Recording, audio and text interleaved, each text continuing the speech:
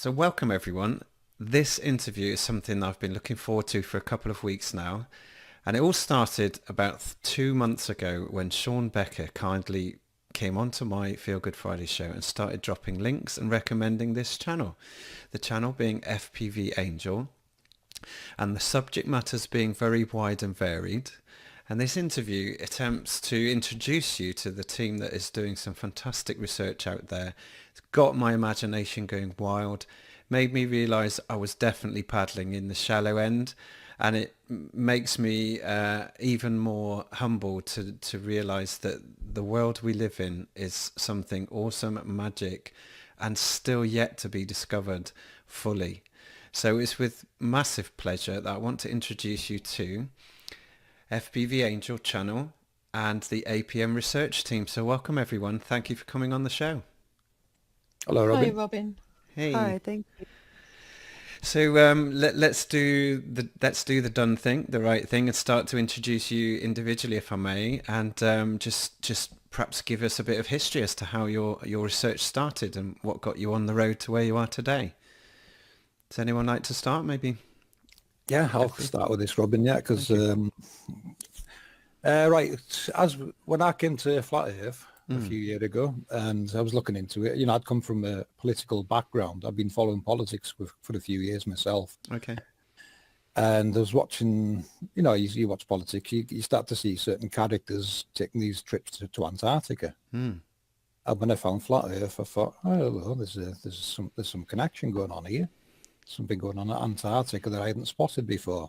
Uh-huh. So anyway, I made this channel in 2016 to intentionally to look deeper into flat Earth, because I've been looking into flat Earth through the back end of 2015, and Mm. I mean, it took me 5 minutes to realize it was flat just watching certain videos, because I already had, you've got things that go on in your mind over years, Mm. and certain things in flat Earth jog your memory, and you think, wow, that's why that didn't make sense.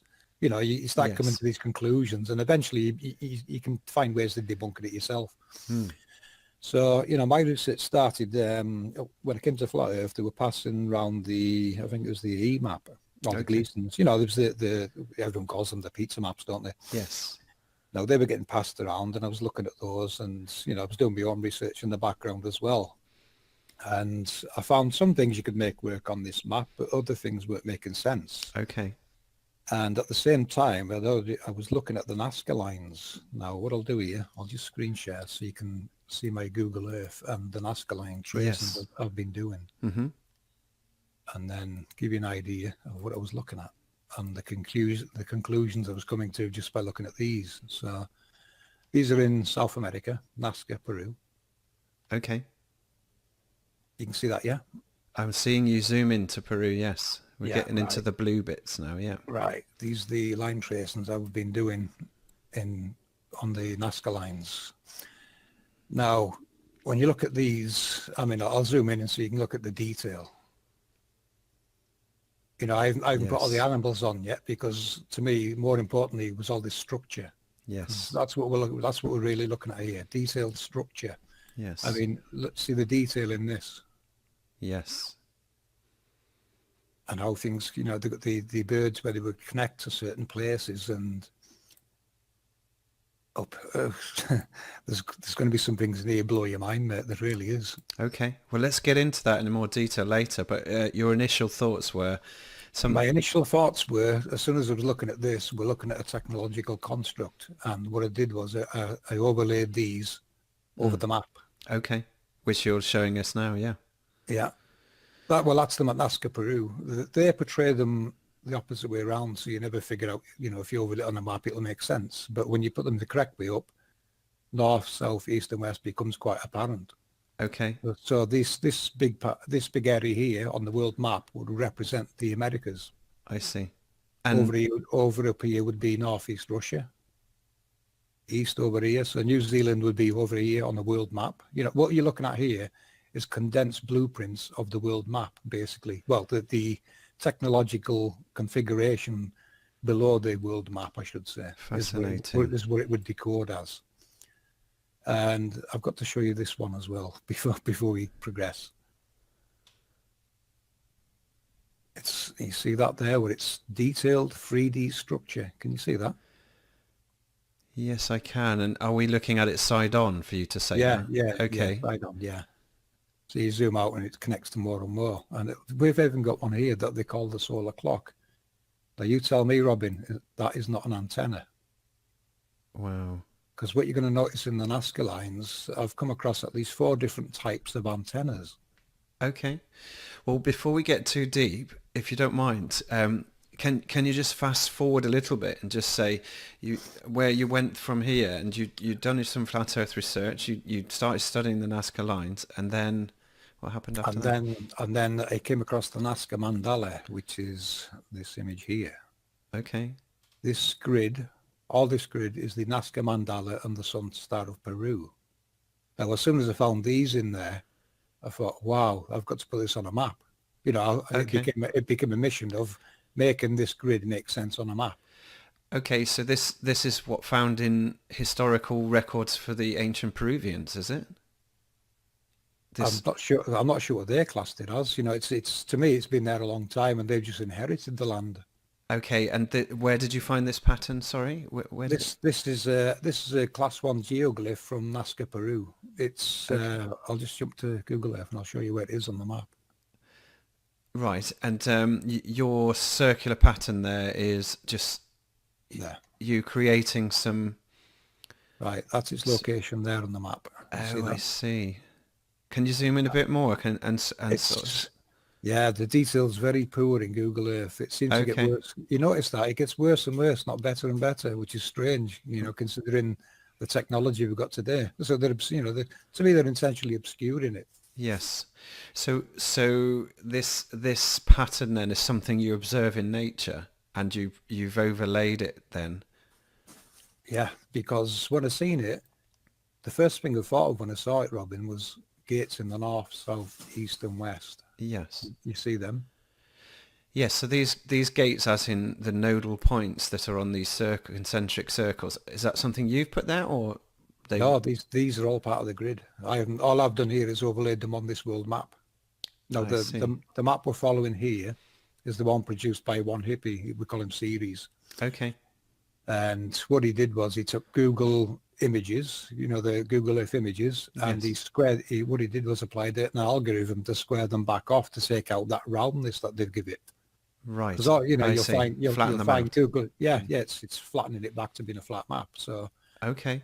this is the only map I came across that actually had, you know, where things would line up correctly in the world, and you know, and obviously make some sense, because as in making sense, this one for here, instance, see this dot here, Yes.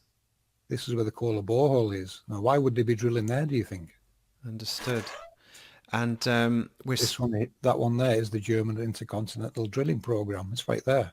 So, you know, they know these locations exist, Robin, is what it's telling me, and they're drilling down to locations. yes, and underneath in the sort of blue pale shading, is that the azimuthal equidistant map, No, this is the Mercator map. the This is what Mercator? I call it, the corrected Mercator. Okay. And We'll, what? we'll, we'll go through that with you as well while we're using this map. One Conscience has got some images that she's going to bring up to show you why we switched to this map from what people are calling the flat Earth map. I see. So that was the Google Earth maps flattened out again. And whilst we've got it up there, angelic particle matrix is Right. the name The of your name. team. Yeah. How does that come Yeah. about? We decided to call it that due to the nature of what we decode angels to be and the nature of this realm. I see. If you want me to say what they are now, I'll go ahead and say Just it. just a straightforward definition would suffice for now. We'll go into more detail later. Okay, an angel in modern terminology would be a particle accelerator. I see. And so the matrix is therefore a network of them across the Yes, plane. yes, And yes. in the oceans? Below the oceans, below land, yeah, everywhere. Okay. Everywhere within that grid, this Fant- technology exists. Fantastic. So looking at this snapshot, roughly what year were you in when you got this far? This was probably somewhere around 2017. Okay. Now let's bring the rest of the team in. So how did everybody else link into your research then? Right. when I made the first video, I called it this, the Blueprints for Earth. This is the first video made on it, and this is the overlay, an image overlay I made over the map. Yes. As you can see, I had the orientation slightly wrong, but you know, a few adjustments and tweaks over time to correct things, and it's where we're at now. And this was a little tour of how I think they came across them themselves. You know, in the 1800s, Yes. they were flying over the Americas in these Yes. and pretty much mapping what they found there. So they got the blueprints probably 100 years ahead of me. Okay. It's where we're at. Okay. So I made this video here, and I was playing it on Cat's Eyes channel, I think, and this is when I met One Conscience. So what I'll do is I'll stop presenting and let One Conscience take over from here if she likes. Brilliant. Welcome to the show, One Conscience. Lovely to have you here. Thank you. And just share a little bit of your journey, how you, perhaps a little bit before you met FPV, and where were you on your pursuit of truth and when it all started? So before I met him, I started out kind of looking into like bloodline conspiracies and stuff. So then I found Flat Earth, and I was pretty convinced pretty quickly. Mm-hmm. You know, I watched Mark Sargent's videos and Eric Dubay, and it didn't really take long to convince me, Yeah. you know, that Similar it was... journey to us. Yeah. So, and before I met FPV, though, I was also looking into like Earth energy, earthquakes specifically. Okay. So I was following this guy on YouTube, and he was predicting them. He was predicting earthquakes Wow. very accurately. So I watched him for a couple of years and kind of learned how to, you know, what he was talking about and how to do it. And it fascinated me. So when I stumbled into that room that day and met FPV and Cats, you know, his grid caught my attention because I had been laying out earthquakes. I had tried to lay them out on the AE map. Okay. And so there were some flaws that didn't quite work. There was some places that had too much distance and, Mm-hmm. you know, amongst other little errors that just weren't adding up. So I was, you know, thinking to myself, well, this is how it happens because I've watched this guy and I've studied these things and I know that this occurs like this. Okay. So when I met him, he's talking about earthquakes and volcanoes and angels and you know, I'll just tell you something in my soul Yes. just gave me goosebumps. Like I knew that this was the proper path for me to go down. So Awesome. I asked him, so I asked him for a copy of the map. So after asking him about 1,000 questions while he played his video and, you know, because there wasn't a whole lot of people in the chat room that I was in, and I just asked him question after question after question, and it kind of turned into a conversation that he and I were having while he presented this presentation he was putting on. And so I asked him for a copy of the map, and I laid the earthquake paths out on it because Wow. I know how they flow, and I've studied it long enough that I can, you know, put that out no problem.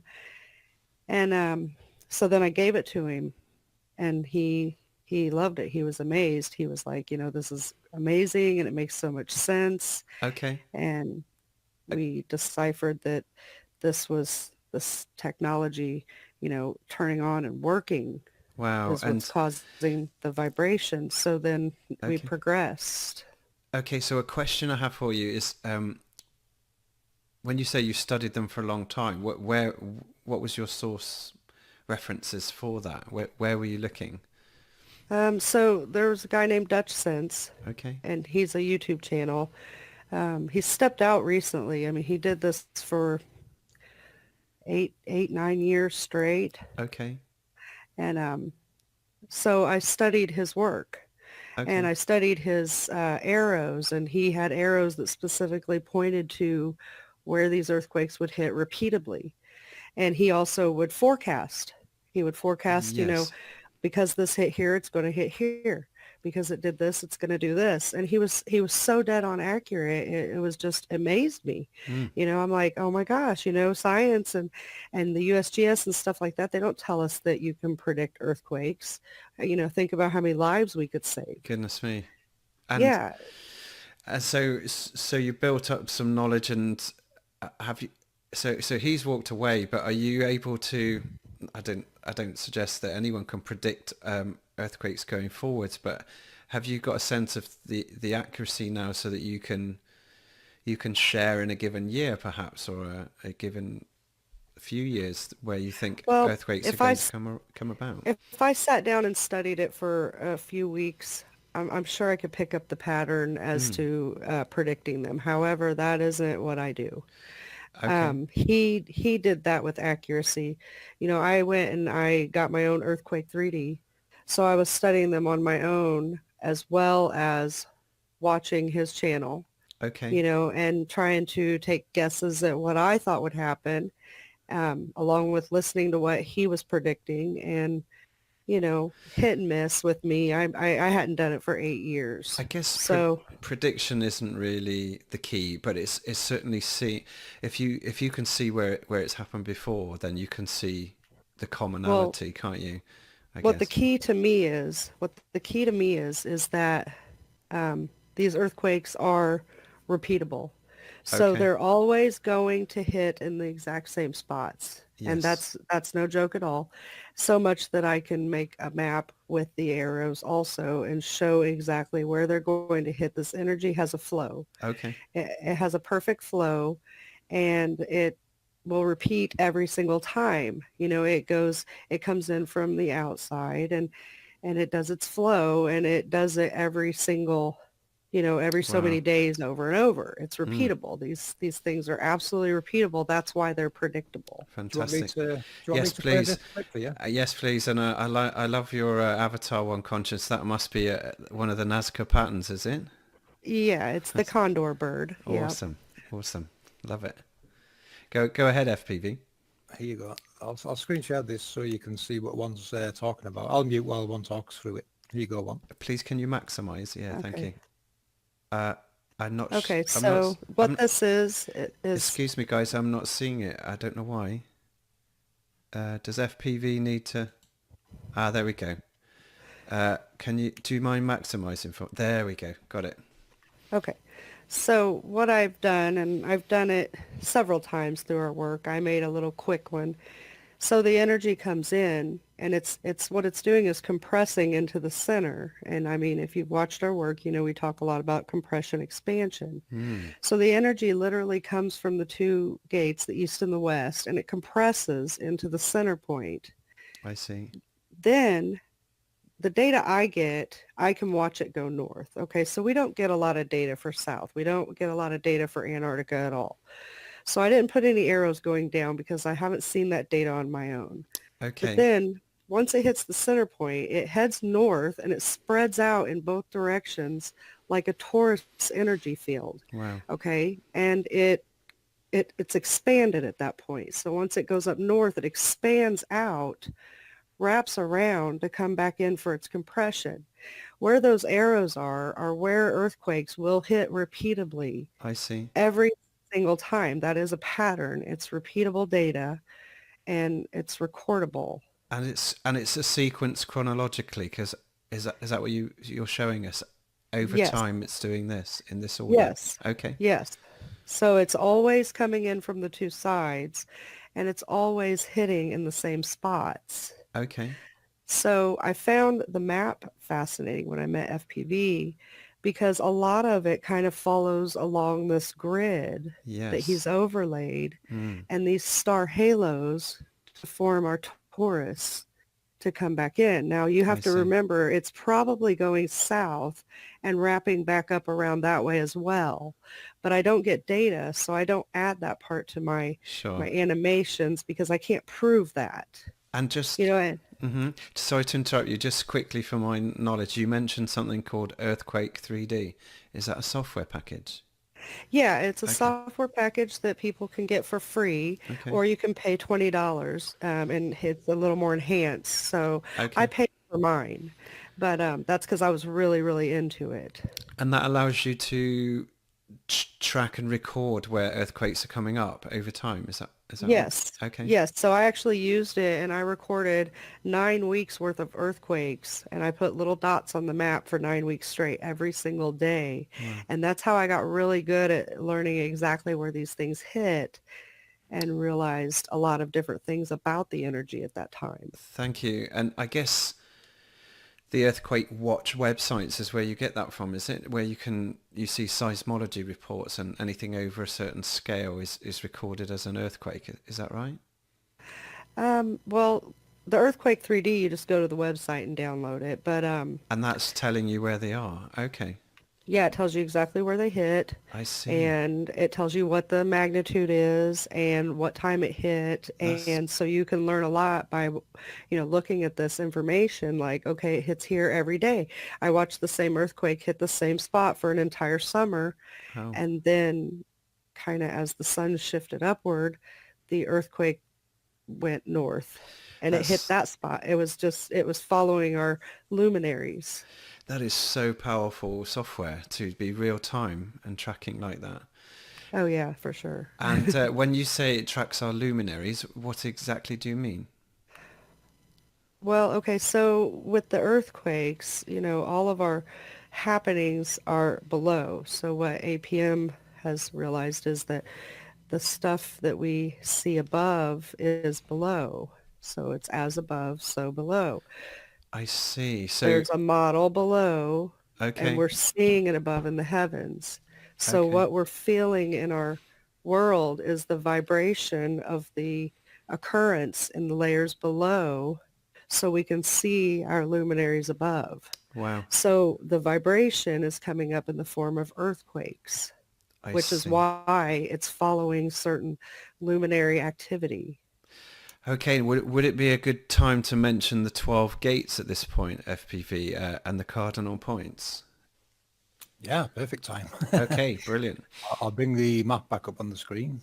And And before we do, I'd just like to mention that Sandra's with us, Coolpix, P900 Coolpix. Thank you so much for joining us too. Thanks. No worries. So we'll bring Sandra in later with some of her research. But we're at the moment, I've noted about a dozen points I'd love the team to cover, and one of them is the 12 cardinal points. So thank you for your intro, One Conscience. So I think we haven't quite covered how you got to meet FPV. Did it just your paths crossed in a chat room, or you came across his work and you got in touch? Yeah. Okay. Yeah. And then we just started talking on Hangouts and we progressed. Awesome. Yeah. Awesome. Fantastic. oh, what you forgot to mention, Mom, was how some of Dutch Sinter's quakes didn't make sense. Oh, yeah. The antipodes didn't match up, did they? Yeah. Well, his thing, he had errors. He had one error, one huge error Okay. was when he thought that a quake, because he's a globe, so he's a globe believer. Yes. So he thought that when Northeast Russia received a very large quake, that it would wrap around and hit Alaska or Okay. California. Okay. Well, it never did. It never did. And I tried to explain to him why, but he did not like that. And I think he kind of ghosted me out of his I understood. comments. Yeah, it's hard, isn't it? If you have a disagreement and you've been in it for a long time, when someone brings up something fresh and exciting and possibly a revelation, it must be really hard to acknowledge that. Yeah. So thanks for that. So we've now joined as a team. Is there two of you at this point in 2016, is it? 17 maybe? Yeah, there's me, him, and Cats. So there's Okay. three of us at that time. And that channel is Cat's Eyes, is that right? Yeah, Cat's Eyes or Return of Cat's Eyes. She has two. Okay. Well, we'll put all the links to everyone's channels that we mentioned tonight in the show notes.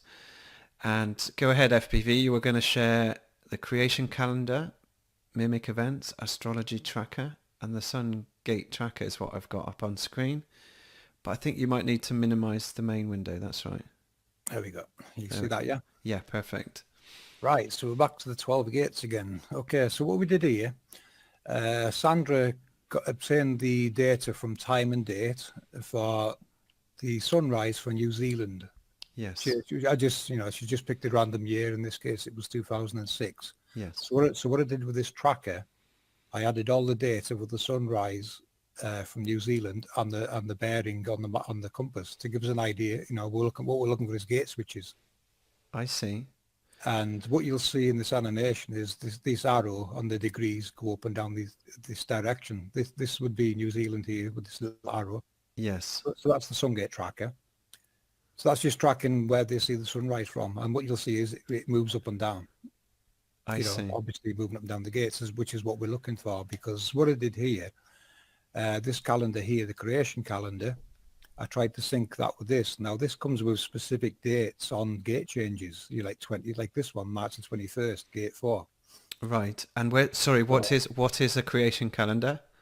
The creation calendar is what the ancients seem to be basing the sunrises on. Okay. So they would know when it's switching gate and going through the equinoxes and solstices. Okay. So is this something people can look up, the creation calendar? It is available online. And Yes.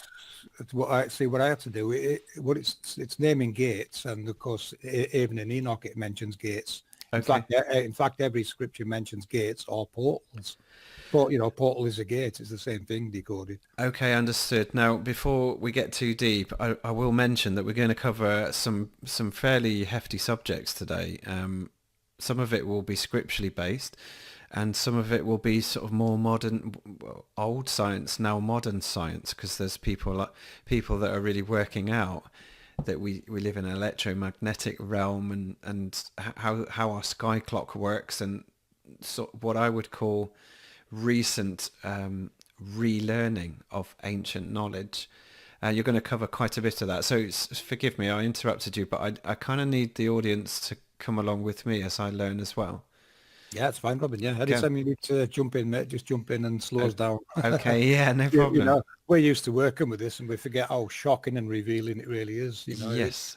It does harden you over time, but I also want people to be aware that this isn't just fantasy and speculation. You've really gone into the roots of our ancient knowledge, which everyone must recognize now contains so much truth.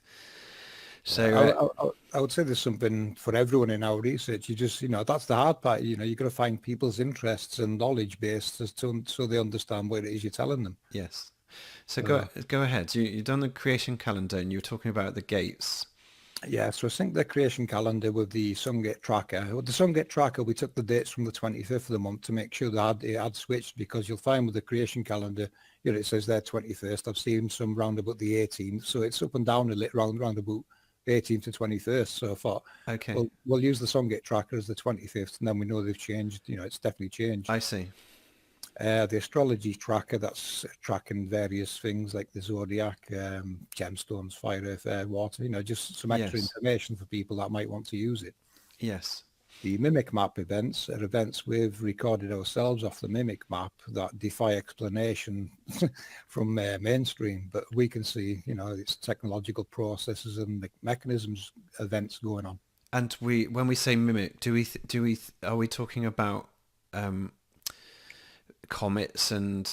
No, this map's actually designed for water precipitation, but what you'll find is it's picking things up in the microwave frequency, and you'll find they go well out of the way to cut things off that map, so you can't see all these effects taking place on the map. Oh, I see. And who hosts this website? It's just type in Google mimic map, and it'll take you to a site, and they've got a database going back to probably about 2010, Robin, and you can go for all these images. They're all there, all recorded, and you'll see some strange, amazing events taking place on the world map. And they're predominantly there for precipitation, but you can see patterns because they're recording. Yeah, it's recording water. It's a lot more. It's recording a lot more than it's supposed to be, and they're doing their best to try and filter it out. And you'll actually see where they've cut things out as well. Wow. But you can't hide that they've cut things out. No, because there's a gaping hole, I guess, in the data. Yeah. All right. So will we come back to that later, or do you need to mention what anomalies you spotted? No, we'll come back to that another time. Well, I would rather people just go to the Mimics map site and go for their database, and you'll see what I mean. It's hard to see them on there because they've got them small, but we have featured them before in some of our videos, so they are in our videos somewhere. Very good. Which ones? That's hard to remember which videos they're in, but you will find coverage of them in some of our videos. Very good. Right, jump into the waveform tracker. Now, what I want to notice with this is we've got 4 different waveforms that take place over the course of a year. Mm-hmm. I'll let this play, and you'll see currently it's at that waveform there. Hold on a sec. These waveforms physically exist on the map, Robin. They're not just there. You know, they'll tell you that depicts day and that's night. Right. But these waveforms actually show on the mimic map. And the waveforms are what? Waveforms of the moisture or waveforms of electromagnetism? What Well, what you're looking at is the sun's driver, and the other luminary drivers is what they decode to us. Okay. If you look at the sun, it's always directly in between 2 waveforms. That waveform will change over the course of a year. I see. So, but what is the waveform scientifically measuring? Scientifically, the waveform is basically operating like an oscilloscope, and it's pulsing signals across the map. Now, I don't know if you watched our Heaven and Hell video, but I decoded the Milky Way to be a sine wave. It's actually a sine wave, the Milky Way. Okay. So for those that are just on the basement step of where we are today, so the oscilloscope is measuring. Are you just? No, the waveform is the actual driver pushing the luminaries across. Now remember, from our perspective, the sun is a vehicle in the underworld being propelled east to west, and then it returns. We see its effect in the sky, and we call it the sun. Oh, I see. So I'm still struggling with what scientifically that oscilloscope is measuring, because it must. Are you saying? No, it's not measuring. It's the driver, Robin. It's actually pushing them across. They are reacting. You know, you're looking at electromagnetics being repelled by sine waves. Sine waves are driving them across, basically. I see. I hear the conclusions that you're making, but I'm struggling to describe what that waveform, because this is not your waveform monitor, is it? I'll give you one that you'll recognize. Rahu would be this waveform. Okay. Wait a minute. Right. Wait a minute. Rahu's in the north. Sorry, Rahu's that one. You see how it changed? Yes. And this bottom one would be Ketu. And that. But whose oscilloscope is that? That's just an image. That's just an image that I overlaid some information from time and date on. That information in that screen comes from time and date's own animations. I see. Got it. Finally, the pennies dropped. So even they have to use these animations of waveforms to depict. You know, they're telling you it's day and night. Yes. But to me, that one there is driving the sun. The sun is always the same distance away from it. It never gets closer. It will overtake the moon, which is what I put down to the lunar phases. I see. This crossing the moon could possibly be what's causing the lunar phases. Now, I stopped there. I was doing a big project on it, but I stopped because what I've realized, looking into all the Vedic information you can come across, there's about 20 different, what they call shadow entities. Rahu and Ketu are only 2 of 20. Wow. So there's at least 20 different types of waveforms, it's telling me. So it's going to be really hard for me to identify which waveforms are driving which luminaries. Okay, so thank you. You put that research on the shelf, but... Yeah, that's got it on hold, because, how do you go identifying them all? Yeah. That's the hard part.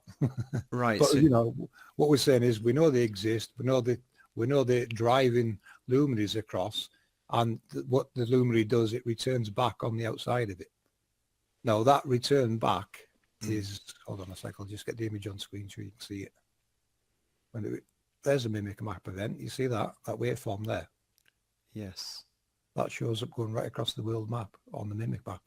Crazy. So that's an anomaly that they can't really cover up. Yeah. Too blatant. Well, what you're looking at there, you can see the waveform, can't you? See it? Yeah. Amazing. So it's probably driving the sun back across. Amazing. Now the sun in our model, the sun returning back east is its path. I'm sure you'll recognize that path, Robin. Yeah, it looks like a pattern. It's the ISS path. So to us, the ISS is actually the sun in a standby state returning east. It's not a spaceship in the sky. It is the sun in a standby state returning east. Goodness me. And these are the waveforms. You can see how it changes. That's why its path changes, because the way it's the waveforms. It's these waveforms here that's going across the map. So one pushes it along and it returns on the reverse signal. And you're saying it's like almost out of charge when it's going through the night? Yeah, it's I would put it into what you would call a recharging process. And this is what the Egyptian 12 gates goes into depth with. Okay. You'll notice one of our videos that One Conscience done a presentation on, and it's the Egyptian 12 gates, which is the story of the sun's return back to the east in the underworld.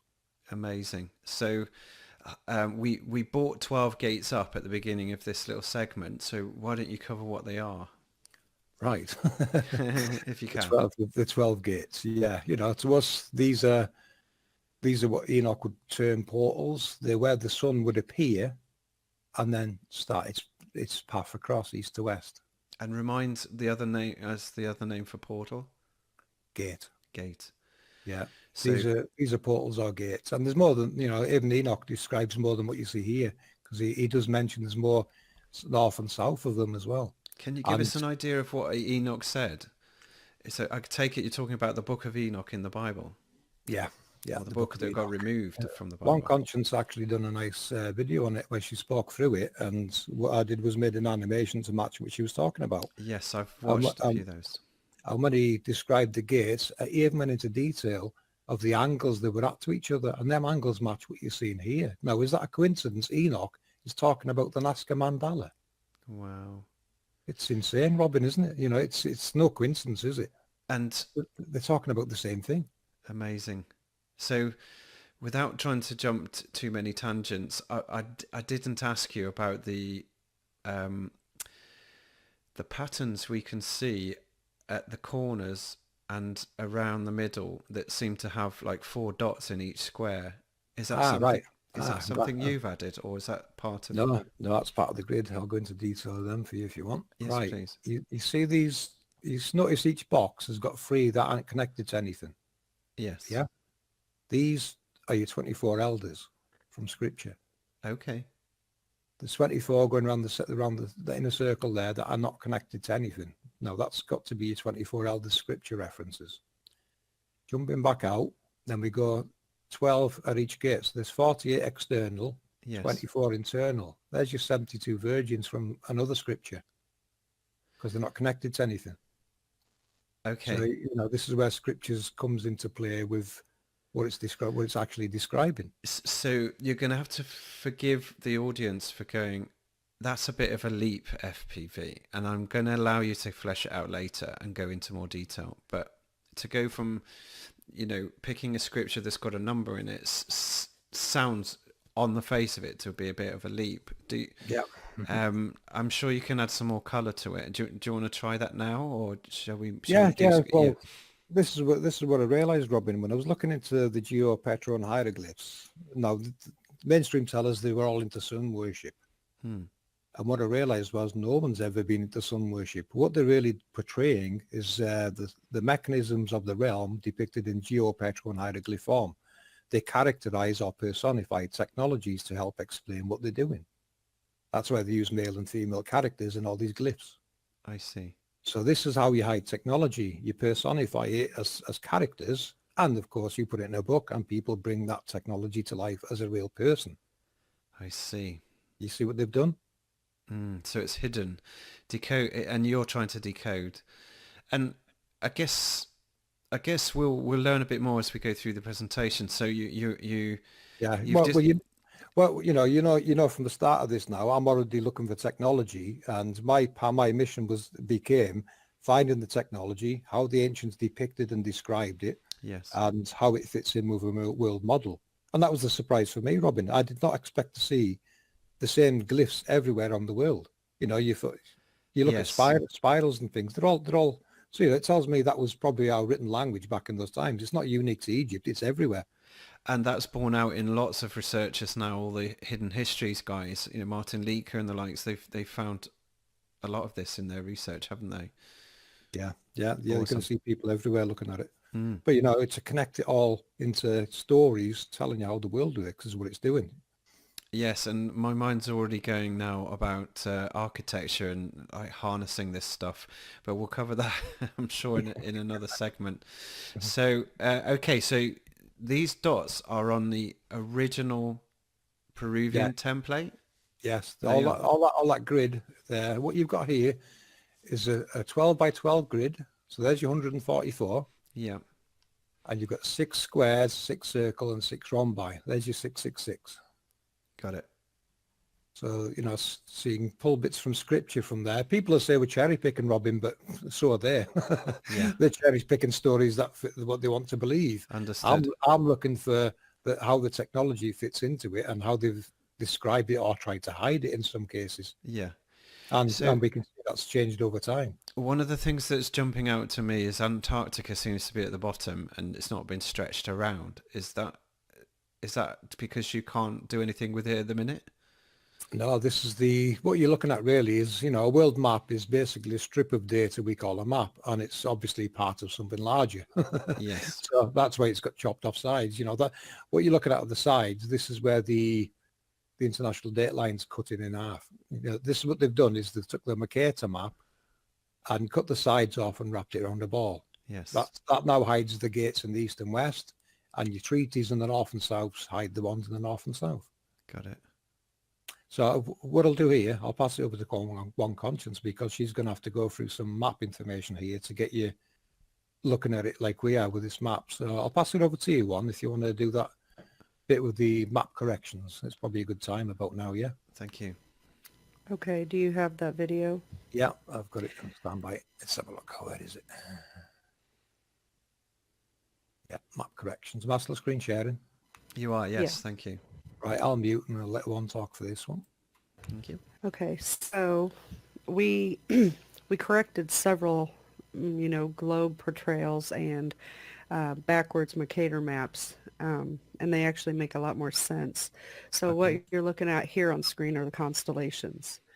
So this is a constellation map of the heavens, and the top one was the first one they gave us, okay? It was the original one, the one on top.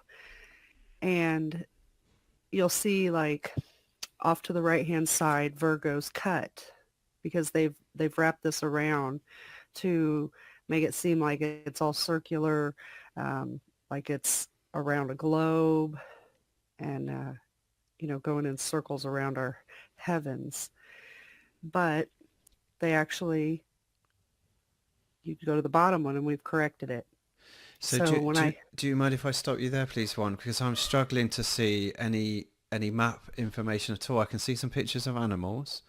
Do you mind? So this is the constellations in heaven. I see. We're looking up in the sky. Okay. Yes. So we're looking up in the sky. Okay. But they've got Virgo cut. They've got several of them cut. So when I went to Google Sky and actually outlined these creatures and, went back to Google Earth and looked at them, they're not like that. They're actually specifically on the east or west, and doing their movements in the heavens. Now, some of them do a circular pattern around a specific point. Others move east to west.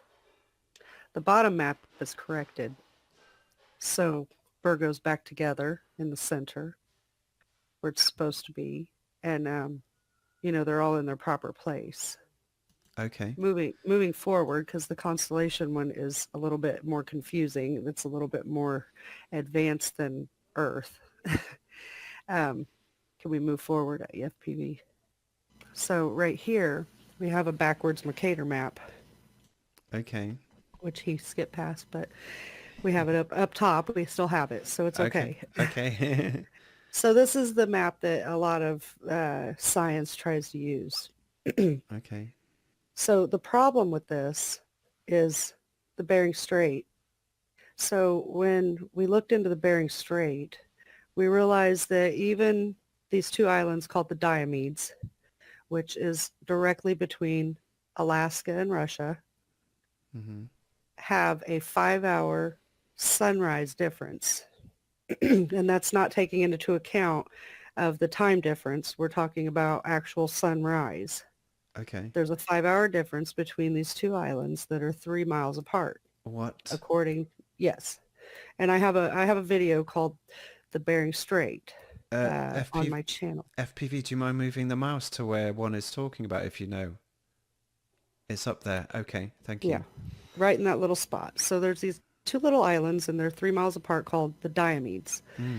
And I did 2 different videos talking about the Diomedes because it really blew my mind that there was such a difference of a sunrise between these two little islands that are supposed to be so close together. Absolutely. Why wouldn't we be? I think all the flat Earth community need to know about that one. Yeah. That's huge. It's very, Significant. it was mind-blowing. Yeah, and it's significant because it's destroying the globe, ultimately. Yeah. You know, these two places are not close together. I'm not saying that there aren't two islands out there, but one of them is, they're not Russia and Alaska, because there's no way that there can be a 5-hour difference just on the sunrise 100%. on a 3 mile apart island. That's just blowing my mind. Yeah. So, next, the flights I would rather him talk about, so we can skip ahead to the ship, the cruises. Okay. So I also looked into the Polynesian Islands. So I looked at cruises because the Polynesian Islands will be south of the Diomedes, okay? We're still talking about the international dateline. Mm. The international dateline is where they've cut the map, and kind of blended it together to make this globe. Okay. So I looked at these cruises, and the 2 different color arrows are 2 different cruises, that you should be able to get from California over to New Zealand, and New Zealand to the Polynesians, Yes. and to California. It's an ocean. Yes. Mind you, these cruises, each of them on both sides of the dateline, take about 30 days and cost between $10,000 to $20,000 a ticket. Okay. Okay. So that's important because it's kind of out of reach for a lot of people Yes. to afford that. Now, when I tracked these ships, the one from New Zealand that they say goes to Polynesia Islands starts at New Zealand. So can you point to the ship there, FPV, at the first arrow?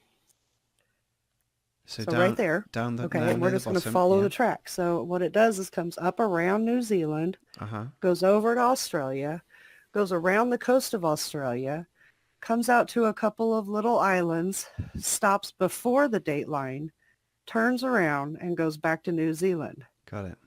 That takes 30 days and costs $20,000. Wow. Goodness me. Which I'm sure it's beautiful, but we could totally get lost in the ocean. They could tell us we're going anywhere. Any of these islands could be anywhere. Mm. So the same with California. You get on a ship in California, Baja, California. Yeah. They say you're going to the Polynesian Islands. You come out to Hawaii. You do a whole roundabout around Hawaiian Islands. Come down, hit a couple of islands out in the middle of the ocean. Mm-hmm. Come back in east and go straight back up to California. Never once do either of these cross this international dateline, not once. Interesting. Right. So that right there is telling us that this dateline is not what they say it is. What you're talking about is 2 opposite sides of the world, according to our map and our research. Okay. So, but they're trying to say, that all of this is in the Pacific Ocean. Right. So straightening that map out and putting it proper, you have California and Hawaii over on the west. Mm-hmm.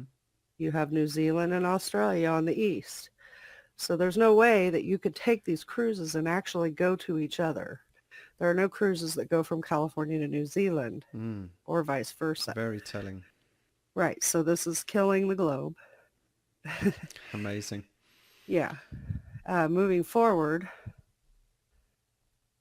again, there's that international dateline showing both pieces of what I just talked about. Yes. You were down So in that, that middle bit down halfway down, yeah, weren't you? Yeah, okay. yep, Hmm. yep. And the Diomedes, they're right up there at the top between what is Alaska and Northeast Russia right there. Mm.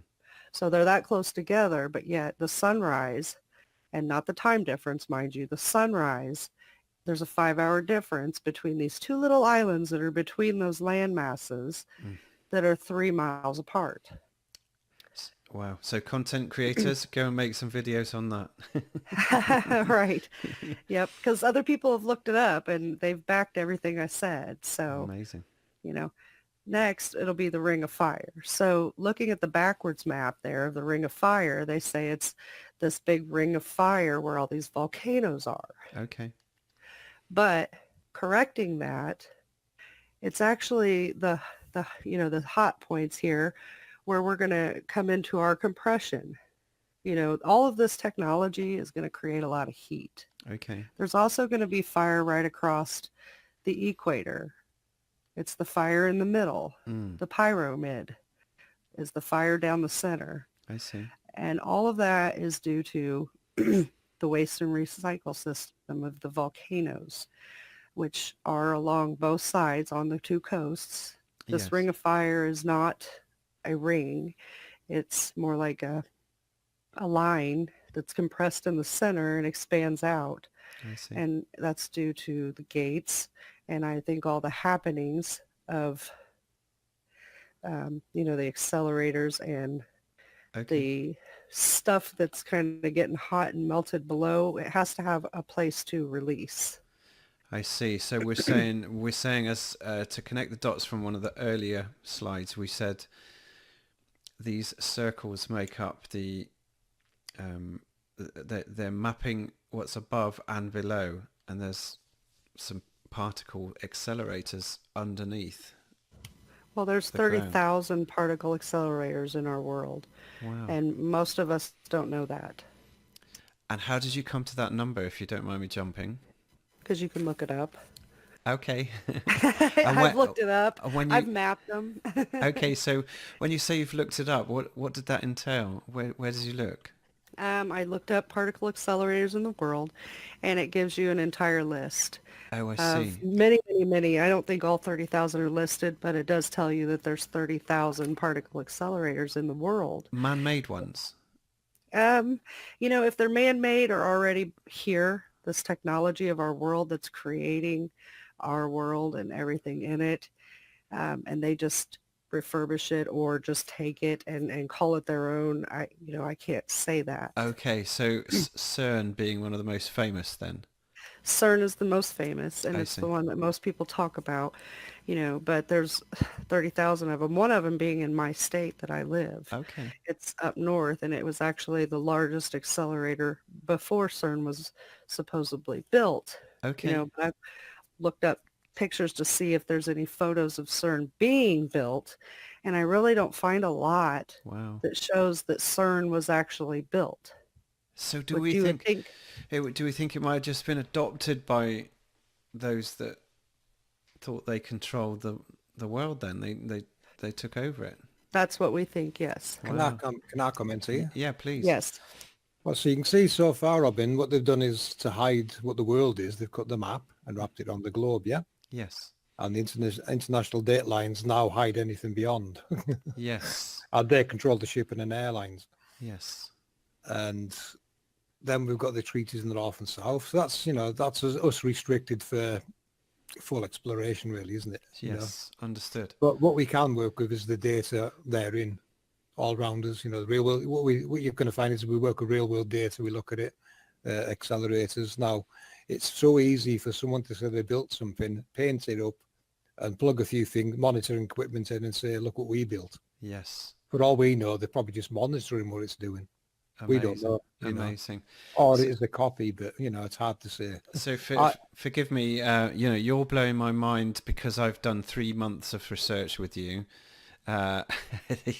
You're covering chapters I've missed, and my mind's already blown. So goodness knows what people watching right now are feeling. So Go ahead. One, did you want to carry on from here? Yeah, just one more map Okay. is going to be the Aurora Borealis. So the Aurora Borealis, when you look it up, they tell us it's that circle, Mm. that semicircle on the left. Mm. However, when you straighten it out, it it just goes straight across.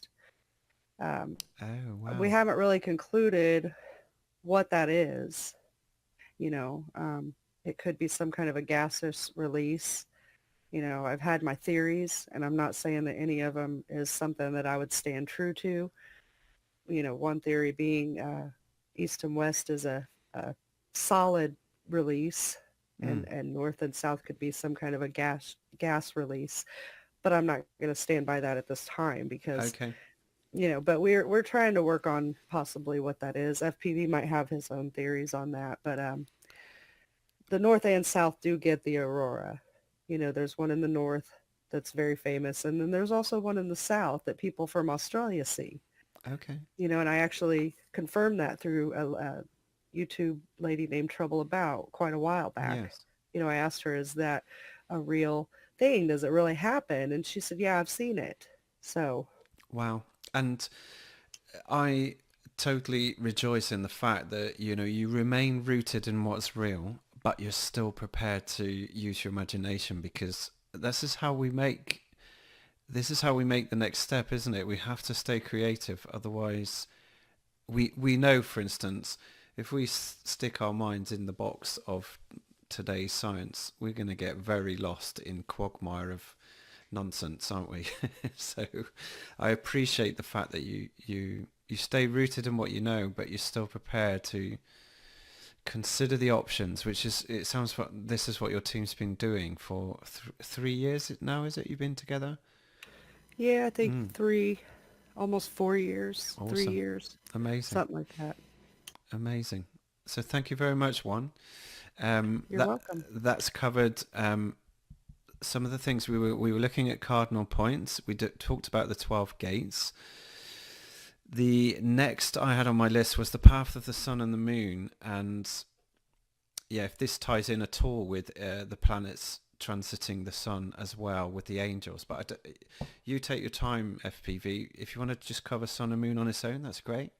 But if you had anything else you wanted to add, that's great. We did cover it a little bit in this seasons video. Yes, This yes. one here, you know, I'll let it play so you can see the paths change. And, you know, what I had to do was actually name these forward and rear gates. Okay, so what we're looking at, that white circle moving around. Right, that white circle is the sun returning back to the east as the light we call the ISS. I see, using that sine wave pattern.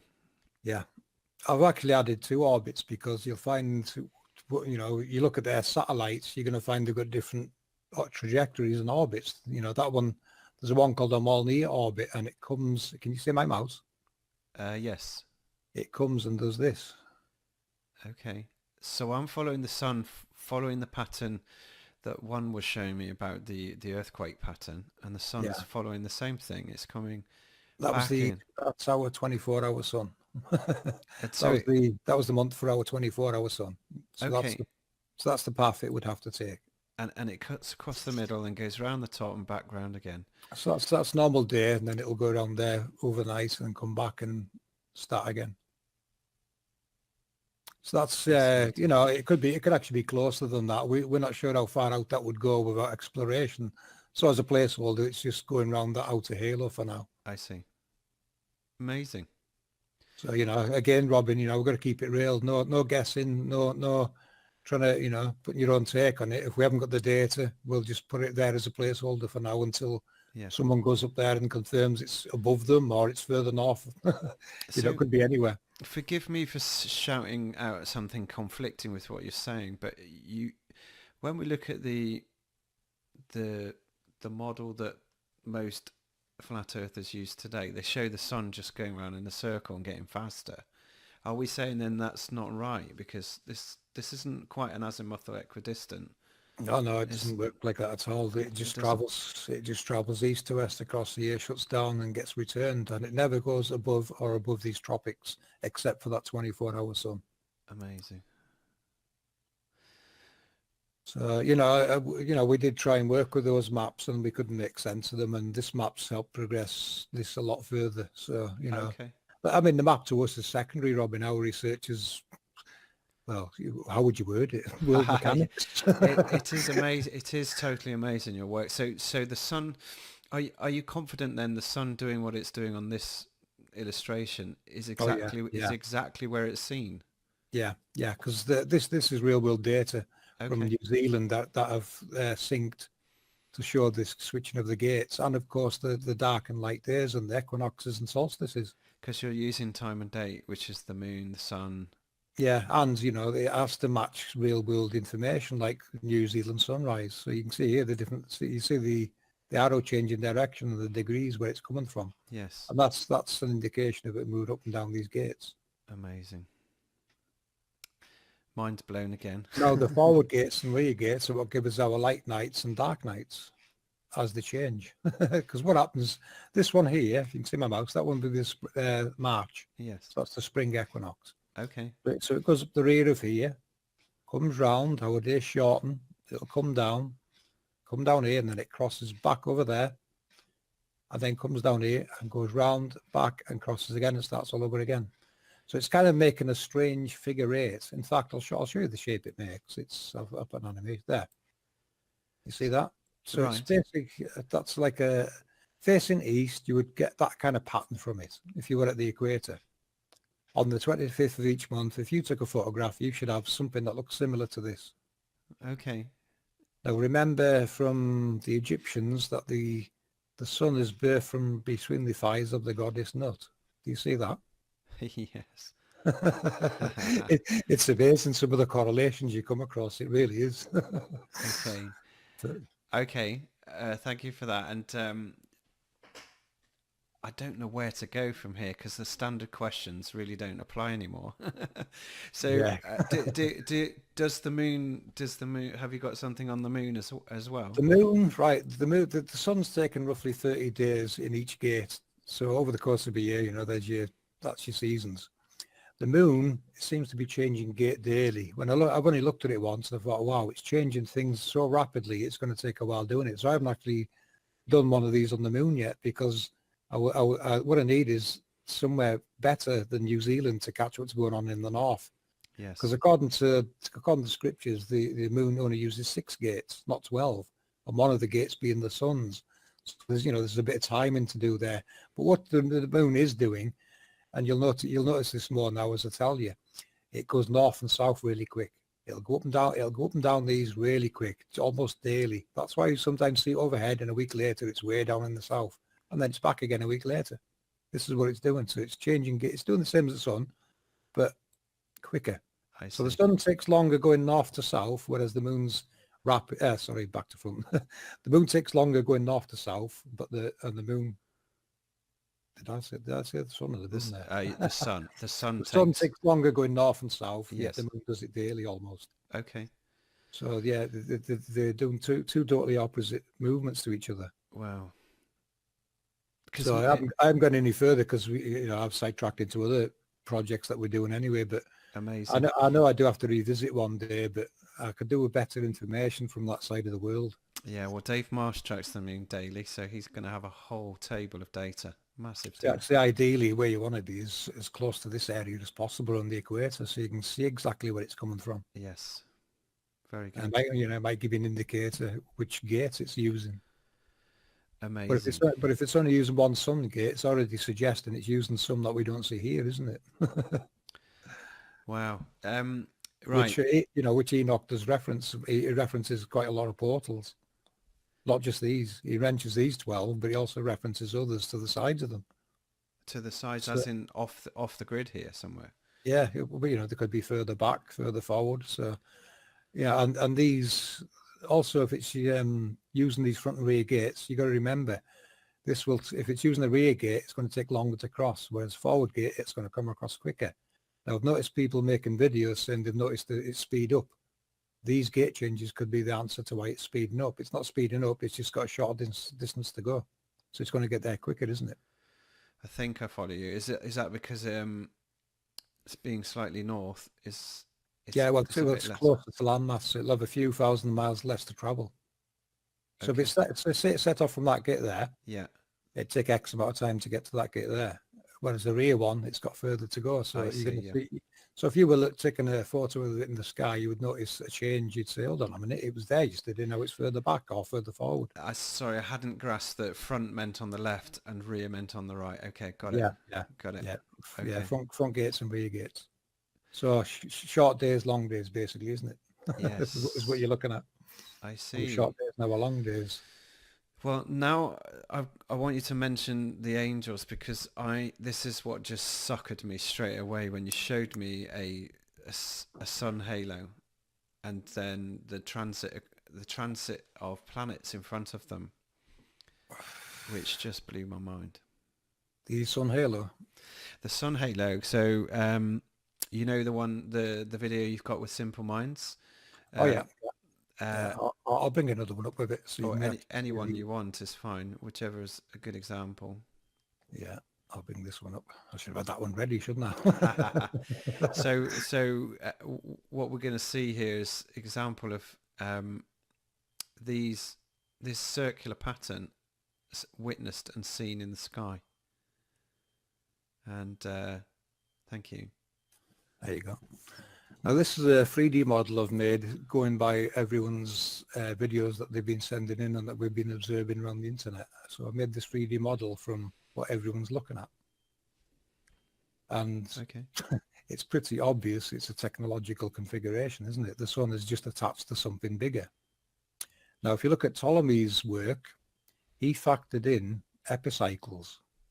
So that means the sun is attached to something else that is doing the movement. And that something else is this giant halo that the sun is attached to.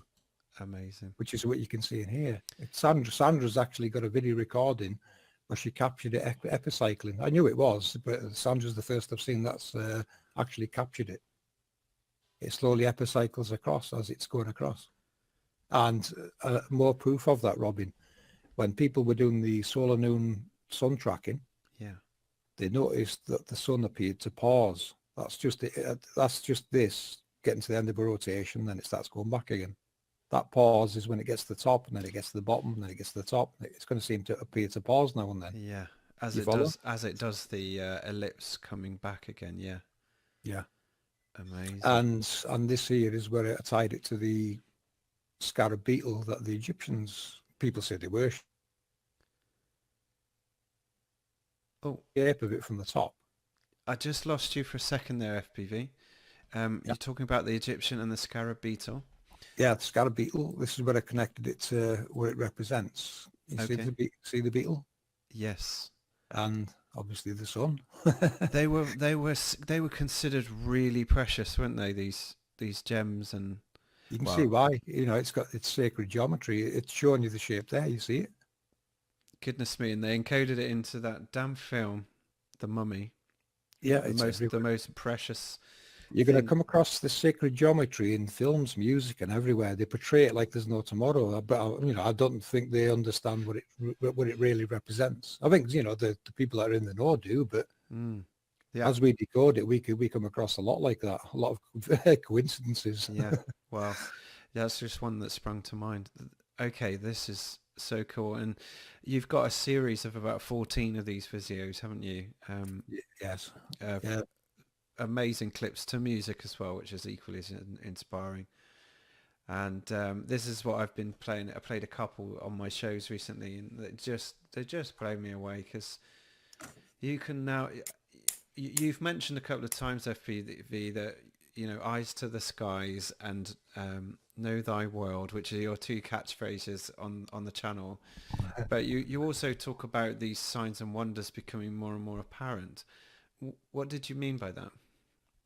Right. What we discovered was Sandra bought the Book of Miracles. Okay.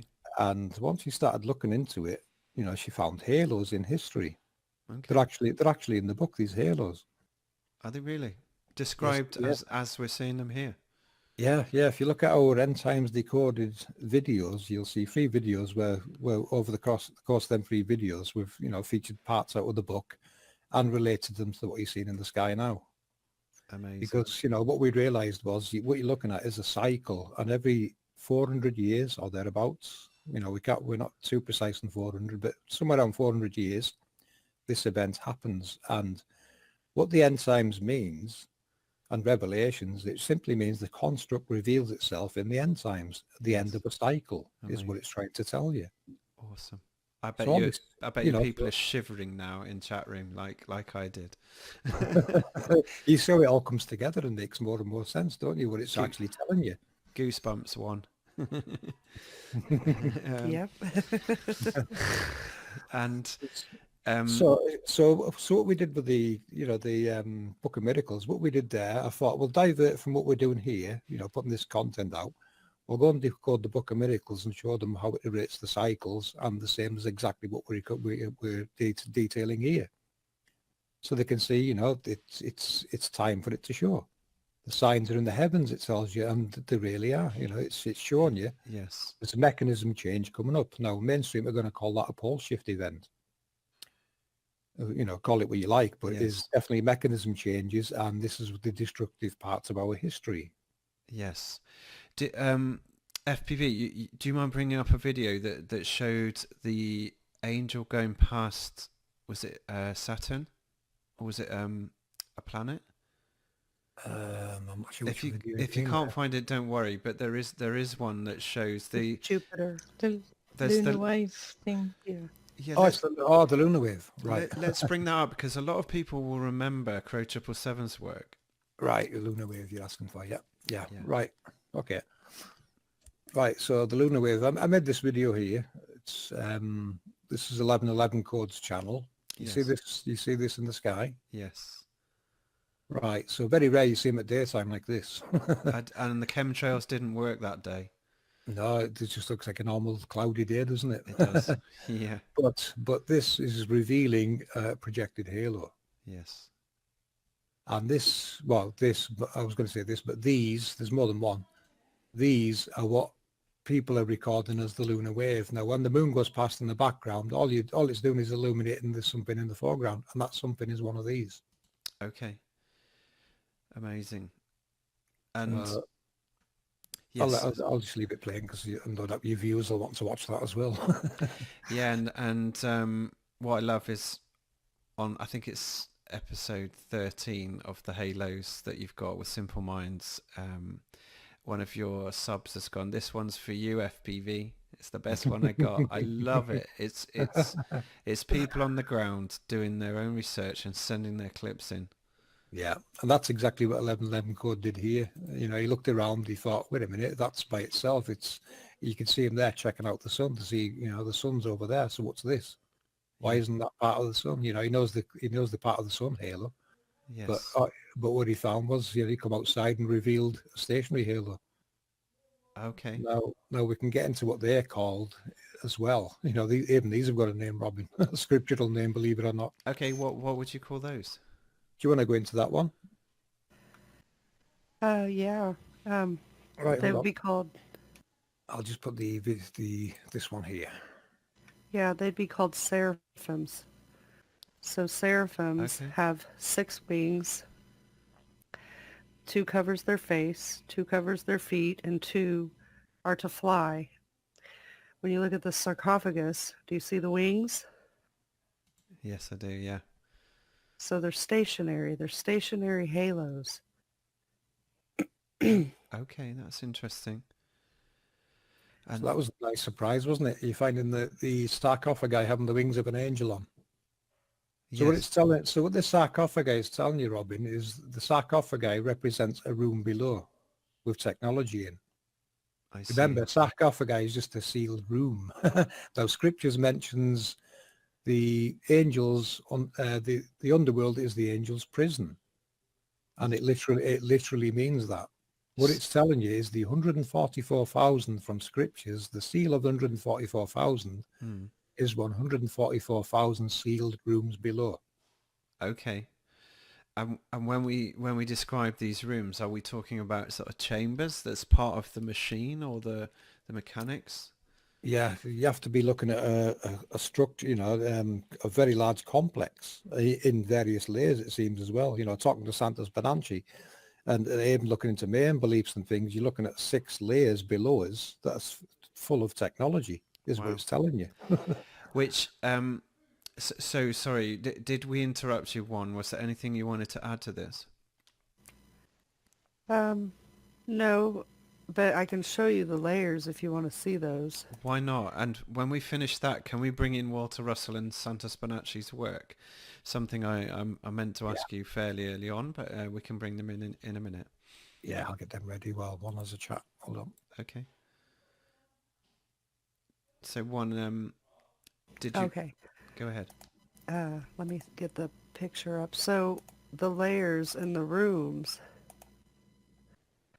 they show us this in Egyptians. The Egyptians have put this on their walls, all their temples and stuff like that. So you see the layers? Here we have a layer. Yes. Yes. Here's the workings going on in this layer. Yes. Okay, and then we have another, floor, roof. Here we have a layer. See the Uh-huh. little star they're projecting? Uh-huh. They're showing us these processes. Yes. Here we have our, I guess, our sarcophagus, our room, This would be our whole room with our layers. I get it. Okay. Because the large body is way bigger, and that's the room, than... Yeah. I got it. Yeah. Is Yep. that supposed to be a boat? No? Yeah. This would be like the solar boat moving along. Okay. So each luminary would have something similar, and it's what's carrying these different luminaries along, whether this is the moon, maybe I'd say the moon because the stars are out above it, so it's portraying like the moon travel. Okay, and forgive me for sitting on the fence here, but again, this feels a little bit like a leap. Is there more information you can share that helps us understand why you feel so strongly about this picture? Because I can see a correlation. Well, we'd have to look at other pictures. So Okay. I'm not sure if FPV has any more of these Egyptian pictures handy. Hmm. Do you? Don't worry. I'm just kind of trying to understand how you reach these Well, it's the conclusions. Egyptian 12 gates story, Robin. What you're looking at there is the solar boat's journeys in the underworld. Remember Okay. that you're looking at the underworld there, not the above world. So it's showing you the hardware moving around in the underworld. I see. Right. So when the hardware moves below, we see effects. So we see our luminaries in the sky, and we feel it with our earth vibrating, our earthquakes. I got it. So do those 144 chambers, do they have you tried to overlay them on your map, or is it just make it look a bit chaotic? There's 144,000, and it's going to be impossible to locate them. Oh, But sorry, thousands, yeah. what we're saying with the sarcophagi is their location markers for where some of them are. These ones in the Middle East, the Okay. Tutankhamun ones, they're just location markers for chambers below there. What it's telling you is King Tutankhamun is a technology in charge of other technologies in that area. In other words, it's one that's got control over others. Okay. And it's got the shepherd's crook because it plays what you would call a shepherding role, as in shepherding one of the luminaries across. They switch on to help luminaries cross. Interesting. So you can see it's activations of electromagnetic processes. That's all doing. They're all working together to create what we see in the sky. And for those fresh to this information, you can find the scriptural decodes on FPV's channel, and I presume that are they on yours as well, One Conscience? Yeah, they're They on, are. but yeah. Fascinating. Yeah, we decoded cherubims, which are angels, and we also decoded the seraphim angels in 2 different videos. When we decoded the cherubims, that was what got us on, that we knew we were on the right path, that these things are technologies, because Daniel describes an angel. He describes it. He says its loins are made with fine gold. His body is a beryl. His face is like lightning. Hmm. His eyes are fire. His arms are like brass. And his voice is like of a multitude. I mean, that's not a person or a being that we've ever seen being described. Sure. Yeah, scriptures does say, they were are very ornately decorated. If you go through scriptures, you'll see, jewels, diamonds, gold, all kinds of things going into constructing these angels. So what you're looking at there, you're not living at, you're not looking at living beings. You're looking at technologies that are very ornate. They've been very ornate, made very ornate. Amazing. Okay. So we mentioned, thank you, Juan. We mentioned Santos briefly. Can we bring both Walter Russell and Santos Bonacci into the conversation? Because you referenced them a few times in your work. So let's have a go at doing that. Certainly. Here we go. Can you see this? Yeah. I can. Right. This is Santos Bonacci giving Lily Day Rose some a presentation. Mm-hmm. Now, what he's drawn here is the torus field and what he calls the hourglass shape. You see that there? Yeah. When I seen this video, I straight away decoded what that is and what it places on the map. Because this is how it works. I met Santos a few years ago on a chat on Sun and Moon, and I gave him a private presentation of my research at the time. And he looked at it, and it kind of startled him. He didn't expect to see a technological presentation. No, and as you're witnessing, my reactions to some of the information today is stretching me. So Santos has been at it for years. Goodness me. But the good thing is he was able to recognize lots of the things going on in it, which surprised me. And then he started elaborating further. So I kept in touch with him on Skype, and every now and then I'll drop video links to Santos, and he just gives you little tips. Santos, that's how it works. He'll give you a little tip. Oh, look at this, look at that. So he says to me one day, look into Walter Russell's work. Okay. So I started looking at that and decoding that, and that made even more sense. And I thought, wow, I can see where Santos is coming from now, why he follows Walter Russell. Okay. Walter Russell's work describes it brilliantly. It really does. So, this is him going through the torus field presentation with Lily Rose Day. Okay. I'll just forward past it because, I get to the point where I have to decode Walter Russell's motor. I decode quite a lot of things to show you they're all talking about the same thing. Okay. Now, this is Walter Russell's motor. Now, what's taking place in Walter's motor, it pumps hot water in across the equator. Right. It causes a reaction in here with the green, yellow, and orange-yellow parts of the colour spectrum collide with white and cause a short circuit and a pressure wave.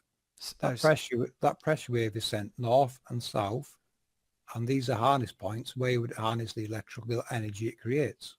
Okay, so he's created something physical that does this. Yeah, this is Walter Russell's. Yeah, this motor here, he built this. It was about 6 foot in, took about 6 foot of floor space up, and it ran a 52-room university with every need it ever needed, and it still had power left over. Okay, so you mentioned the equator. You just meant in the middle of this machine. Yes and no. Okay. Okay. That equator also applies to our equator. Right. This is modelled from our realm works, believe it or not. Right. Big jump coming up for you again. Okay. Now, Walter goes into how it works, how it divides and multiplies the sex pairs, etc., etc. And this is a proven concept. He proved it worked. Okay, so he built a physical machine made of metals, coils. Yeah, coils, metals, a pumping. The only moving part in it was water being pumped across the centre, hot water. Okay. That's the only moving part in it. Everything else doesn't move. And it's been pumped in from left and right simultaneously. It's pumped in from the right, and it's obviously got a back pressure from the left, So exactly what's going on at the equator. Our equator is hot because of the very same reason. That water's coming in from both sides? Yeah. Okay. Yeah, there's a back pressure. And then the collision forces it up north. Yeah, up and down as well. And down as well. It's north. Yeah, what we showed in this presentation was how it works on this, on Walter's motor. Then I showed this to show how it works on the realm model, because what I decoded here was the trumpets from scripture. The trumpets represent torus fields. Amazing. So go back to the Walter Russell, if you will, please, FPV. And you Yep. mentioned something called sex pairs. What did you mean by that? Right, sex pairs. What like how electricity works is when it's produced, magnetism tries to divide the positives and negatives, keep them apart. Magnetism's role is to keep these apart. So Yes. they're always in opposition. Mm-hmm. So what this build is doing is giving magnetism the chance to divide the sex pairs. That's why you get a big plus and a big minus. So you can see what it's doing as the pressure wave's gone up here. Yeah. It's dividing the positives and negatives, and it happens over a case of 4 times on each pole. Okay, But, so charged particles go naturally to the positive and negative. Yeah. Magnetism will do what it does. It'll divide them.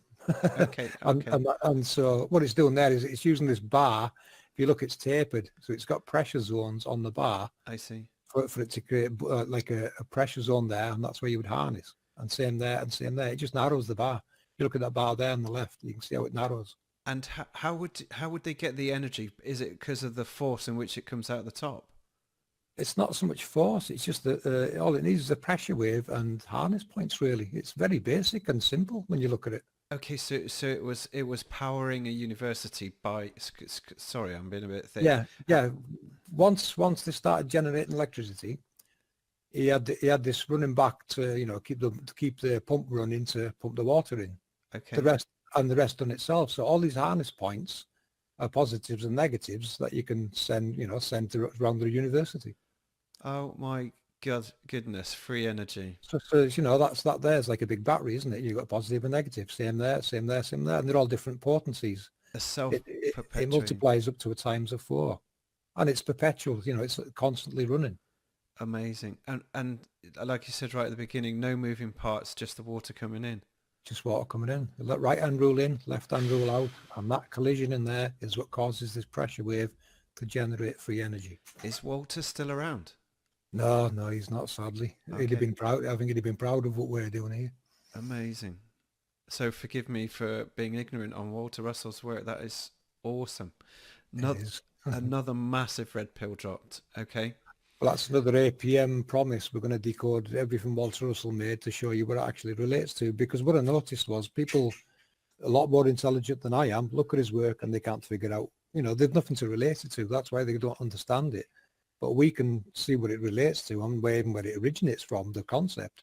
Amazing. So what we're going to do is bring it all to life and show you and break down every part of it and what it means and how it works in the real world.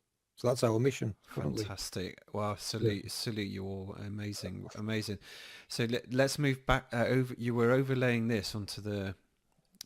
Right, so I used the same principles. Yeah, I used Walter's principles on the realm. And of course, that's why we see the equator being red. It's the same process. So we've got compression across east to west and expansion north and south. There's your German cross, your Maltese cross. I've even looked at the Hopi, decoding some of the Hopi glyphs, yeah. But, yes. it's because you'll find every culture out there has got this same story. They depict these. Everyone's just forgot what it means, Robin. And the only thing we can put that down to is, pole shift events, wars, bad schooling, indoctrination and all the rest of it. We've forgot a lot of things the ancients knew. And again, this is just why I love your work, because you're pulling in threads from scriptural, spiritual, esoteric, archaeological, geological, astrological. It's all coming in, and just general data as well, just data for things. So where would you like to go from here? Because have we covered Walter Russell enough to say that you've gone, you've taken what you've clearly overlaid now onto the realm? Was there anything else about Walter's work that you wanted to mention? You're going to see a big breakdown a bit in our next video, an amazing video in the next one. It's going to blow your mind. If our videos haven't blown your mind before, this next one's going to. They already have. It's already mush on the floor, but I'm loving every minute of it. I'll just show you this image and then we'll move on to another subject if you like. Yes. This here is what Walter calls the gravity is basically a pressure recorder. Now this grid here, you see this grid? Yes. And what I've done with this was, I've done the same with this. I overload it on a map and grid. And lo and behold, the Help One Conscience's earthquake data come into, you could see it visually taking place now with this. One, did you want to step in? I mean, the only thing I could really add to that is, Walter's motor and this pressure system is what the quakes are the effect. Yes. So the cause is this. This is the cause of the earthquakes and the vibration. So, as the water, the energy is coming in and it hits that compression point, we're feeling the tremble on our surface. Yes. These are different layers below. Different things are happening in different layers. I see. And reminds me, FPV, where did this grid come from again? This overlay that's lit up in white light comes from where Walter Russell's work. Okay. And what I did was I overlaid it with a map and grid. You can see it actually starts pointing back towards the gates. So it looks like man's, made a representation of the technology below. Oh, wow. And I bet you the Nazca lines are on these as well. They actually complement the Nazca lines because you can see there, look, they fit in perfectly with it. Unbelievable. Everything makes sense. And all these, where the green lights are, all these are hotspots for quakes and other events. Yeah. And we can see this on our ocean floors. Oh, yeah. Yes, you might want to show Robin them, the lava tubes one. Show Robin the lava tubes that lead up to these. I was going to mention volcanoes and geological patterns, which is kind of coming next, I guess. We could try that now. Yeah, might as well jump to that, I think. Yeah. Have you got them on screen, one? Yeah, let me get them. Okay. So this is one lava tube. Let me just maximize you 1 second. There we go. So see how it's constructed? See the push? See the grooves in it? Yes. These are lava tubes that people explore, completely cleared out of lava. They appear like they're some kind of constructed with these grooves. Oh, yeah.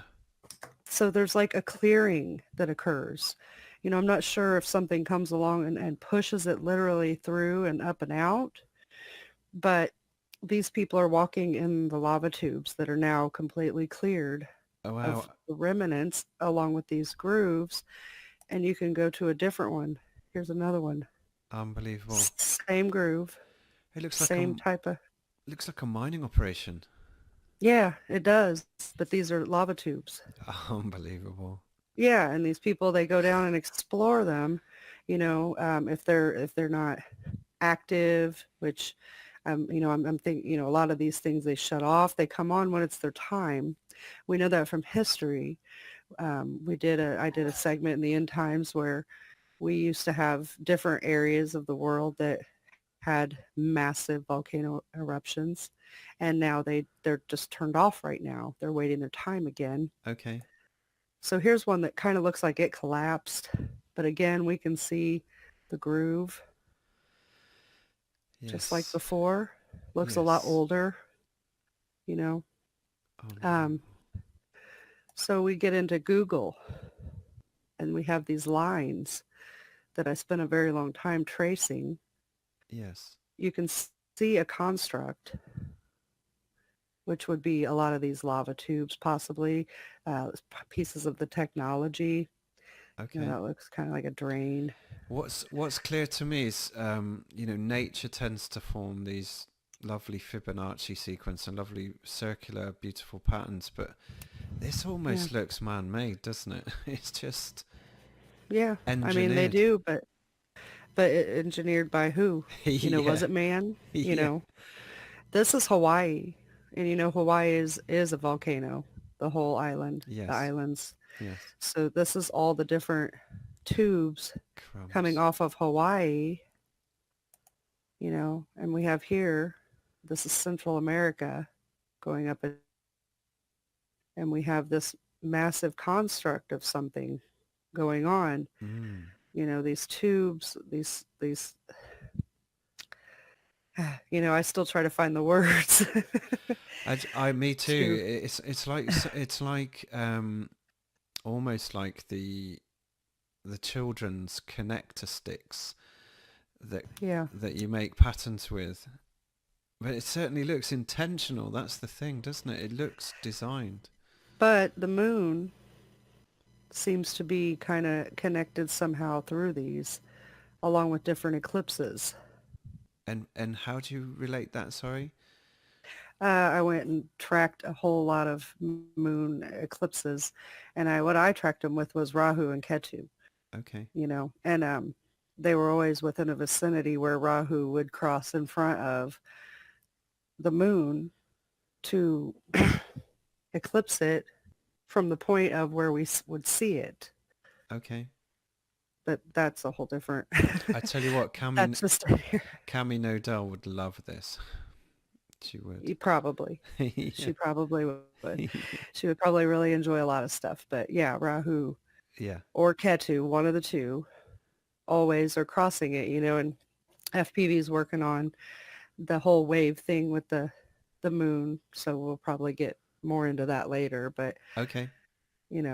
um, So thank you. We were sort of moving into geological patterns and volcanoes, and I wonder, was there anything that you wanted to add about volcanoes? Can I just add what you've seen there with the lines one's tracing? Yes. What she's tracing there, then we call them world lines. Now, the Nazca lines are a condensed set of what one's line traced there on the world model. Okay. They physically exist on the ground and on the seabed on the world model, Robin. But they're not as clear. Google obscure them. The same again. It's the same thing over and over again with Google. They hide a lot of things, but there's that much there. They can't hide it all. I bet you can see it with the crystal clear water in Hawaii. I bet some of them are visible from the air, aren't they? That's how one concentrates them. Yeah, Oh, yeah. wow. A lot of parts of the ocean you can see them clear as day. Fantastic. Awesome. I'm just I'm getting chills again. Do you know, did you want to say anything more on geological patterns and or volcanoes? Because we kind of covered a little bit with Hawaii. We don't need to really, because Okay. the next video you're going to have the full explanation of what is cause. You're going to see the cause in the next video. Great. Let's do that then. So we'll leave it at that for now, and you've got something to look forward to. Let's wait for that one then. But while we're on waveforms, what one mentioned, I'll give you a sneaky peek on what I was working with, and I've shelved it for now, just so you can see where we were going with the waveforms. Yeah, please do. Can you see that? I'm just going to maximize you. There you go. Right. So the yellow one would be the sun's driver, and obviously the moon's got its own driver. Now Yes. Rahu would be, see the shadow, Oh, it's making total sense now. Yeah. and now you can see how the shadow causes the phasing. But like I Yeah. said, I've stopped it because there's that many different waveforms taking place going across this map. It's it's going to be impossible to identify all 20 of them. I must say, not only is it mind-blowing, it's absolutely beautiful. That piece of software, or however you're doing that, is amazing. Oh yeah, it's good software. So you can see now what I meant about the Milky Way. The Milky Way is one of these. It's probably the yellow one. As in the stars follow it, or Yeah. You'll find the sun always rises on the same part of in the Milky Way. So as the Milky Way is crossing, it's just the sun's usually in the same part of it, like this. And it's, to me, that is the sun's driver. It's driving the sun across electromagnetically. beautiful. So while we're on this subject, all the planets make a sine wave as they, cross our heavens. Have you got the picky one? No, I thought you did. Ah, right, I've got it. So I tracked them for a whole year. There it is. Did See you? that? And we just took a picture, a still shot of the video. The video's on my channel. Okay. Each color represents a different planet. Okay. So you can see, FPV'd have to take his arrow and show, but each color is making a sine wave of its own frequency. Yes. So these planets are all making their own sine wave, and red, being one good example, has a longer, shorter wave, but where it circles here Yes. in different areas, it's epicycling. So that's how we have our Mars going into retrograde. Okay. It's doing epicycles of its own. They're just larger, and it goes slower than like the sun doing its epicycles and stuff like that. Okay. But yeah, each one of these has its own frequency. Therefore, it's going to affect our world, and even us. Yeah. So, No wonder no wonder the astrological charts are so meaningful for so many people, because it's having an electromagnetic effect on us. Is that right? Is that yeah. what you mean, electromagnetism? Yeah, and the fact that our bodies are crystalline in structure, our bones, our teeth, we are conductors of this energy. Goodness me. So it would flow through us. It would affect us. It's going to affect our frequencies, our bodies. That's also where the division and multiplication comes into it, Robin. Look at your body, split it down the middle. There's your two halves. Yeah. Yeah, yeah, It, yeah. di- And it that divides and multiplies. We really are an image of it. and that's the so say Leonardo da Vinci pattern, isn't it? I've got the image of the human pencil drawing with symmetry, and there's definitely, maybe I should have prepared that answer a bit better, but I think those pictures were supposed to be outlining how beautifully symmetrical we are in so many ways. Okay, anyway, enough of me. We were going to cover electromagnetic patterns. Do you think we've done that now? Yeah, I think we've covered a bit of that. And like I said, the next video, you're going to understand a lot more of that and how that works. Awesome. Well, we were going to talk about the roll waves. Remember, you had Oh, yeah. there's a couple examples that we see in our world that he has pulled up, I think. Okay. Oh, I'm just looking for it now. Give me a minute. No problem at all. But we see it in our sun halo. That's the biggest that is really predominant, Yes. But there's all these other little things that we see. Yeah, that's behavior. That's what blew it for me. Not only do you see these wonderful halos in the sky, but you also see the halos transiting other planets. And I don't know if it's possible. You saw these amazing tubular clouds. They're like fantastic. these, That's the one. Yeah. You're going to have to consider electromagnetics. What can make a cloud take form? Everyone ask yourself this question: what can make a cloud behave like this? Yes. Only electromagnetics have got the power to do this on a huge scale. It's rotating as well, isn't it? Yeah. So it's showing you there's a vortex going on, isn't it? It's trapped in a vortex basically and reacting to it. Phenomenal. And these things go for miles. They're huge. Oh, look at this. Look at this one here. It just goes way off into the distance. Imagine being on that beach going for a swim. How could you concentrate on swimming? No, we can get into the dome talk now. No, because people think you need a dome to have a pressure system. Wrong. This is the pressure system. You're looking at it here. It is these that create the pressure. That switches on, the tide's going to go out. That switches off, the tide's going to come back. I see. You see what's happening? So what do you think happened to the GoPro rocket then, FPV? The GoPro rocket. Do you know the amateur rocket that appears to hit something? It doesn't smash. Right. Yeah. I can decode that for you now. All systems nominal there. What happens with those? Yeah, I've seen that video where they say the rocket hit the dome. If a rocket hit anything, you would see its body crumple straight away. There's no crumpling whatsoever. All that took place, Robin, you'll actually hear the noise of it. It gets to a certain momentum speed, and it triggers what's called the anti-yo-yo mechanism. It's a device that's designed to stop rotation. As it stops it, it causes the nose cone to unscrew and flip off, and of course pop the parachute. It's just part of the process. That's all it is. It didn't hit anything. It just functioned normally. This is what they're designed to do. It's called the anti-yo-yo device.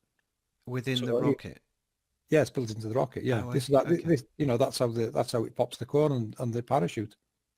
It forces the nose cone to take the spin, which of course stops the body moving. I see. The nose cone actually spins off and pops the parachute. It's just normal.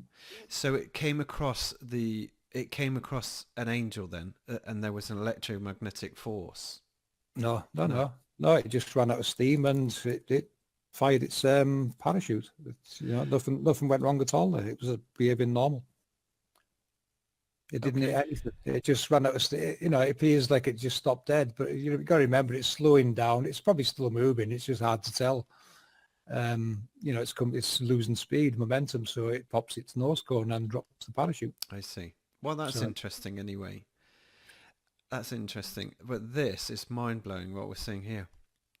Yeah, it is, isn't it? I'll put it back on that cloud. Right. See the patterns, how the clouds are forming a shape. Where have you ever seen clouds do that before? You don't see it, do you, normally? Well, no. We might have seen it and not thought anything of it, but same again. It's reacting to electromagnetics. If you look at it, it's basically following a path, isn't it? Yeah. Now that path we can show with real-world magnetic data like this. This is data series captured. We're going to go into detail more of what you're looking at there in the next video. But okay. Same again, them clouds are just taking the shape of something like this. And that's electromagnetic readings from where? Yeah, this is real-world magnetic data that series gets off their own site. Okay. And they overlaid it on the map to show you what it relates to. And what's coming down to touching the Earth then? In these? You're going to find out in the next video. Ah, lovely tease. Beautiful. Beautifully done. Yeah, you're going to understand everything about these in the next video. So if anyone's not actually completely just melted on the floor by now, you must tune in for your next shows. So that's awesome. So there's effects you can see in nature. What we're going to do in the next video, we're going to show you how the technology works, how to recognize it and see it in nature. Okay. And I don't thank you. And I don't suppose you've got the one of it transiting a planet, have you? The lunar wave? Yes. Yes. Which video have I got on? It's this one. Yeah. Right. Yep. They're all in this one. Great. Because so there's the moon one, right? Yeah. So a la Crow 777 and anybody else who's caught it since. Yeah. Yeah. It's more common than you think. People just don't look at the footage. It's easy missed. So just walk people through what you've just shown there. Right. Yeah. So what you're seeing on that video there, you'll see there's a lunar wave. You can just see it there coming down now. Yes. Looks like a shimmer, yeah. Yeah, but you can see it's always two lines as well. So there's the second one coming now. So what you're looking at is two sides of a circle, basically. And I made an animation to show you what's taking place. Yes. So you can see now it does the same effect. So you're looking at a halo, Robin, one of them halos that you've seen before. Stationary halo is what it's highlighting. Yes, and it's just going past. Yes, and that's the front and the back are just either they're in front of the moon. Yeah, they're in the foreground and the moon's just illuminated it as it went by in the background. Fantastic. That applies to any luminary out there can do it. I even give Crow 777 a little prize there. Awesome. Little card. So there's another person's one of it. Same again. And then we go to the planets. So this is the one that blew me. This is Jupiter by John McKeon. I think it's John McKeon. No, take back Space TV. So okay. He's actually captured this one and the Saturn one. Look at that. You see that? So you'll see again. You'll see him again. You'll see there's two waves. That's the first part of it. Then it happens again. So obviously, he was probably amazing. You can see now, put a halo in between that and him, and that's exactly what you're looking at. Fantastic. Wow, and there are quite a few halos, aren't there? So it could be any one of them. Oh yeah.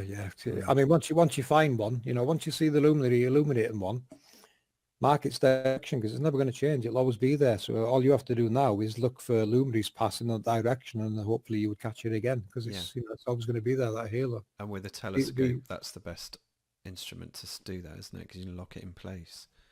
Even the P900, I mean, Sandra's caught it on here with a P900. Oh, really, Sandra? Yeah, awesome. So it should be on here somewhere. There's Halo 1 conscience capture. You come outside and there's one right above our house, look. Goodness me. You can see parts of it there. You can see it, you get to see it more and more. Behind the chemtrails. Yeah, yeah, oh yeah. Okay, it's strange. The chems are very much similar colour, isn't it? Yeah.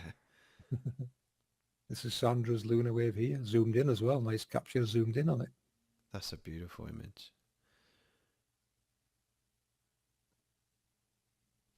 So you can see where we're coming from, Robin. We know it's flat. We don't need to make any more flat earth proofs. So we're trying to show how it works. Which I really appreciate. Yeah, we all need to move on to the deeper waters, really.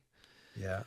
So I'm going to attempt to do the last 2 points in about 10 minutes, because if we go for much more than 2 hours, we definitely need a return visit. But 2 hours is a good slot for people to consider themselves well and truly mind blown. But there are 2 or 3 quick subjects I want to cover. We talked about mudfloods briefly, and could we just cover mudfloods and resets and potentially the comets and pole shifts, because I think they're all related, aren't they? Yeah. Yeah, go for it. So with mudfloods, that again is an effect. It's an effect of what happened because of the cycles of our Earth. I kind of think of it like a cleansing cycle. So I went back and studied and looked up different histories, and in every single region of the world, they have different flood tales throughout time, not just one, not just one deluge, but many. So every single country has a story where the world has flooded to the point of wiping out life. Yes. So the map you're seeing on screen was actually a CIA map. Really? And, why they have this, I don't know. I don't know why they have it, but it was backwards, so we corrected it. And they had it all mapped out for when this next flood takes place, what's going to happen to our world. Wow. They have safe zones mapped. They have where hot and cold climate's going to mix. They have where all of the food's going to be destroyed, places that are going to get really hot, places that are going to be completely submerged, places that'll just be flooded. Okay. And the CIA is their shading, and that's their key? Yes, Oh, that's wow. their key and their shading. And we simply took it and laid it over our version of the map. Okay. It's also it also shows us that the fault lines are going to change. They're going to flip. So we're going to have different areas for some reason where earthquakes are going to occur compared to where they do now. Unbelievable. And this is what they're probably referring to as a pole shift. Well, we call it the end of a cycle, and something's going to occur, a switch in the technology. Yeah. Like I was mentioning that in the past, we had different areas where volcanoes used to erupt massively, massively, and they don't anymore. And we used to have different areas that would receive major earthquakes where we don't anymore. So in the past, it used to be different as well. And now we have our world today, and something's going to occur with our technology, a shift, or, call it whatever you want. And it's going to go a different way. Wow. It's going to lead to a reset, if you want to call it that. I would say that highlands would be your best bet, according to this map. Yes. So this central strip there in the US, the pink zones would be safe. Yeah, but we're also going to have a lot of loss of food and agriculture and stuff like that. It looks like, UK being an island, and I would say that it probably occurred before because Ireland's away from UK now. I would say that you guys may have been joined together at one point in the past. It looks like you guys are going to flood out big time. Sure. But you're lowlands, you're an island.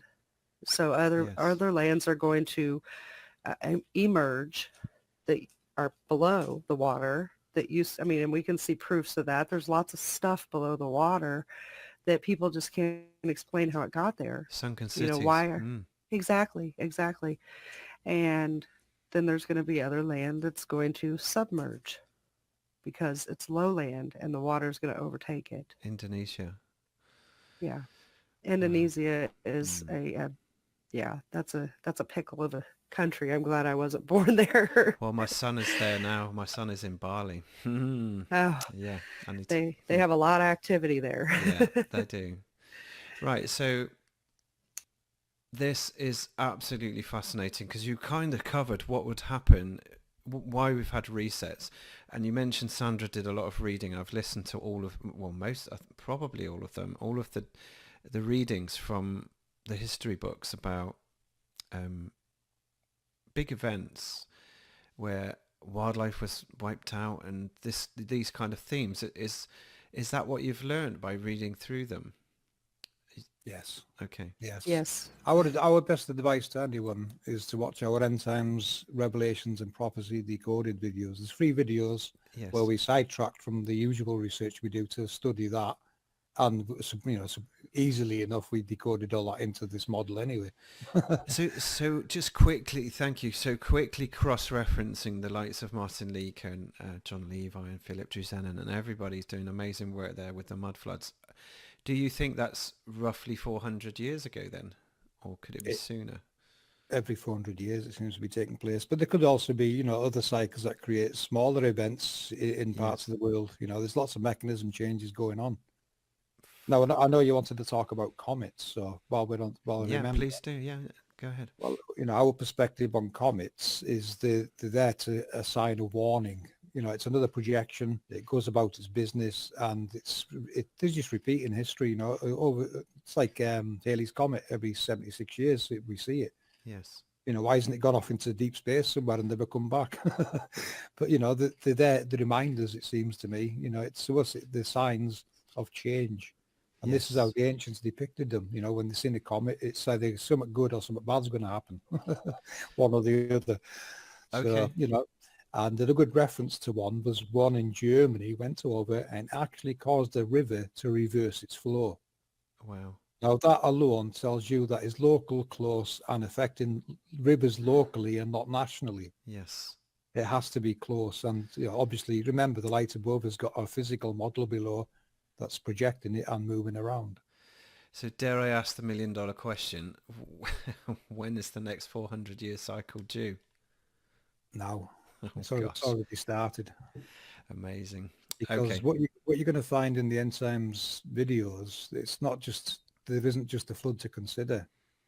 This mechanism changes affects all life. Yes. In genetically, I mean, it can make serious genetic change. Wow. And you'll find that in the Book of Miracles. Which I've heard Sandra read. Yeah. Lots of different Yeah, hybrids of things. Yeah. yeah, you're getting mixtures, cross species, all kinds of things happening, and it's there, and you know it happens in history. And you know, go touching on the touchy subjects, transgenders, and all this, that, and the other. All these agendas. Our opinion is, you know, they're there to try and mask what's really taking place. Wow. Well, you know, you can't hide it, so you promote it. There's more truth in the myths and legends than we dare to think than in the history books. It really is, yeah. They're not so much myths anymore, are they? No. Well, we did have one other subject, which was colosseums, but I think I think we should start to wrap up here. And the Colosseum episode is fantastic, guys. Go and have a look at that one. We did mention Vinnie St. Vincent's work, so I think we should just reference him just to give him a shout out, if that's okay. Yeah, certainly, yeah. Well, Vinnie Roy, he's probably the first person I've come across that's doing actual live experimentation with electricity. You know, you've seen him yourself, all the projects he works on. Yes. So I took the chance of, you know, getting in touch with him and trying to explain some of Walter Russell's work to him, because I could see he's following Tesla and Ed Leeds-Scalin's work on Coral Castle. Yes. And I thought, I wonder if what we're learning here can help Roy in any way understand, you know, how this works. Yes. So I was trying to get across to him expansion and compression, and he actually done a presentation. You know, he kind of wandered off and showed you a setup of different Tesla coils, some were hardwired, and some were just Wi-Fi across to another. Yes. And it helped him understand what expansion and compression is really doing and how to maximize it. He actually gave me a shout out on that video as well, so that was cool. I was just about to hunt for a file, but I forgot I was screen sharing. Yeah, I would really recommend you look out for. How have you titled some of the videos on your channel so people can go and look at them? Because what I've seen him do is phenomenal. He's taken a Model T Ford engine with the 12 are they magnets in the engine, and then he's got a couple of coils, an oscilloscope, and he's used polarity, and he's trying to get the polarity right until he causes the motor to turn, and it generates electricity, and he gets it just right. He trials it and he earths it. He uses a bundt cake, an aluminium bundt cake tin, and by the time he's done, he's just figured it out, and it's done beautifully, creating free energy. And I'm sure that's just one of many things he's doing. Yeah, that's what's good about Roy. When I met him, I thought, wow, at last, someone genuine, because you do come across all these free energy sites on YouTube and places like that, and a lot of the time they've got hidden batteries and things. But Roy's not like that. He'll give you their blueprints if you want them. Amazing. He'll write you a schematic if you want any of his builds. So it's cool. And of course you got support on his channel, haven't you? You can go and look at his channel. He's genuine, and it's really cool that he's now communicating with us, and we can give him some ideas on future designs, which is where we're at now. So you're going to see the designs he's working on currently. You're going to see some progress over them, and we've had a little play in that. So let's say, Wow. been kind of advising him on builds.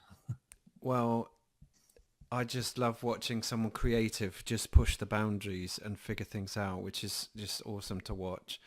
I am now just in awe of just taking 2 hours out of your schedules and just getting what I imagine is just a subset of just tiptoeing across the top of these huge subjects, which you've managed to pull together so well. And we haven't mentioned a couple of other members in the team. Did you want to quickly give them a shout out? Yes, I do, yes. It's all very important as well for all the flat earthers. You want to decode gravity, you've got to look at Jason's video, the Axis Monday video, because it will give you the correct breakdown of what gravity really is. So definitely take a look at Jason's work in there. And what's his channel called? He's called Jason Tomlinson. You won't find much on his channel. He deleted all his content for some reason. Okay. He didn't have a lot on there because he hasn't got, a computer and things. So we help him put the presentation together and post it on our channels for him. Awesome. So, And do you want to shout out the others as well?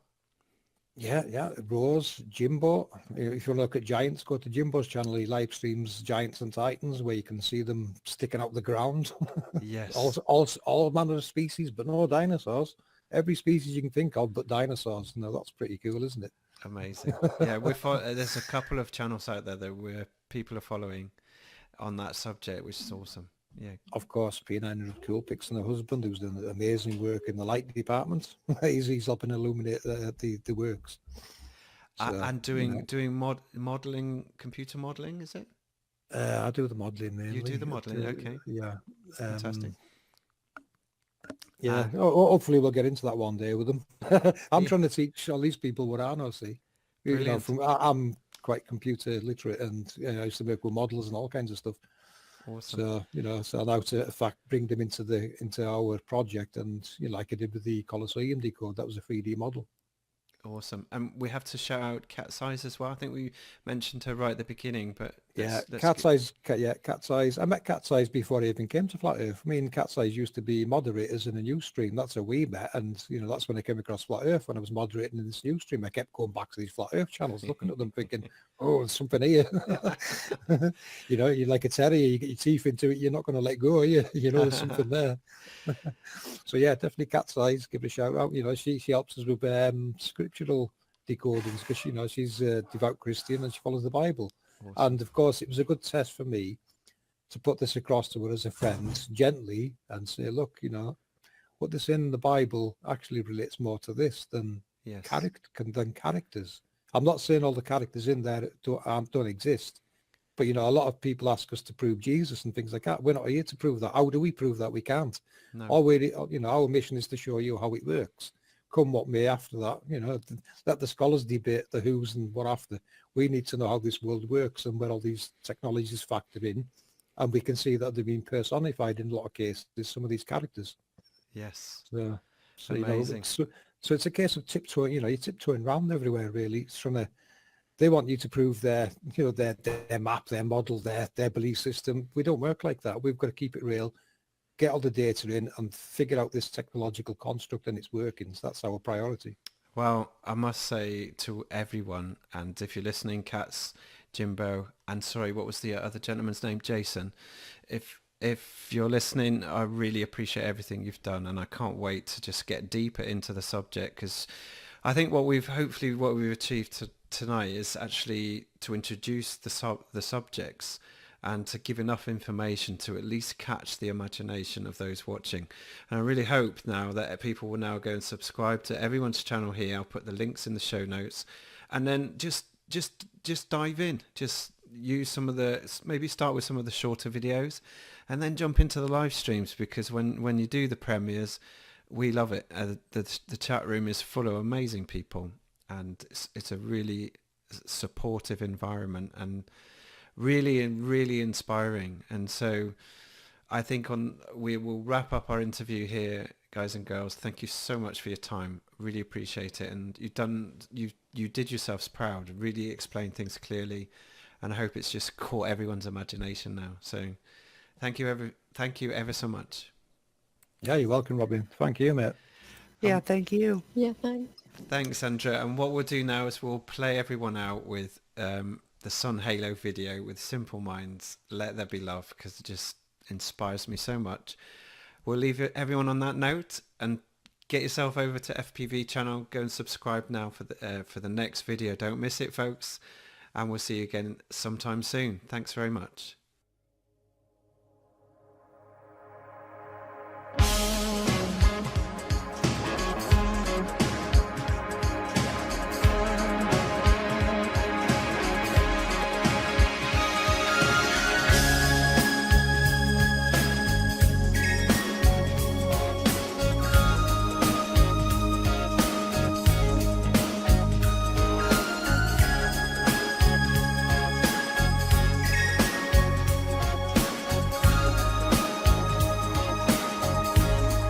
Secrets of love whispered tonight, broken down angel got lost in the cold night. City screamer, I look for your eyes.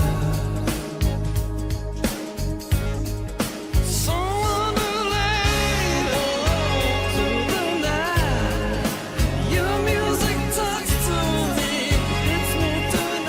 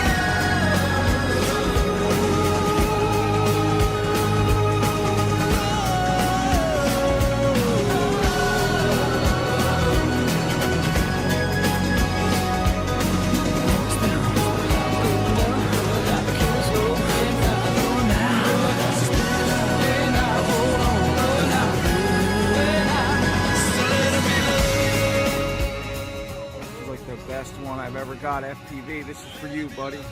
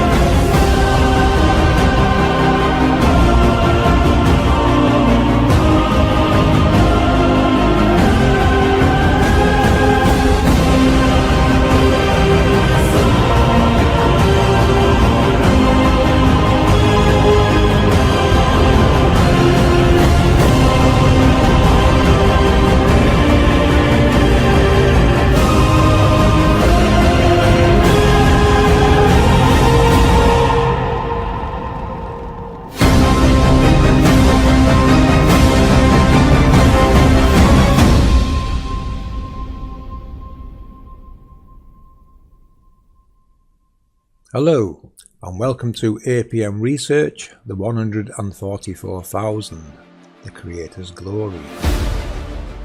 First, I would like to apologise to the rest of the team and you, the people, for the delays in releasing this video. Real life situations are giving me less computer time, but it has also given me time to reflect, which we will get into later.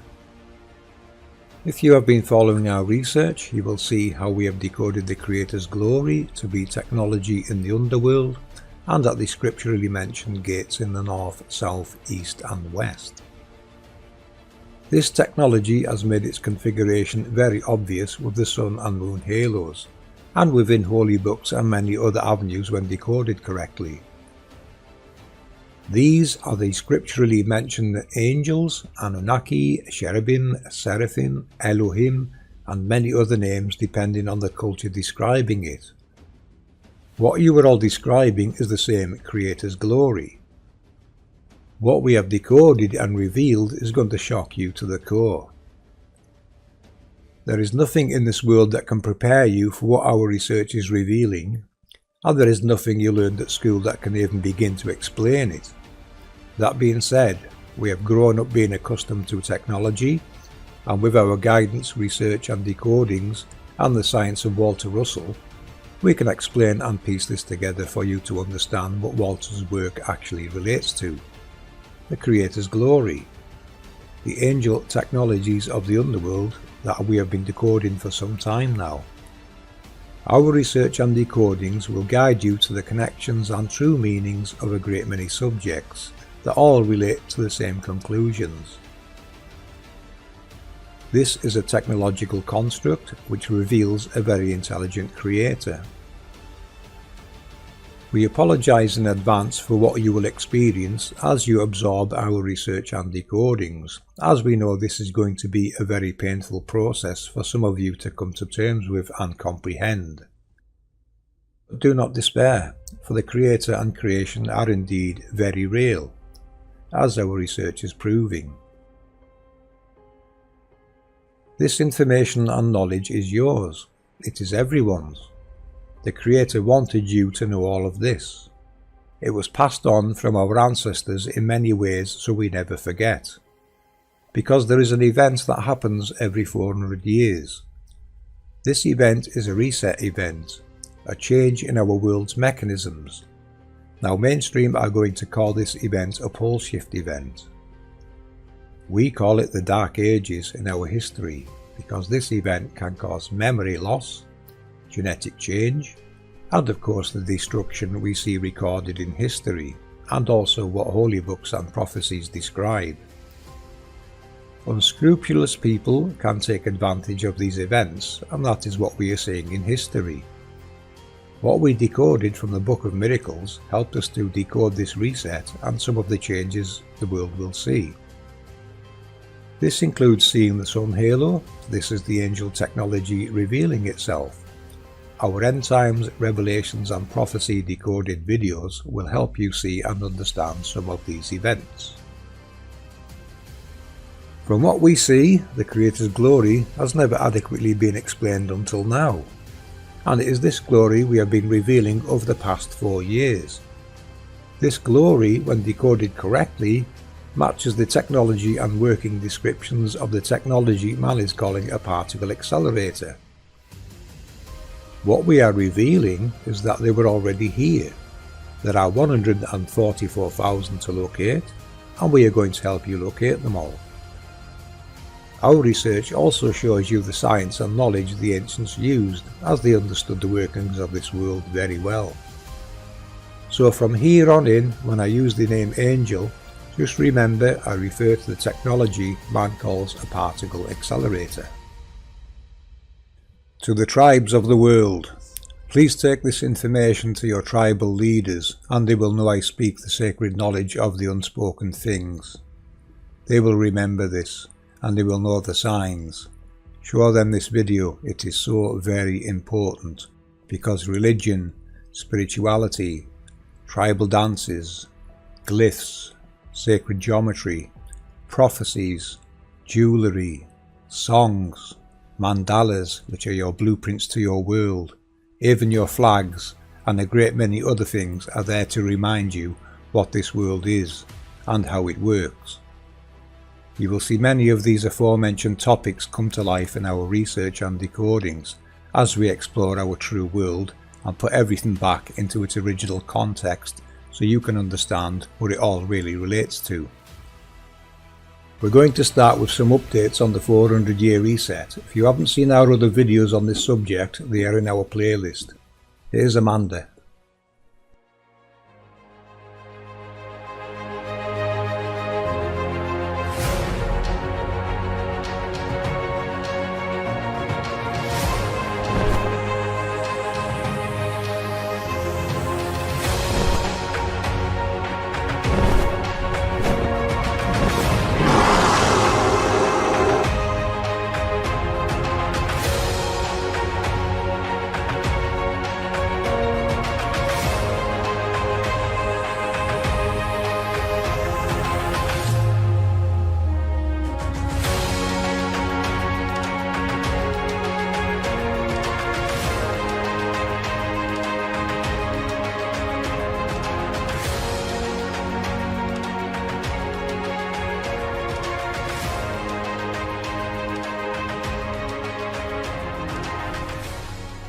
Hello everyone, my name is Amanda, otherwise known as Boris Chops. I've been following APM Research for 2 years now with keen interest.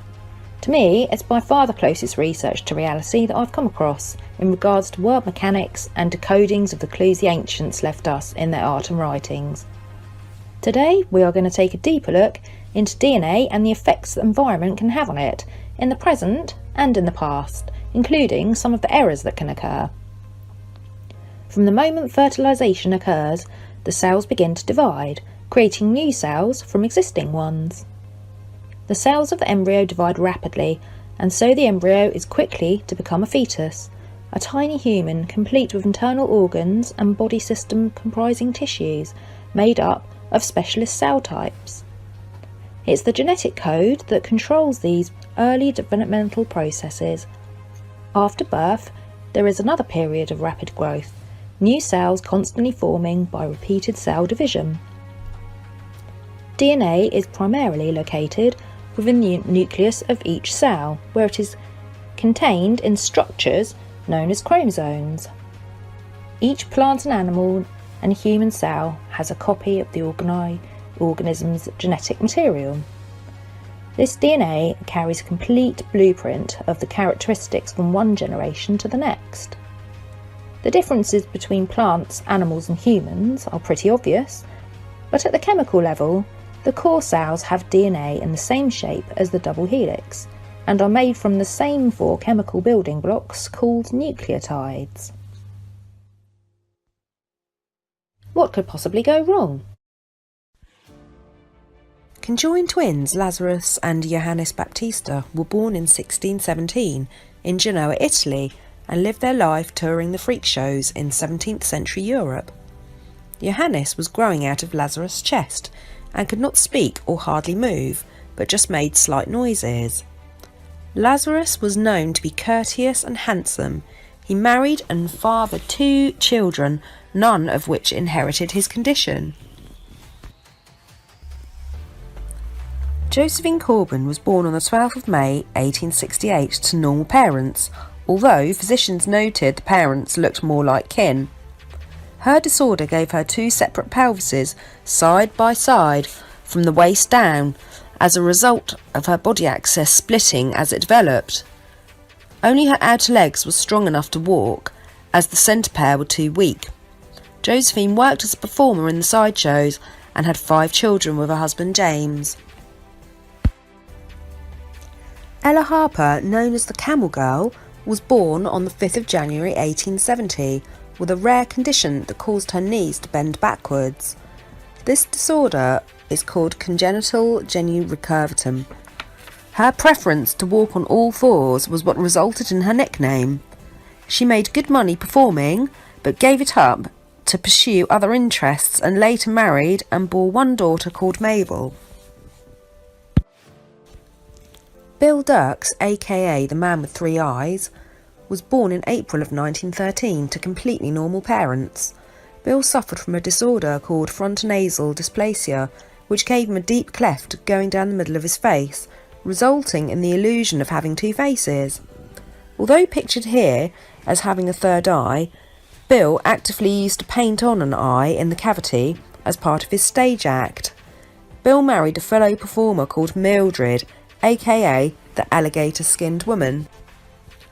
It should be noted that none of the offspring born to these interesting people inherited the disorders that their parents bore.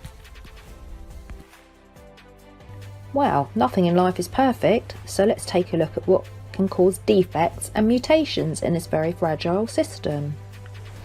DNA polymerase enzymes are amazingly particular with respect to their choice of nucleotides during DNA synthesis, ensuring that the bases added to a growing strand are correctly paired with their complements on the template strand. Nonetheless, these enzymes do make mistakes, at a rate of 1 per every 100,000 nucleotides. Incorrectly paired nucleotides that still remain following mismatch self-repair become permanent mutations after the next cell division. This is because once such mistakes are established, the cell no longer recognises them as errors. When these mistakes are not corrected, the incorrectly sequenced DNA strand serves as a template for future replication events, causing all the base pairings thereafter to be wrong. Although most mutations are believed to be caused by replication errors, they can also be caused by various environmentally induced and spontaneous changes to DNA, like weather, diet, chemicals, radiation, and even negative thoughts. These causes are known as mutagens, and in modern times we are surrounded by influences that permanently mutate our genes. By looking back through history, what could be causing the mutations documented in old writings and art? As covered in the End Time series of videos, we can see evidence of this happening long before radio, Wi-Fi and television transmissions were invented. Even a simple little plant like the clover can be infected by environment alone. This plant, for the most part, produces 3 leaves, with the odd exception of 4. However, a particularly hot summer can alter the DNA, so it keeps producing more 4-leaved versions of itself. I myself found my first 4-leaf clover in the midst of a heat wave when I was 44. With environmental factors in mind, let's take a look at an interesting discovery made by Jon Thorsson, an Icelandic meteorologist, in 1951. He found what appeared to be, at first glance, a herd of small, furry creatures moving very slowly around in a uniform manner, but on closer inspection realised that they were actually squishy pillows of moss that were not attached by any roots. He named his find glacier mice, which they are still known as today. In more recent years, these glacier mice have been tracked and monitored to try and find out exactly what they're up to. Over a period of 2 months, a selection of around 30 of the herd were tagged and monitored, and it became apparent that their movements were not just random, but rather a group effort following a certain predictable pattern. Unlike tumbleweeds that are just blowing around in the wind, these mossy little critters are rolling together at the same rate of 2.5 centimetres per day. Upon revisiting the glacier mice over the year, they could all be seen to travel slowly to the south, then start to speed up and deviate to the west before slowing down again towards west. We have looked at nature's patterns of motion previously in APM Research and see it with many animal and plant species. Glacier mice will not just grow anywhere, their environment has to be just right. They can be found in Iceland, Alaska, Chile, Svalbard and Venezuela, and can live between 5 and 6 years. Mainstream science still cannot fully explain this natural phenomenon away with just solar radiation and temperature reactions alone. In this era of high tech that we find ourselves, is it any wonder that there is an increase in genetic disorders and so many different types of cancer? It has long been foretold that this is not the way we should be living, for the good of humanity, the animals and the earth. In 1958, on a hot summer's day, a minister named David Young stopped to offer a ride to an Indian elder, who accepted with a nod. After riding for several minutes, the Indian said, "I am White Feather, a Hopi of the ancient Bear clan. In my long life I have travelled through this land, seeking my brothers and learning from them many things of wisdom. I have followed all the sacred paths of my people who inhabit the forests and many lakes in the east, the land of ice and the long nights in the north, and the places of the holy altars built many years ago by my brothers' fathers in the south. From all these I have heard stories of the past and the prophecies of the future. Today many of the prophecies have turned to stories, and a few are left. The past grows longer and the future grows shorter. This is the first sign. We are told of the coming of the white-skinned men, like Pahana but not living like Pahana men, who took the land that was not theirs, and men who struck their enemies with thunder. The second sign. Our lands will see the coming of spinning wheels filled with voices. In his youth my father saw this prophecy come true with his own eyes, which was the white man bringing their families in wagons across the prairies. The third sign. A strange beast like buffalo, but with long horns, will overrun the land in large numbers. These White Feather saw with his own eyes, which was the coming of the white men's cattle. The fourth sign. The land shall be crossed with snakes of iron. The fifth sign. The land shall be crisscrossed by a giant spider's web. The sixth sign. The land shall be crisscrossed with rivers of stone that make pictures in the sun. The seventh sign. You will hear of the sea turning black and many living things dying because of it. The eighth sign. You will see many youth who wear their hair long, like my people, come and join the tribal nations to learn their ways and wisdom.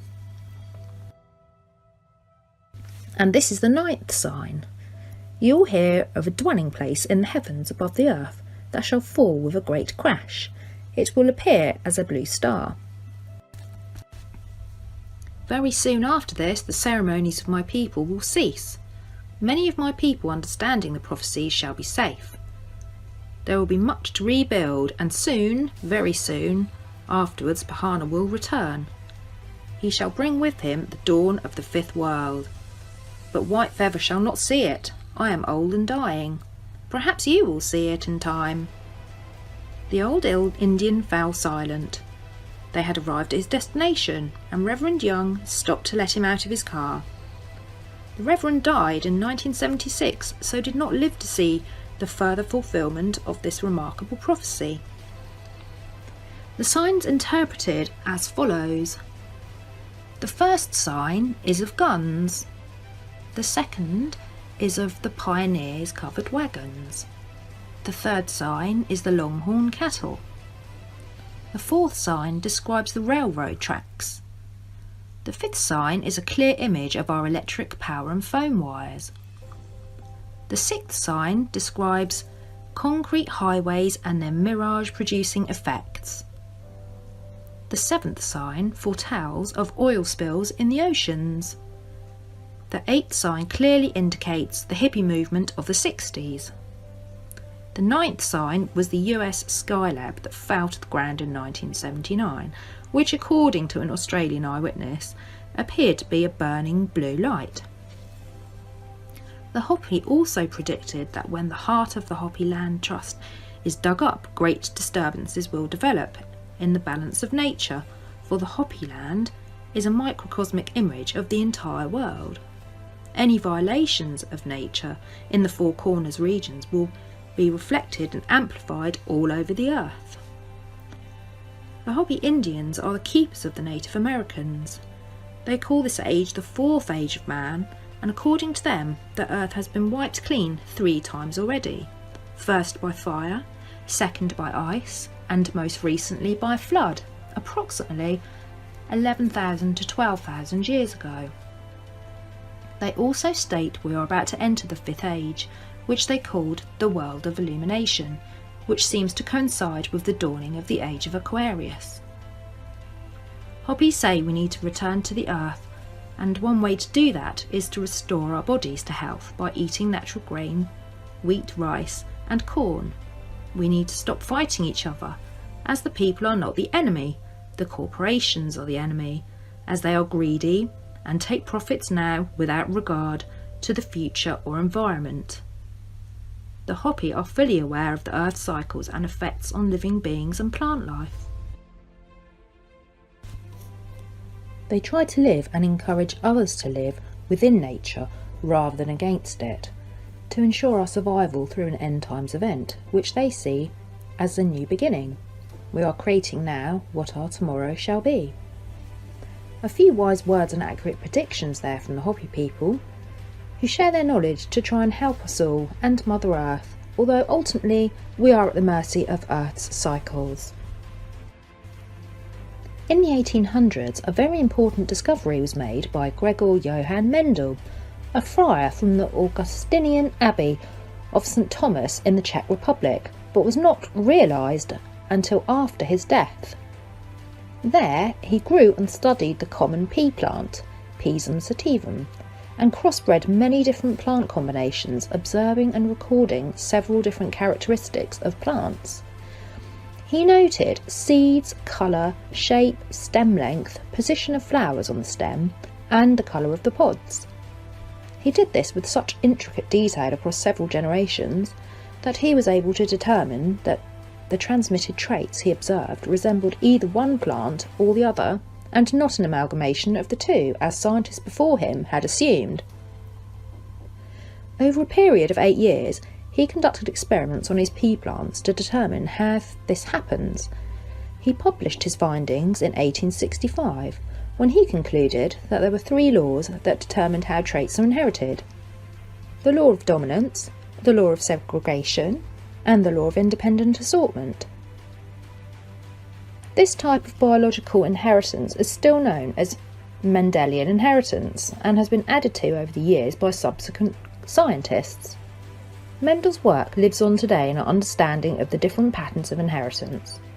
We now know that the unit of hereditary that he observed to convey a trait from the generation to the next is in fact a gene. Today, geneticists construct pedigrees and look for clues that might reveal how a particular trait or disease is being transmitted, either autosomal or sex-linked, and dominant or recessive. These studies are still going on, so there is still much to learn, as we know from the reported 2% DNA they label as junk DNA. Surely it has a purpose. In genetics, we see the study of hereditary traits transmitted through the DNA from one generation to the next. However, what matters in epigenetics are the chemical tags interspersed throughout the genetic code that can impact upon the way the genes work. In other words, epigenetics is the study of the chemical modification to the DNA and the effects they have on the genome. Unlike DNA itself, a small number of these tags are passed on to the next generation, but mostly the epigenetic slate is wiped clean, or so it is thought. The importance of epigenetics in our health and well-being is becoming clearer every year that goes by. During the Dutch famine of 1944 to 1945, 20,000 people were reported to have died of starvation. A number of women were pregnant during this time, and research followed these women and babies in order to understand the consequences of adverse nutrition in mothers' and babies' long-term health. The results showed that the children in the Dutch Hunger Winter Cohort study grew up to have higher levels of cholesterol in their blood, a risk factor of heart disease and stroke, and higher incidence of obesity, diabetes and mental health problems such as schizophrenia. They were followed well into their 60s, and it seems the individuals had a higher rate of mortality compared with others their age, whose mothers were not victims of a famine. Pictured here is Audrey Hepburn, the actress, and her mother, Baroness Ella van Hemstra. Ella was Dutch and the family were caught up in the 1944 to 1945 famine. Audrey had lifelong negative repercussions, suffering from anemia, respiratory illness and fluid retention as an adult. Researchers studied their DNA profiles and found a different pattern in them, raising the possibility that epigenetic memory somehow mediated the link between poor nutrition in the womb and later adverse effects upon health. Exactly how this happens is still a mystery.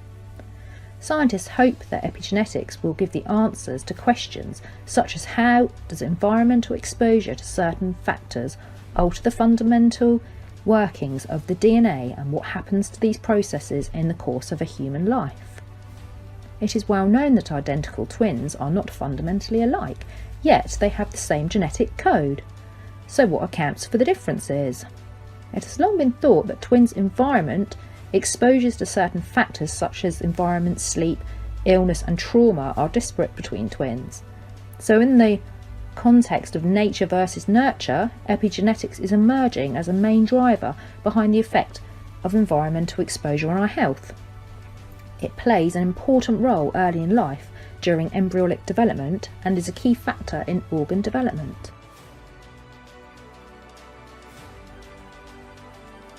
Lovely presentation and updates on the 400-year reset, Amanda. What Amanda is showing you are the cyclic events of this reset humanity has to face every 400 years. There are several afflictions humanity undergoes in this realm, and this is just one of them. DNA change due to a reset event of which we will go deeper into later.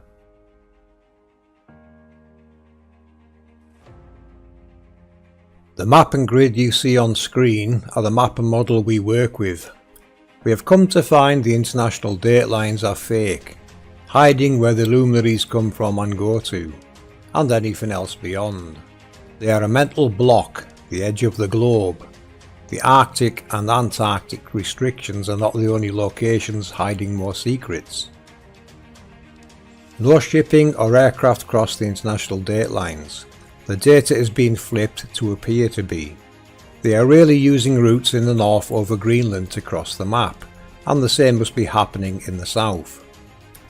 GPS your flight and compare it to the flipped data recordings found on Flight Radar 24. World War II was all about taking control of the perimeters, and it has never stopped. In 1947, a US fleet sailed to Antarctica in search of Nazi war criminals. A year later, the US built the world's first nuclear power station. Admiral Byrd mentioned land south of the South Pole. He was not speaking of the globe. On Antarctica, here's one conscience. Mainstream science news. High energy particles discovered in Antarctica. Scientists are baffled. What do they actually do to earn their paychecks? They spend most of their time baffled. Always baffled because they are so compartmentalized, they cannot understand the full picture. They are stuck decoding data and attempting to use a globe model. They will continue to be baffled, which is sad because they can't see the full picture under this guise. They will always have more questions than answers, and that's too bad considering how much they probably paid for their degree. So, our baffled scientists have been studying a fountain of high-energy particles using NASA instruments in Antarctica, and may have discovered evidence of what they are calling proof of a universe parallel to our own. Well, I'm disagreeing with that. However, let's continue to see what they're talking about. The baffling discovery of cosmic ray-like particles streaming from the ice was first dismissed by scientists as background noise.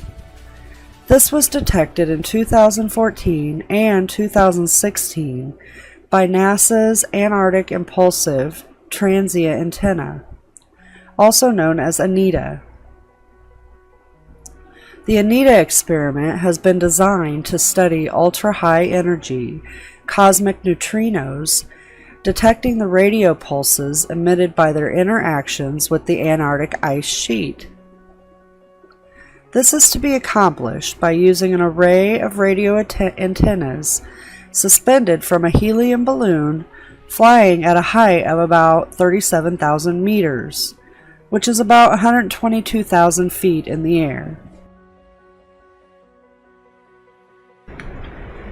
The neutrinos, which are subatomic particles with a mass close to zero, produce radio pulses in the ice because of the Icarian effect.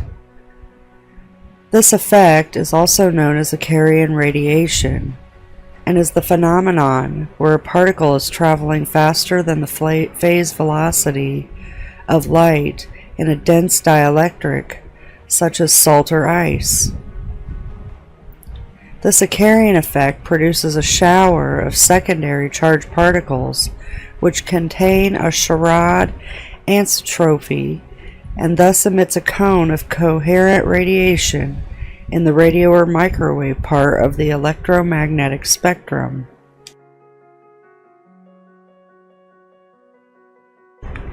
So what is really going on here is the neutrinos are neutral particles, and when it enters the angel below, it then becomes a positive or negative, which is the secondary charged particle they are talking about. They will then come up from the ground into the cones, which is where Anita is then collecting the data and recording when each of these angels come online. We can see this in the corrected diagram I made. Also note that when the opposing force comes into the equation, we get what is called a bow shock. We will go more into detail about that here shortly. So of course scientists are baffled that the particles in Antarctica are streaming from the ground up, a feat normally considered impossible for high energy particles.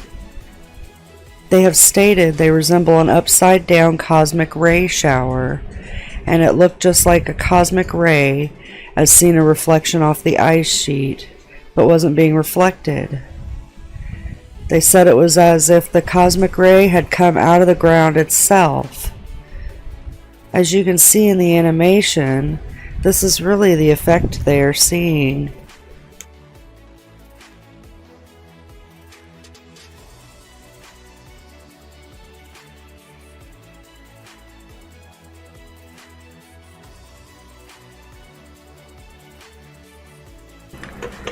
As we delve deeper into this information, we discover this observatory is buried a mile deep into the ice. A cosmic ray observatory buried into the underworld should raise some flags with you all. I know it does for me. So they are saying they are observing some of the most distant and violent phenomenon in the cosmos, such as colliding black holes, galaxies with superviolent cores, and mysterious gamma ray bursts. All this is being observed from down in the earth. Let that sink in for just a moment.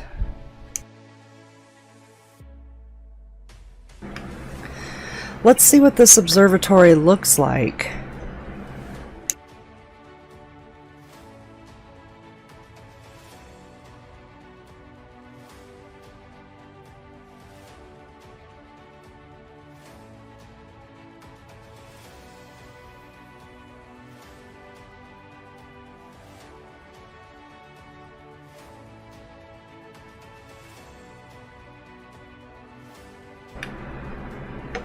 What it seems that's really going on here is they are digging down into one of our angel rooms. What they're talking about is the happenings in the underworld.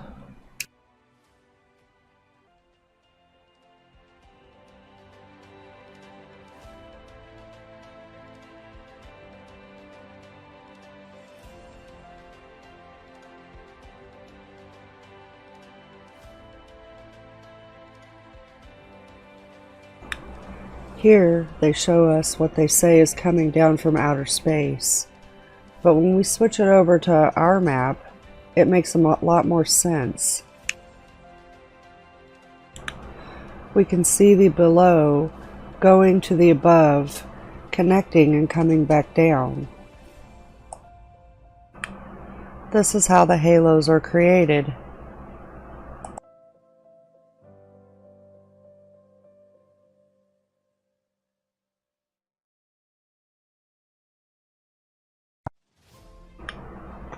So what they have been talking about are the cones that we have been working with from Walter Russell's work.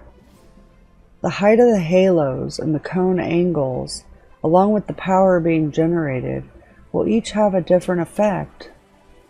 These are created by the angels, or what mainstream now calls particle accelerators, as we have stated before.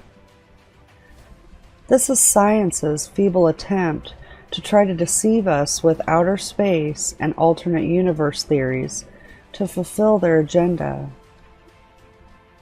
When you have APM eyes, it is easy to understand what scientists are talking about and be able to show the cause of the effects.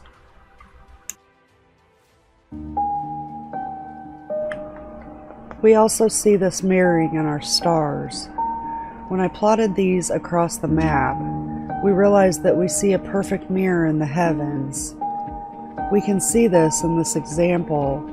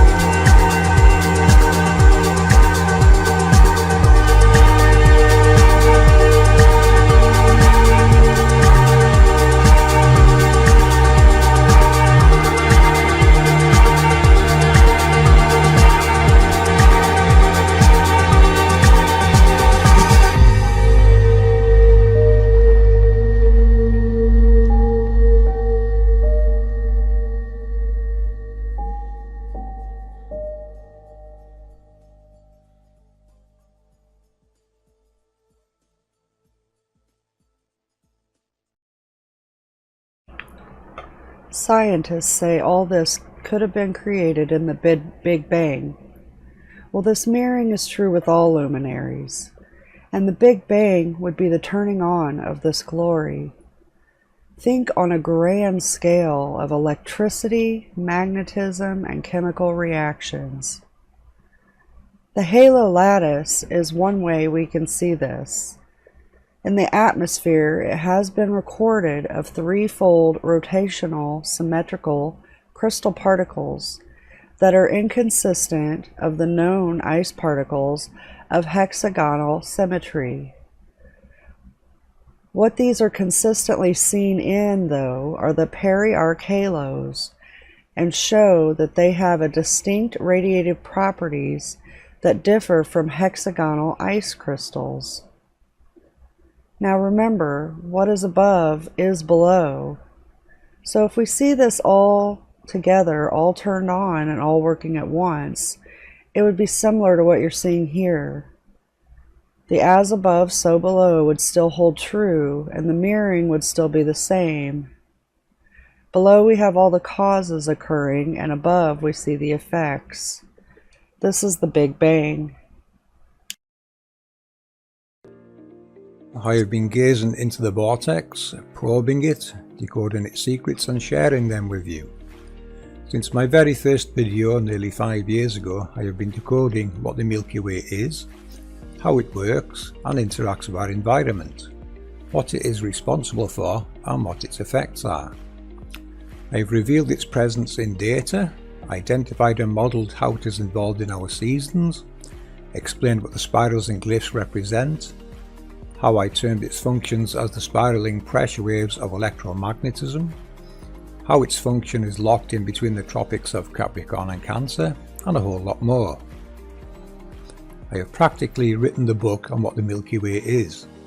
Now this information is being heavily suppressed in this community. These people that aren't sharing it are holding you back, and for all the wrong reasons. This information should be shared far and wide. It is world-changing information and very important. Our Milky Way is a spiraling vortex of alternating current. It programs the ether and the waters, and yes, I said programs. The electric dipoles that exist in air and water are constantly being programmed with positives and negatives of various potentials and colour. Different colours of the spectrum contain different electric potential. We live and breathe in a sea of alternating current, ladies and gentlemen. This was termed the ether or quintessence in ancient times. When I gazed into this spiraling vortex, I saw what Nikola Tesla and Walter Russell saw. I experienced their revelations and realizations. It is overwhelming, in more ways than I can describe. But I continue on and try to show in my research and explanations how we are revealing the Creator's glory, because this is what it is a part of. It is the primary driver in this realm. In 2D it looks like a sine wave, which in 3D is a spiral. It is our Milky Way, or Milky Wave as I call it. It has many names, as you can see on screen, and features in every culture's knowledge. In my first video I added these sine waves. Later in our Heaven and Hell video I decoded the Milky Way as a sine wave, and in our interview with Robin. I showed an animation of what the waveforms are doing. They also featured in our Angels Decoded video.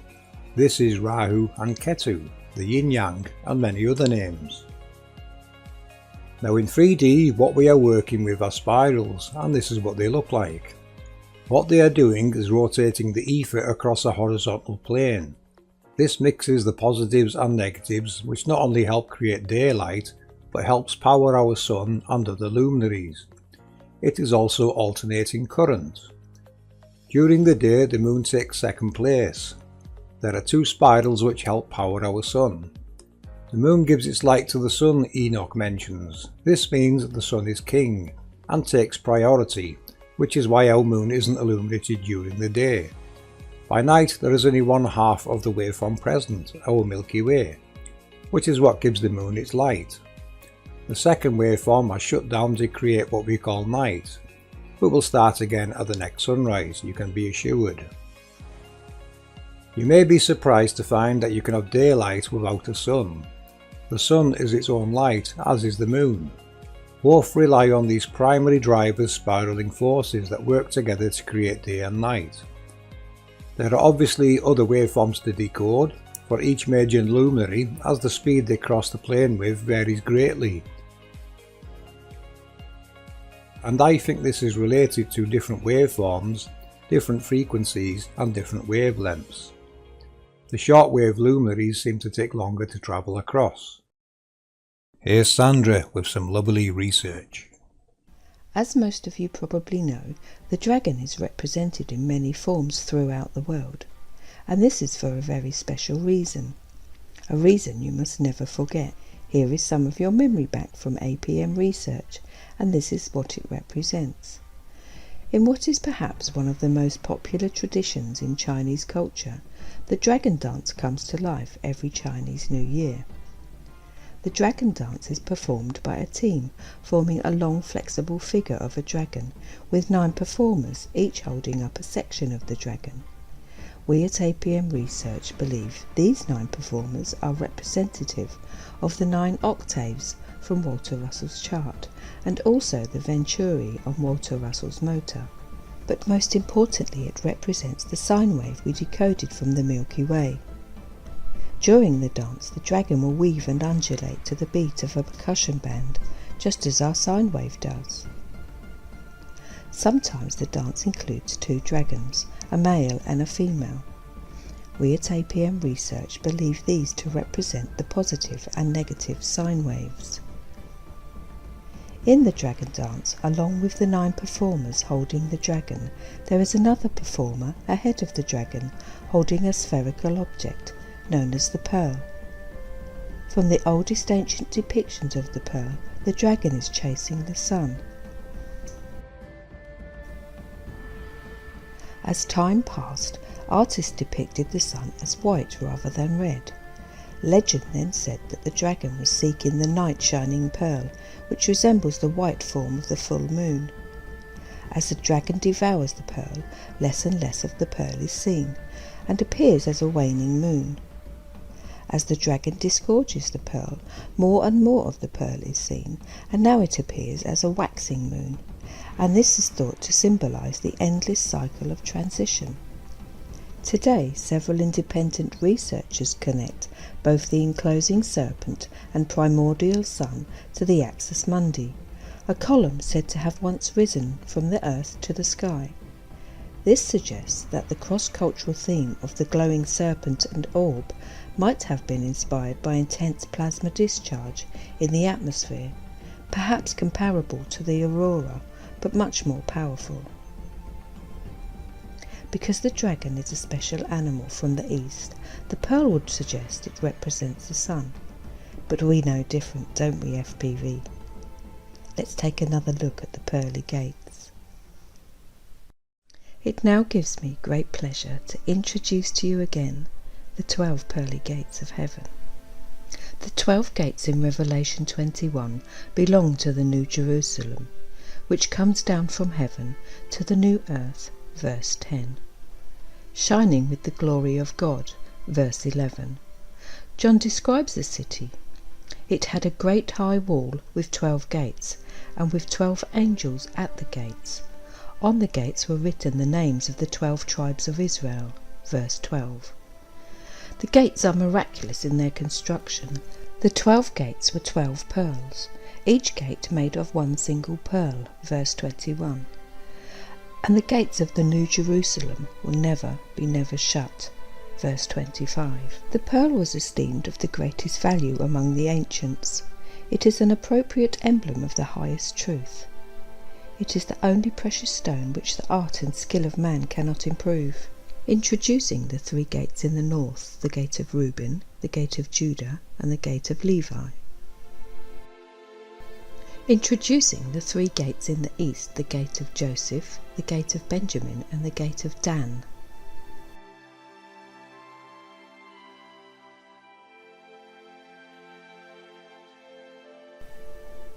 Introducing the 3 gates in the south, the gate of Simeon, the gate of Issachar, and the gate of Zebulun.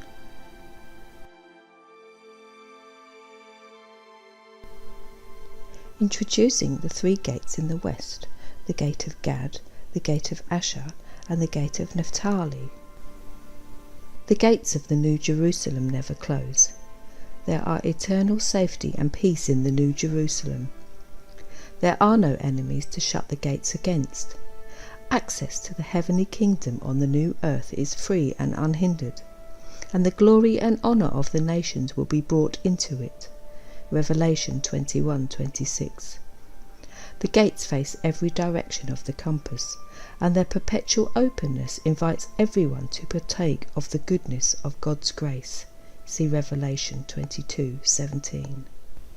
Welcome to the realm. When we look back into human history, it wasn't just the Chinese that carried forward the ancient messages for us to decipher. Many different cultures show us the sine wave. The Aztecs, Inca, Egyptian, Roman, Mayan and Aborigines all left us messages to decipher. It's the Creator's glory in many forms. The Rainbow Serpent, an Aboriginal story from Australia. Long ago in the Dreamtime, a group of Aboriginals were out hunting. After many hours they grew tired and decided to rest, and as they sat around telling stories and warming their hands by the fire, one of them looked up. There on the horizon was a beautiful multicoloured arch, a rainbow. But the Aboriginals thought that it was a serpent moving from one waterhole to another, and they were frightened as they did not want the huge brightly coloured serpent in a waterhole near their camp. But they were grateful that he did not seem to be moving too near their own waterhole. One young man wanted to know more about the rainbow serpent, so when he returned home he asked the old men of his tribe why the hunters had been scared of the rainbow serpent. The old men told him that the rainbow serpent was one of the Dreamtime creatures who had shaped the earth. In the beginning the earth was flat. As the rainbow serpent wound his way across the land, the movement of his body formed the mountains and the valleys where the rivers lived. He was the biggest of the Dreamtime beings, and his power scared even the other Dreamtime creatures. At last, tired with the effort of shaping the earth, the rainbow serpent crawled into a waterhole, where he lay in the cool water, which soothed him and softened the bright colours of his body.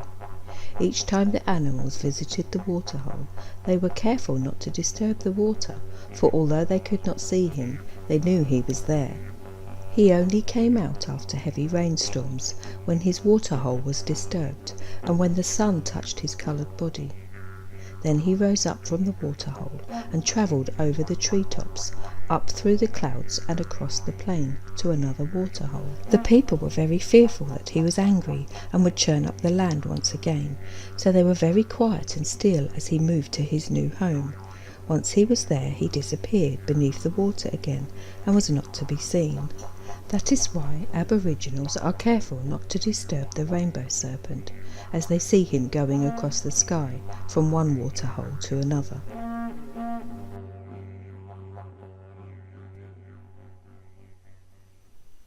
We hope you can see that every culture has left clues to how this world works. In modern times it has been stolen from you all, but we are giving it back to you and helping you to see the glory it represents.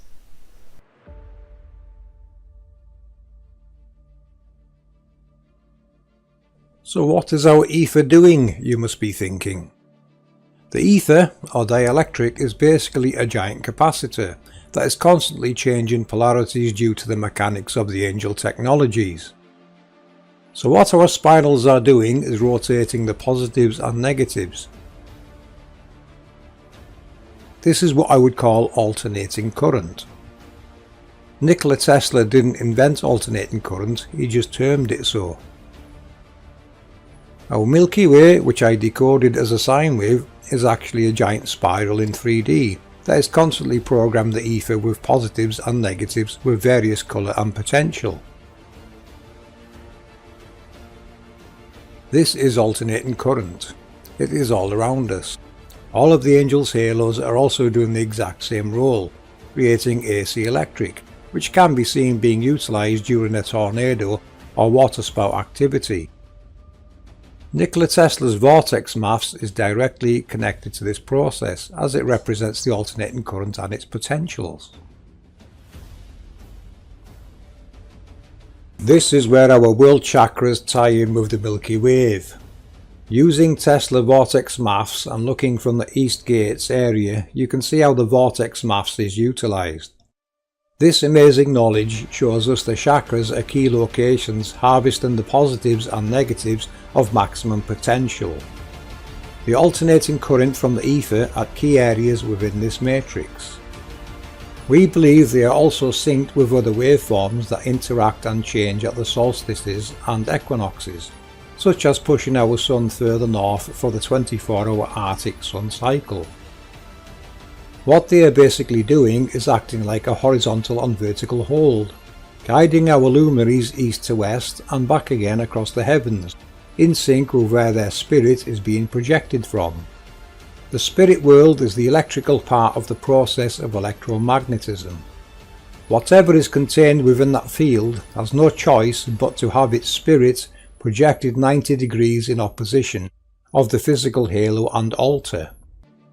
The altar is where the sun's true self is projected from, as magnetic Eve elevates the electric atom above and creates those signatures of the angels, luminaries, halos and rainbows. Our sun uses positives during the day and our moon uses negatives by night. This is why the moon self-illuminates at night and appears washed out during the day. Enoch mentions the moon gives its light to the sun. This is why. Positives during the day and negatives during the night. This also applies to the ether and waters. It's raining men, or positives during the day, and it is raining women on negatives during the night. It is constantly alternating and being programmed with information, colour and electrical potential 24/7.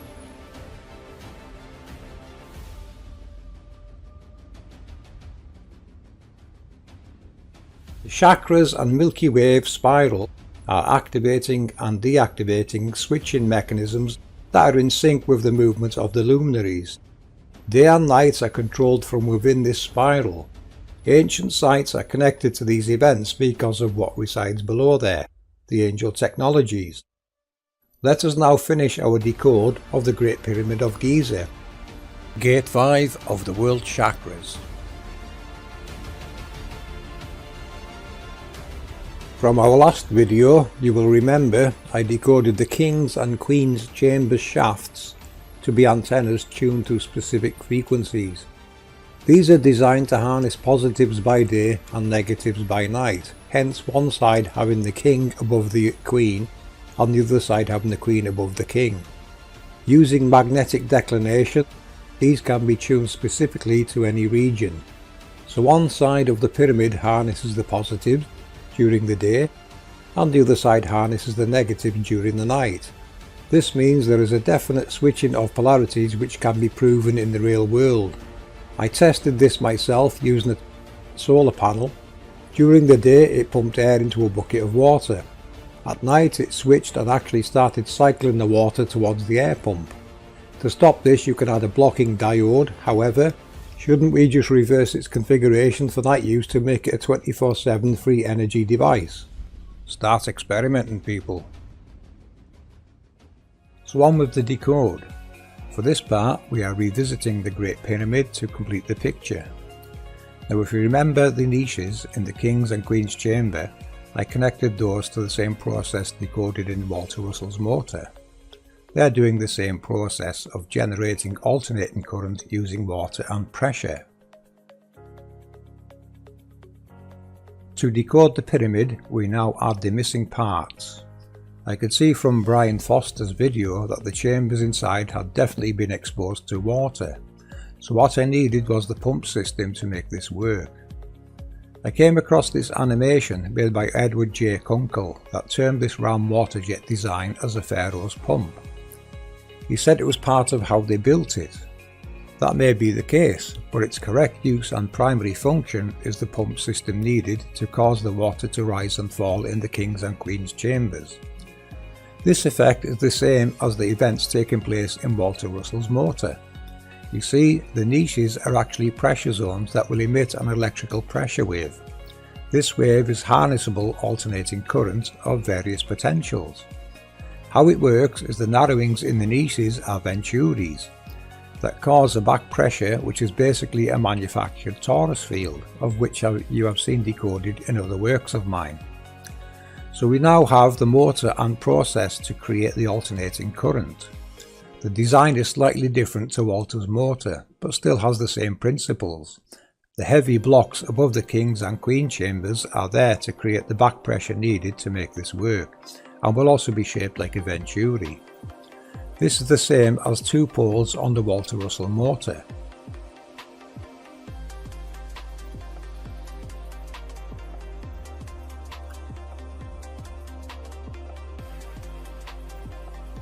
So what did they do with this alternating current, you ask? For a very big clue to that, we will visit Dendera further along the River Nile and decode this component. This bulb, as it has been termed, is actually something very unique and special. I decoded it as a mercury arc valve or rectifier. This is a type of electrical rectifier used for converting high voltage or high current alternating current, AC, into direct current, DC. And this is how you charge your batteries or run DC equipment. Thank you for that lovely animation, Sandra. Excellent work. The mercury arc rectifier is a type of cold cathode gas-filled tube, but it is unusual that the cathode, instead of being solid, is made from a pool of liquid mercury and is therefore self-restoring.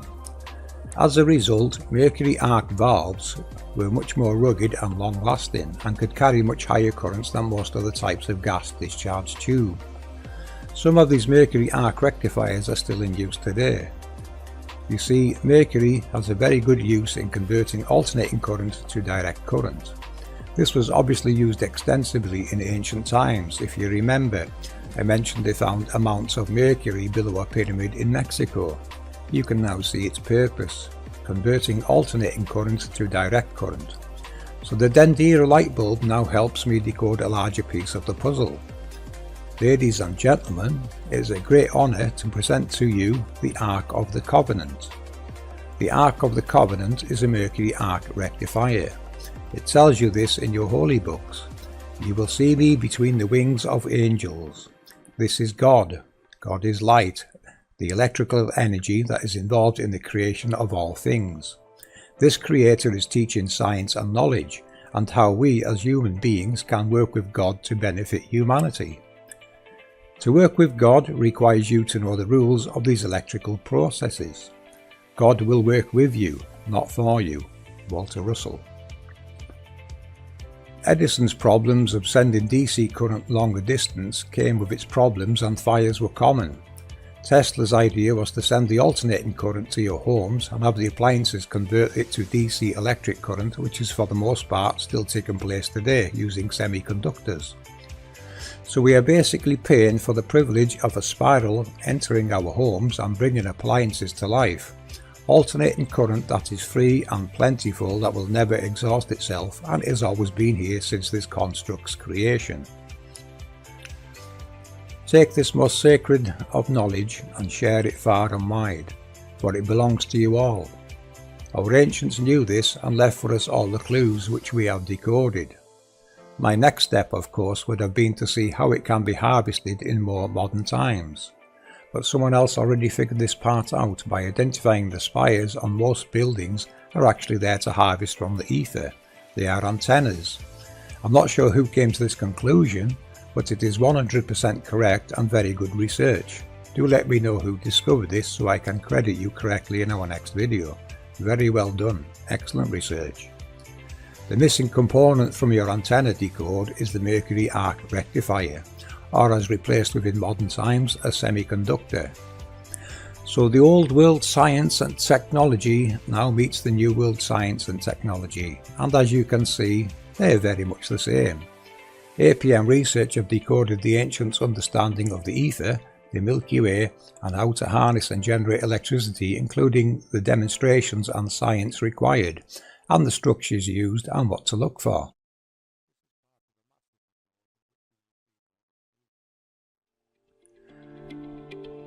For what creates the winds are the same type of spiraling pressure waves in our world. You must watch our videos to understand more of the knowledge and science behind the Creator's glory.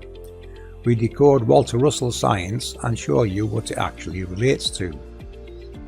And for our friend Roy, Vinnie St. Vincent, this one's for you. You need a mercury arc rectifier or semiconductor here, and this should help your alternating current conversion. I can't seem to get in touch with you, so I hope you find this and it helps you. Go forth and free humanity with this knowledge and new understanding of our construct's workings and how to harness it. This work of ours has become very sacred to us, for it is the truth and reality we have decoded, and we will protect it from outside interference, railroading, stealing and all the rest of it. Our truth is free, as the Creator intended it to be. Please share or mirror this research everywhere. It is the science and path to free energy and freedom. It is being heavily suppressed.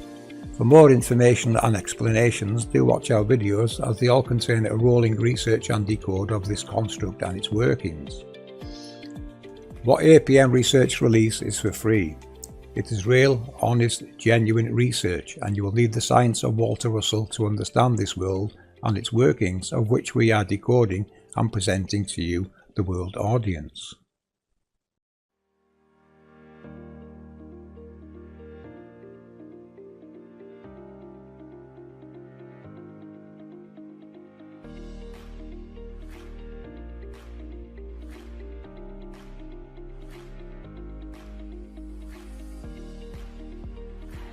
And now we are going to decode rainbows for you. Here's Danielle. I'm going to share a few things about rainbows, such as the way refraction causes us to perceive them, and demonstrate with a few clips of my own where I made rainbows with my garden hose. Then I'll discuss some related topics and historical and mythological information. When I recorded rainbows I made with my garden hose, if the sunlight hitting the water droplets came in from a low altitude, I could see the entire rainbow as a full circle in front of me, appearing vertically. As the sun gained in altitude, the rainbow would gradually tilt downward, its face always remaining parallel to the location of the sun. In this diagram, the sun is at 60 degrees in altitude, so the top of the rainbow would appear to be 30 degrees from the ground. There is always a straight line connecting the sun, the lens of the observer's eye or camera lens, and the center of the circle, which is called the antisolar point. In my video clips, I added diagrams to show the observed tilt of the rainbow in relation to the degree of the sun's altitude to the horizon at the moment each clip was recorded. Although you would never see a rainbow from the side, I turned them this way to demonstrate the angle. Here I am standing outside the rainbow, and it is easy to see the full circle because the sun is about 43.5 degrees above the horizon, so the top of the rainbow has about 46.5 degrees of tilt away from horizontal. A few minutes after I switched to a pump sprayer to see how the finer mist would appear, and the angle is about the same. Here the sun is much closer to being overhead, just over 72 degrees, and you can see I'm standing well within the circle of the rainbow. I can no longer see the entire thing unless I turn around. In this clip, the sun is about 61.5 degrees in altitude. This rainbow appears similar to the one in the last clip, however I'm standing closer to the edge. And in this clip, the sun is at a very low angle, so the rainbow is quite vertical in appearance. With the dark background, we can see a more vivid secondary bow. While making this presentation, I realized I had put to rest an assertion common with some flat earthers, which suggests that we must have a solid firmament between us and the sun to be able to see a curved rainbow. This idea seems to be supported by what is observed when white light is passed through a prism to reveal the color spectrum. With a flat-sided prism, the resulting rainbow appears straight, and typically using prisms indoors out of direct sunlight won't reveal a curved rainbow. It then might seem logical that a firmament must be the curved prism making the curved rainbow. The answer is actually very simple. A rainbow is formed in 3 dimensions, although we perceive it in 2. This illustration by Isaac Newton is useful to visualize that because he drew the bow using dots to represent water droplets. After it rains, the air is full of water droplets over a large 3-dimensional area, and each droplet potentially refracts sunlight. The colored bands apparent to our eyes are not flat circles. They actually form a cone, with the circular end farthest away from you, and the point at your eye. The light inside is still being sent back to your eye. It is just received as white, so the rainbow looks like a hollow circle, with the area of sky visible inside the primary bow appearing brighter than the outside. According to the law of refraction, each color's frequency is refracted at its own specific angle when exiting the water droplet. All of the droplets, at about 42 degrees in any direction in your field of view from the antisolar point, will appear red to you, and each other band of color you see is in order according to its corresponding angle of refraction. The closer a droplet is to your eye, the more narrow your field of view is at that distance, so less actual distance from the center is needed to reach the specific degree of refraction for color. This is how the cone of color is formed. Each droplet does refract all of the visible color spectrum, but again, the color revealed to your eye is solely dependent on its angle from your eye to the antisolar point. I was surprised to find there is still debate over the physics behind how the visible spectrum is revealed to the eye in some situations, especially in the case of the glory, which is another way the visible electromagnetic spectrum is revealed. With the glory, the effect is caused by the sunlight shining onto very fine water droplets, or particulates much smaller than rain droplets, such as clouds, or fog, or even smoke. Just like the rainbows I demonstrated, the glory you see is only centered on your head. If you take a photo of a glory or a rainbow that you make with your hose, the rainbow in the photo is not the same one you see with your eyes. It is centered on the camera's lens. The size of the glory depends on the size of the particulates. The smaller the particulates, the larger the glory. Glories are frequently spotted from the windows of airplanes, and the person looking at it will have the section of the plane's shadow that marks their location in the plane centered on the glory. Although the glory can be different sizes, the plane's shadow will still get smaller in size as it gains in distance, as it normally would on any cloud. Glories are different from rainbows because the way they are said to appear is by diffraction, not refraction. A glory is sometimes called a Brocken glory or a Brocken specter when the observer's shadow is visually stretched and appears as a phantom with the glory around its head. These are named after Brocken, the highest mountain peak in Germany, where the specter is frequently seen, because it is common to find yourself standing above fog, and when the sun is at a very low angle, you can see your shadow cast down onto the fog. If your shadow is accompanied by a glory, and it looks to your eye that the glory is on a far hill or peak, you can get an optical illusion that your shadow stretches across the entire distance. The way the colors of the rainbow are taught is attributed to Isaac Newton's experiments with light. There are varying ideas on why he chose to include indigo when describing the rainbow, considering the other colors are all primary and secondary, with the secondary ones appearing because of the overlapping areas between the primary colors.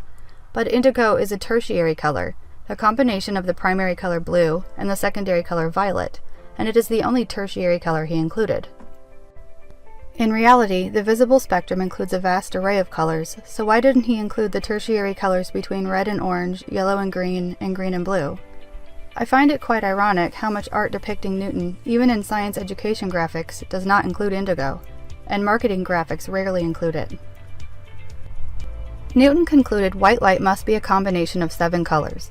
Suggested reasons he may have felt that way range from an esoteric need for the number 7 to his desire to reconcile the spectrum with the 7 notes on the musical scale.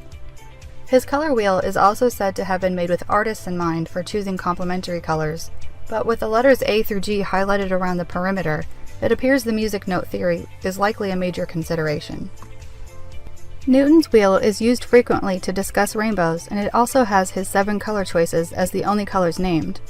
I wonder why he gives equal area to all the colors except orange and indigo, which are smaller but still equal in size, although logically the secondary colors would overlap much larger area between primaries than the tertiary colors would. It's possible Newton designed his color wheel in a circle based on his thought that there was a cyclical nature to the color spectrum. Previous to Newton, the rainbow was commonly described with 5 colors: red, yellow, green, blue, and violet. But Newton was impressed with Pythagoras' idea that there is a connection between color and music, and Pythagoras is attributed with the 7 natural music notes. He felt 7 was a magical number that made connections between otherwise seemingly unconnected things, like color and music, because the sum of spiritual things represented by the number 3 and material things represented by the number 4 is 7. Even today, we see the constant refusal to connect those two, especially in science and medicine. On Walter Russell's cosmic pendulum chart, he lists the 7 notes on each side and also attributes them to colors, with his point of inertia between Do and Re. Starting the pendulum to the left to make it follow the center spiral clockwise, the first note it would hit would be Re, which is violet.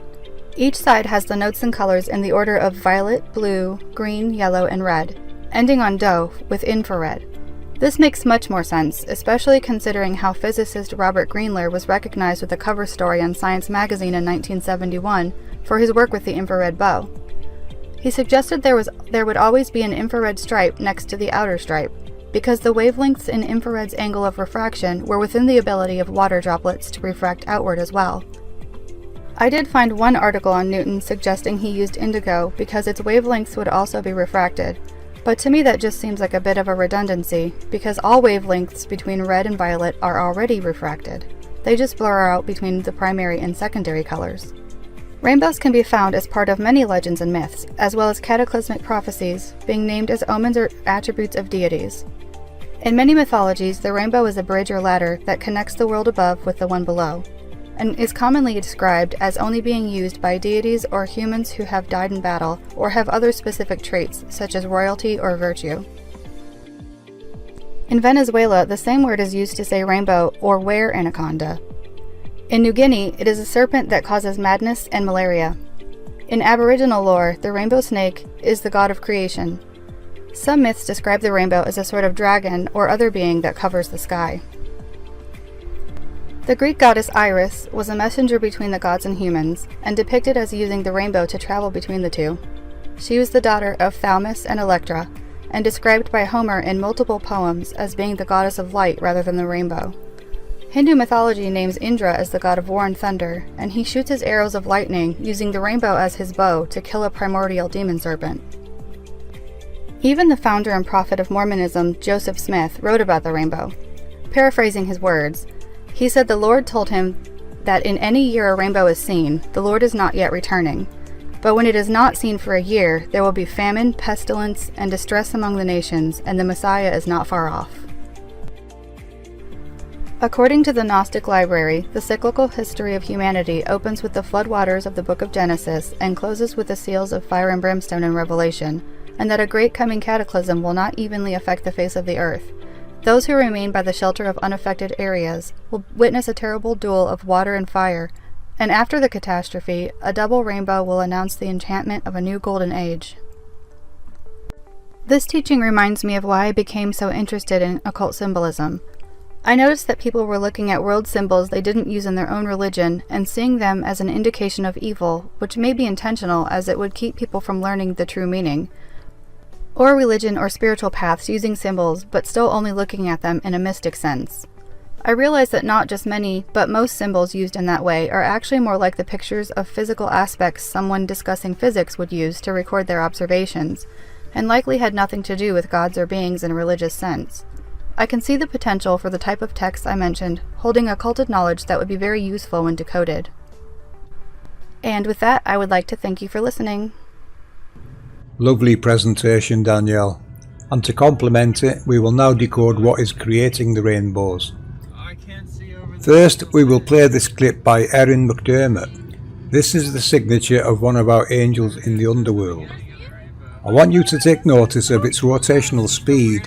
The car eventually catches up with it and overtakes it, thus giving it a rotational speed of around 40 miles per hour. They revolve in the same locations all the time. This is why I tell you to time-lapse rainbows. They permanently reside there where you see them. You just catch them at different angles and don't realise it is the same one.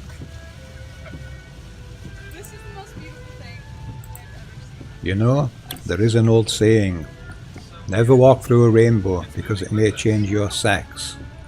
What an interesting statement, don't you think? Here it is. We're going to drive through it. Here it comes. Here it comes. Wasn't that awesome, people?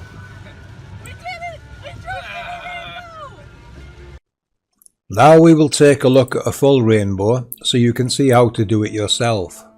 You need some altitude to capture a full one. Here's a lovely capture by Into the Little Belts.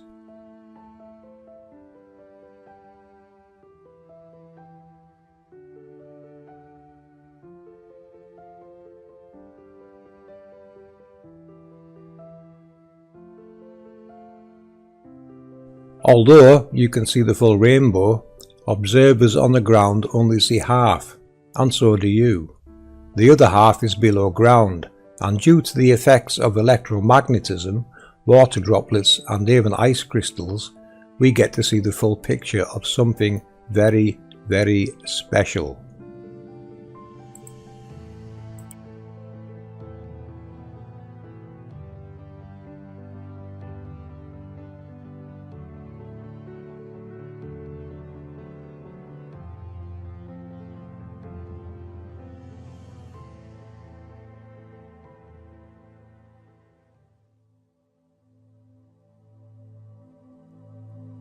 The time had come to start reconstructing the angels.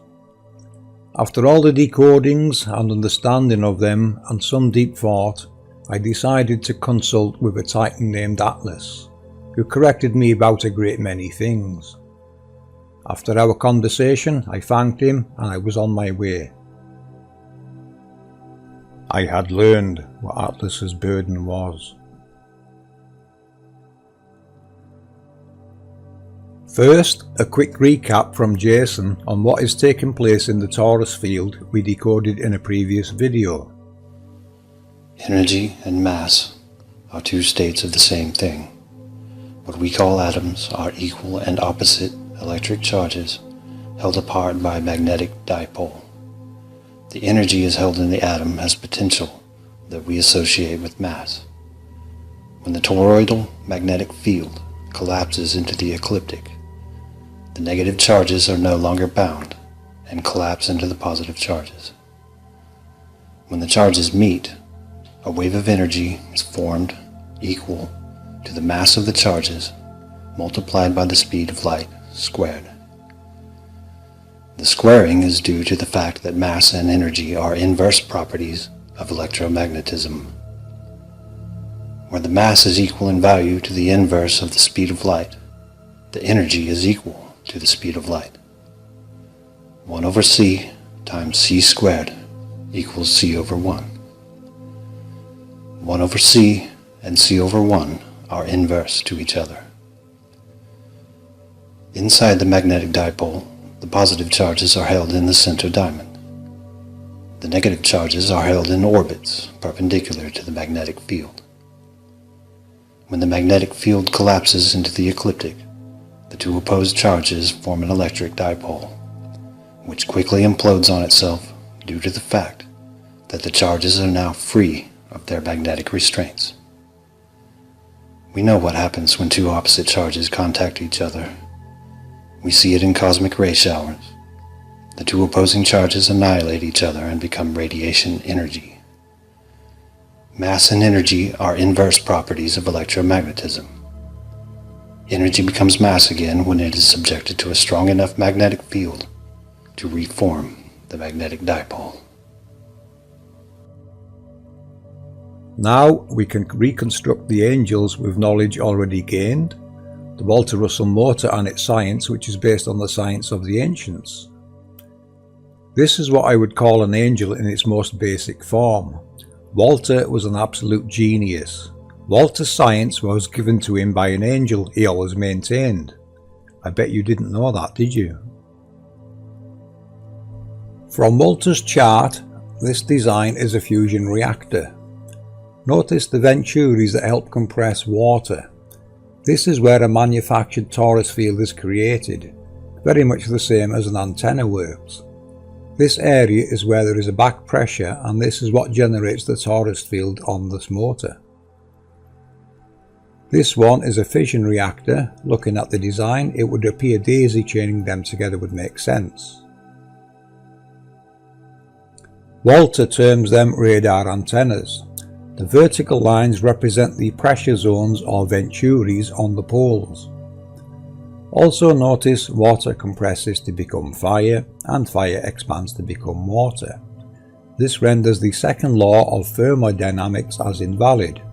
It is another man-made block designed to stop you progressing. Every researcher you know, including mainstream, will only talk about the effects, as they do not have the answer to the cause, or can never speak of the cause. Today you will get to see the cause of a great many things. This image of Walter's is also relevant to what I am about to show you. Now we will electromagnetically switch the nodes to cause them to accelerate the flow inside the halo. This of course is alternating current, which will cause the fluid in the halo to rotate around the halo as it accelerates. The nodes on the halo will get to a certain momentum speed and cause the poles to flip, as Walter's image shows. As you know, magnetism and electricity are always 90 degrees in opposition.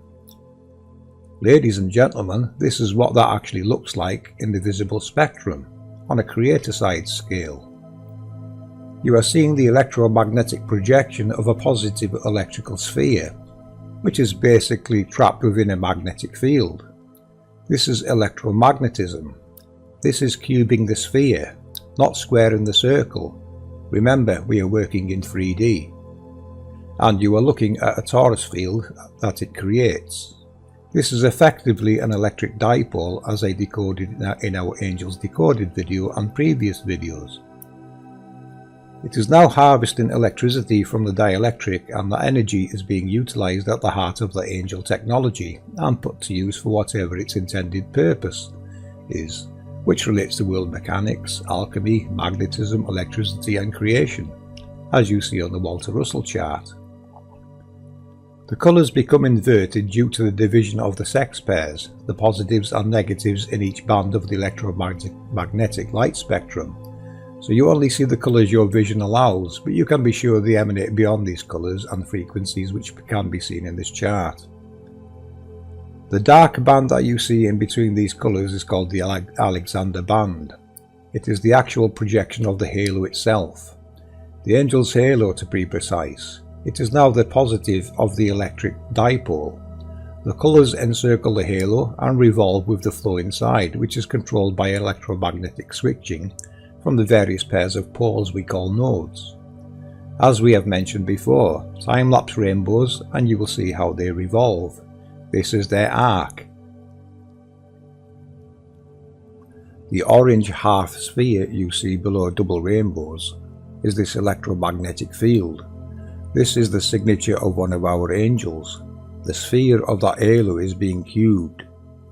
These are all connected and working together in this matrix of angel technology. All timed and synced events working 24/7, each of which is a revolving Tower of Babel, which simply means the mixing of the positives and negatives, which is what they are designed to do. The Celtic Tree of Life represents these processes. All Tree of Life symbology represents the same processes, and our ancestors all knew this very well. This information is what your holy books and creation stories are trying to tell you. Man has corrupted it to hide and steal it. Genesis 9:10-16 is related to this exact process, as all angels operate the same way. Now you can see the duality of this technology.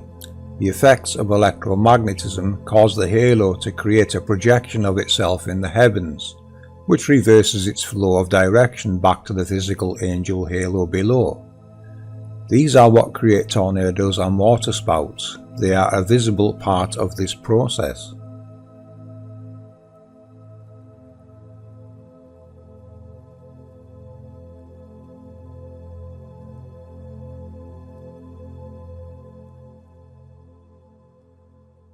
We have something very special to show you. Ladies and gentlemen, it is a great honour and an absolute pleasure to present to you Adam, Eve, the apple and the snake. Adam is the smaller halo and represents the positive part of the electric dipole, and Eve represents the larger magnetic part of the dipole. The apple is their combined positive and negative electromagnetic torus fields, and the snake is the compression of smaller dipoles from the ether being channeled within its field, which of course is what is generating electricity, as it divides and multiplies in this rotating Tower of Babel we call a vortex. The mixing together of many smaller electric dipoles, thus creating more positives and negatives as they are compressed and make that electrical signature we call lightning, dividing and multiplying as they arc in all directions from their source of origin, the combined electromagnetic halos of Adam and Eve. Their spiraling pressure waves emanating outwards, spiraling into even more electric dipoles in our atmosphere, radiating outwards and electrically charging everything within its path. The spiraling pressure waves of electromagnetism. This is the breath of angels. The word wind represents the windings, as scripture mentions. Those windings in the sky, created by angel technologies that even Ezekiel tried his best to describe. a wheel in a wheel. The eyes are round about it, which is in relation to the nodes and their motions. The Vesica Pisces, the scarab beetle, Buddha, and all those other depictions of the Creator's tools. The angels are the Creator's tools of creation. This is the Genesis machine. You live on top of the Genesis machine. And this is how Adam and Eve create their torus fields. They create it, maintain it, and destroy it, which of course releases all those positives and negatives to create the signature of God creating, lightning. Thank you, Atlas. It is a great honour to share your burden with the tribes of the world. This is your creation story, people. These are the angel technologies of a creator that has been hidden from you, so that greedy people can steal their glory from right below your feet. This knowledge and information is not copyright to any race, religion, group or nation. It is the birthright of every human being.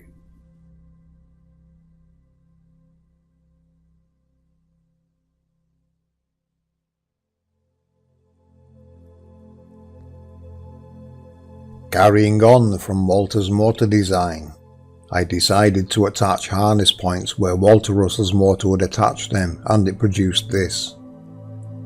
These two are one and the same, the day configuration and the night configuration of our sun. This is an angel, a very special one. This is the sweepback transformer and flyback killer Jimbo mentioned earlier. It is pushed west and then shut down, or its light suppressed and returned east to start again. This is also the Egyptian 12 gates story. Now we understand Walter's motor design and its configuration, we look into what is creating the heat below our equator, and this is what we think is producing all that heat. Cody volunteered to take us for a tour to a journey to the centre of the motor, so you can see how Walter's octaves factor into this. You now know the octaves represent pressure zones or venturis that will produce alternating current. Cody will also deploy markers where these octaves are on our world map, and One Conscience is going to speak about those in a few moments. Cody will play the tone at every octave. Pay particular attention to the first 5 tones, as you will recognise them. Each tone is assigned a colour from the colour spectrum. Now remember, there is a back pressure created in the west, pretty much the same as Walter's motor design. The east side of the motor uses a right hand rule, and the west side uses a left hand rule, as they have mentioned before. These processes help to cause that collision in the colour spectrum of orange yellow and green yellow, which collide with white and create a short circuit, which is basically free energy. This is what Walter was trying to explain to you.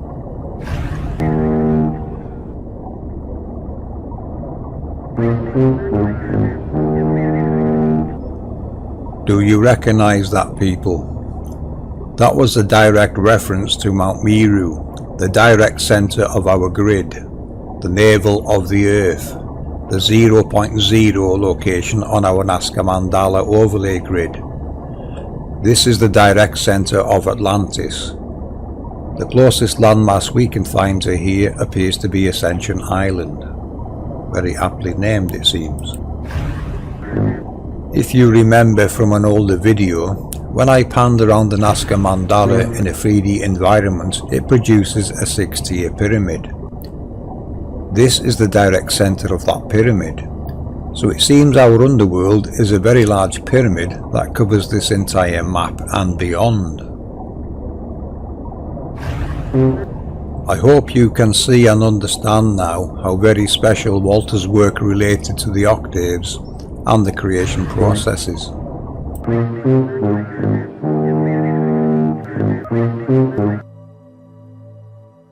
I'm going to hand you over to One Conscience now for some extra information on this part. So, I'd like to discuss some points on what we think is below the equator, and it's the same principle as the Walter Russell motor. As the energy comes in from the east, it will spread out along the grid at each of the compression points. Now, although we can't be completely sure of the scale, we can be assured that this is turning on, compressing and expanding, and it will cause our surface to shake, hence earthquakes. This design also runs along and lines up with a great amount of our volcanoes, which we know are the cleansing process for the waste of the systems and processes that occur below. There is more to lava and the flow that I'm going to cover later in this presentation, but for now, let's get on with the design. So, as I said, this may not be 100% to scale, but we are working with the same principles, and the points I will discuss fall into the general areas.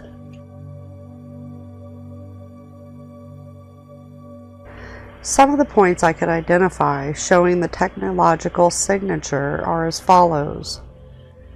Point 1. Here we have the deepest quakes, or the most powerful of the octaves ever recorded, on a repeatable basis. We now know this is identified as a torus field. This probably occurs here because of the compression to start up for the pressure required to generate a manufactured torus field venturi.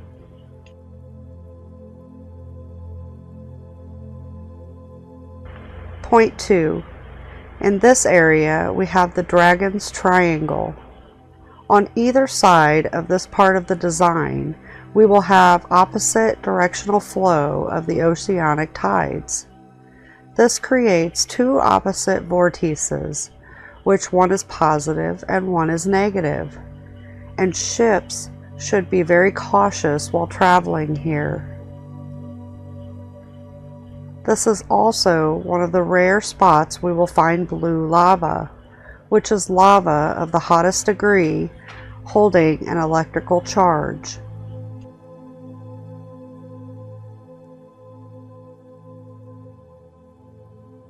Point 3. Here we found an old map that shows an angel that is here blowing its wind, which is the energy. It flows up along the grid in a northeast direction. Point 4. Here in Africa there are many spirals carved in the ground covering an entire area. This is a sign of a very sacred site related to the workings of the realm, and showing us it is a special torus energy point.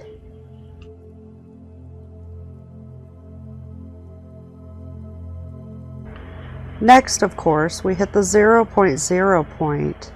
This has been called many things, such as Mount Meru and the Garden of Eden, just to name a couple, but we will refer to it as the Brahma energy.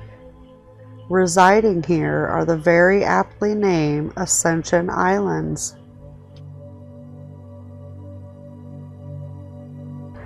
Point 6. This is near Venezuela and also Angel Falls. Again, what a perfectly named location. This has the tallest uninterrupted waterfall at 807 meters high.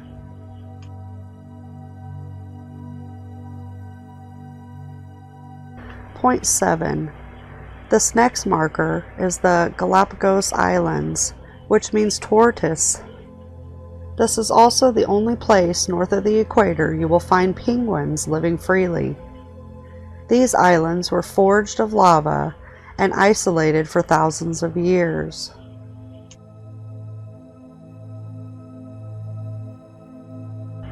The next marker is right about the international date line, so the data here isn't given to us with much disclosure or honesty. And the final horizontal marker would fall on the west gates, and we have no data. This is where the sun will shut down for its return to the east, according to the Egyptian pyramid texts.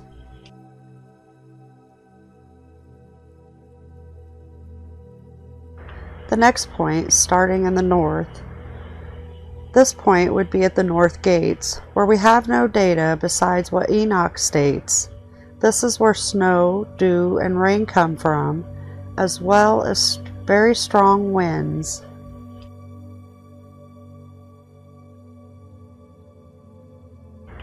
The next point is where the magnetic data from Ceres appears to land.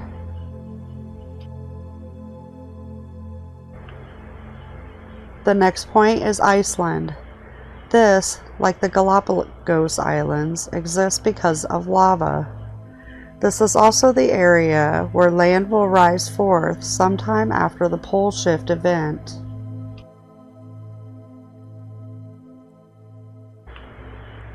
The next point is where the southern anomaly resides. Here, there is an inner radiation belt, which leads to a flux of energy particles. Here are two angels sharing the same axis point, causing a magnetic dipole.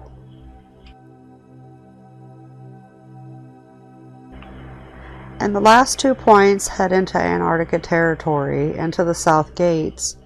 Data is unavailable for either of these locations.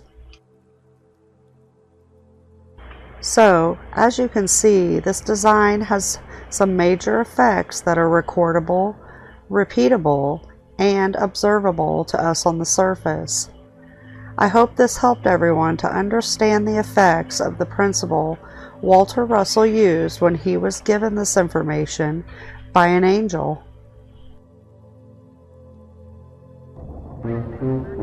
Now, going back to those 5 tones. Do you recognize those tones, people? That was a direct reference to Mount Meru, the direct center of our grid, the navel of the grid, the 0.0 on our Nazca Mandala overlay grid. This is the direct center of Atlantis. The closest landmass we can find to here appears to be Ascension Island, very aptly named it seems. When I pan around the Nazca Mandala grid in a 3D environment, it produces a 6-tier pyramid, which is made from 6 squares, 6 circles and 6 rhombi. Can you see it? This is the direct center of that pyramid, so it seems our underworld is a very large pyramidal structure that spans this entire map and beyond, and contains the 144,000, the Creator's glory.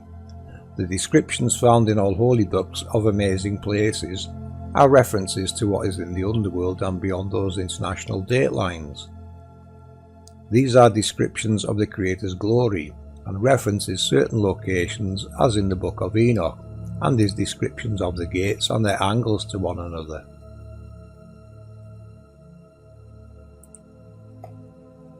If you remember the 2012 Olympic ceremony, the spiralling mound represents Mount Meru, and the light shining from the underworld is where major parts of the Creator's glory resides.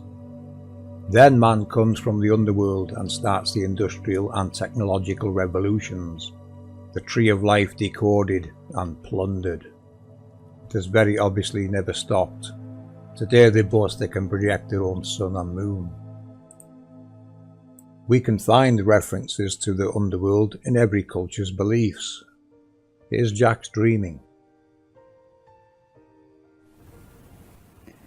In ancient times, the concept of a hollow space within or below the surface of the earth was widespread throughout all cultures. This idea of a subterranean realm or realms became intertwined with further ideas of creation and afterlife. If we look to these myths and stories, we may find many similarities. Although there is much diversity amongst the Australian Aboriginal peoples regarding local myths, the structure of the Aboriginal universe varies little across Australia. The sky was the plane on which supernatural beings lived and our ancestors resided. It was the home of the soul. The earth was circular and flat, covered by the dome of the sky which stretched to the horizon. The underworld plane resembled the earth plane and was inhabited by beings, but others believed it to be an empty void. It is generally believed, though, that it is through the underworld that the Sun Woman and the Moon Man return to the eastern horizon from the west. The Mayans and the Aztecs' concept of the underworld was very similar. Known as Xibalba by the Mayans, the underworld was a vast complex of 9 underground levels, entered through caves or through sacred waterholes called cenotes. The Xibalba is described in the Popol Vuh, the sacred text of the Maya, as an expansive place of rivers, mountains, houses where the dead were tested, and the council place of the lords. The Aztec underworld, Mictlan, is similarly described as being a very wide place with no windows or light. The Aztecs believed that at their death the individual had to return to the place of birth, the maternal womb. The soul therefore had to take the journey to Mictlan and traverse 9 hazards and dangers, mirroring the 9 months within the womb. The ruler of this domain was Mictlantecuhtli, who resided deep below with his wife, Mictecatecuhtli, living in a windowless house. APM Research have concluded that there are many different technologies beneath our Earth's surface, and that often these technologies have been given the identities of living beings, such as men or gods. A husband and wife in a windowless house could well represent a technology, with the male and female being the positive and negative aspects of the technological process. As Walter Russell said, there must come a time when religion and science come together. That time is now. The 9 worlds are the homelands of various types found in Norse mythology. These realms are held in the branches of the world tree, Yggdrasil. Helheim is the underworld realm of the dead, and resides in the roots of Yggdrasil. It is a place where those who did not find themselves in Valhalla, where the brave warriors go, were destined for eternity. Helheim literally means house of hell, and hell resides over this dominion. Norse mythology describes a complicated afterlife, one dependent on your actions while alive, and Helheim is the darkest and deepest of these realms. A story is told of how a son of Odin, Balder, made his way to Helheim to bargain for his spirit with Hel, after being tricked in a game by Loki. He descends the trunk of Yggdrasil and travels for 9 nights through dark valleys before meeting a giantess, a gatekeeper, who lets him pass.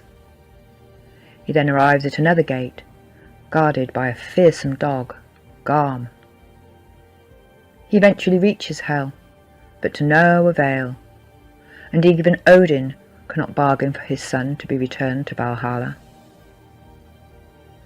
According to the prophecy of Ragnarok, an army of the dead shall rise from Helheim on a ship made from the fingernails and toenails of the dead to fight against the Asgardian gods.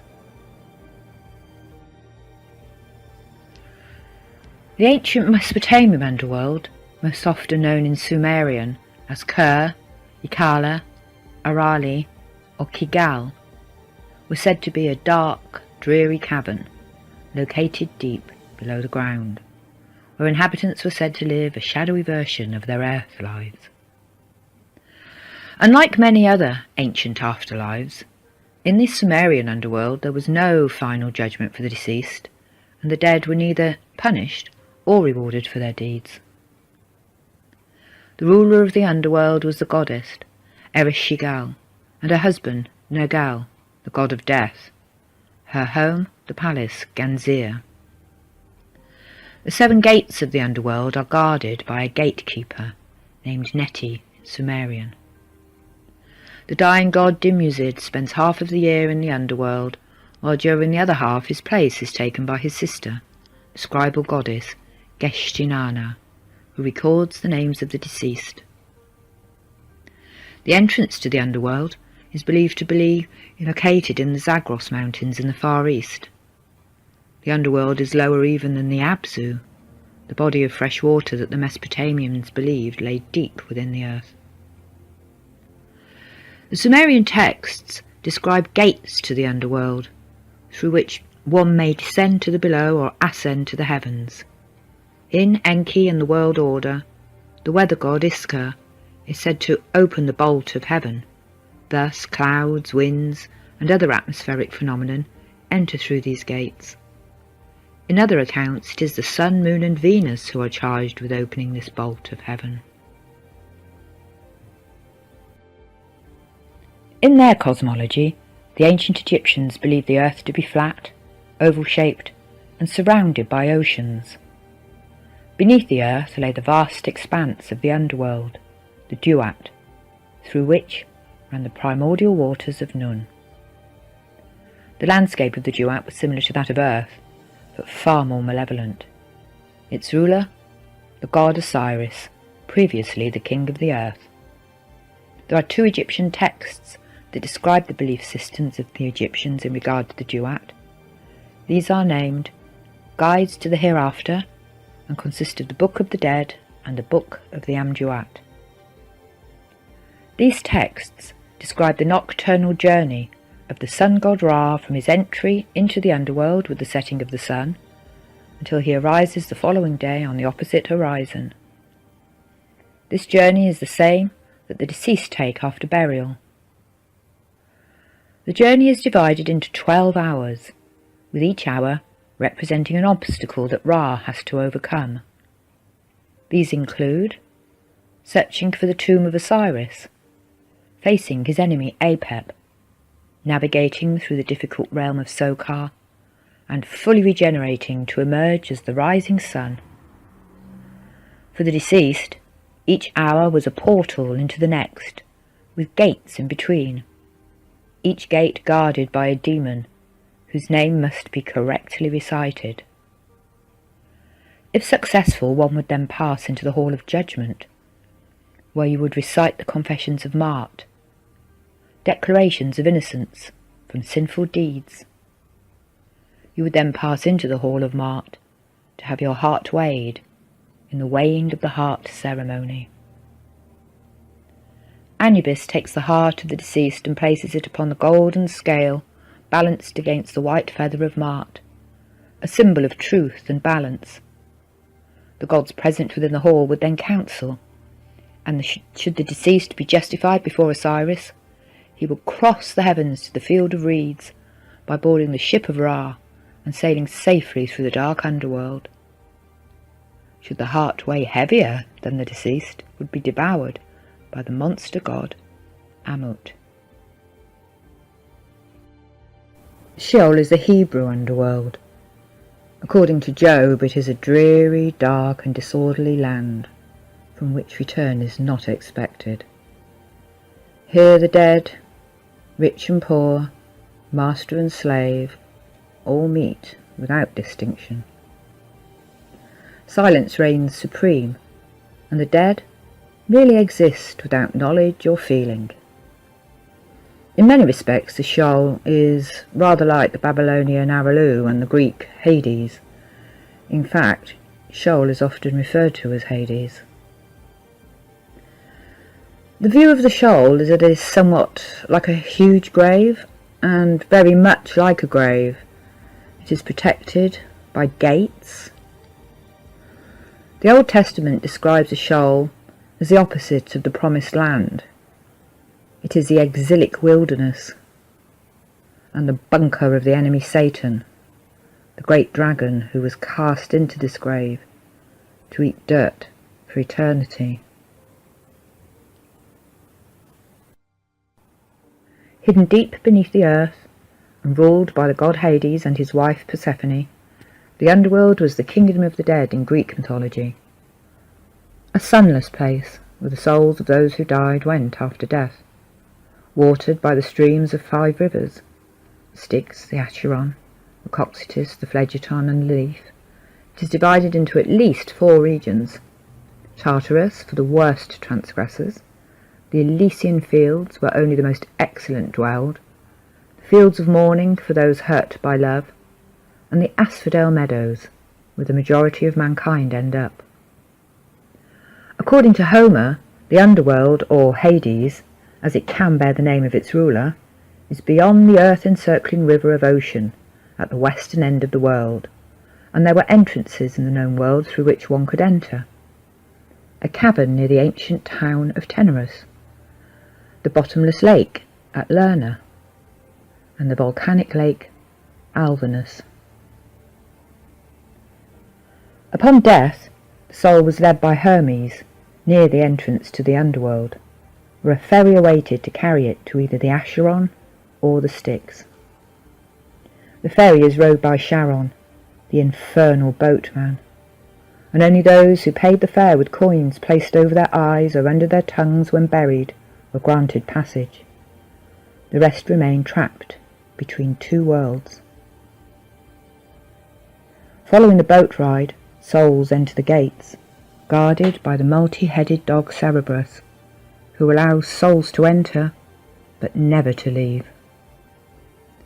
The souls are then brought in front of a panel of 3 judges, Rhadamanthus, Minos, and Esus, who pass sentence based on the mortal deeds during their earthly life.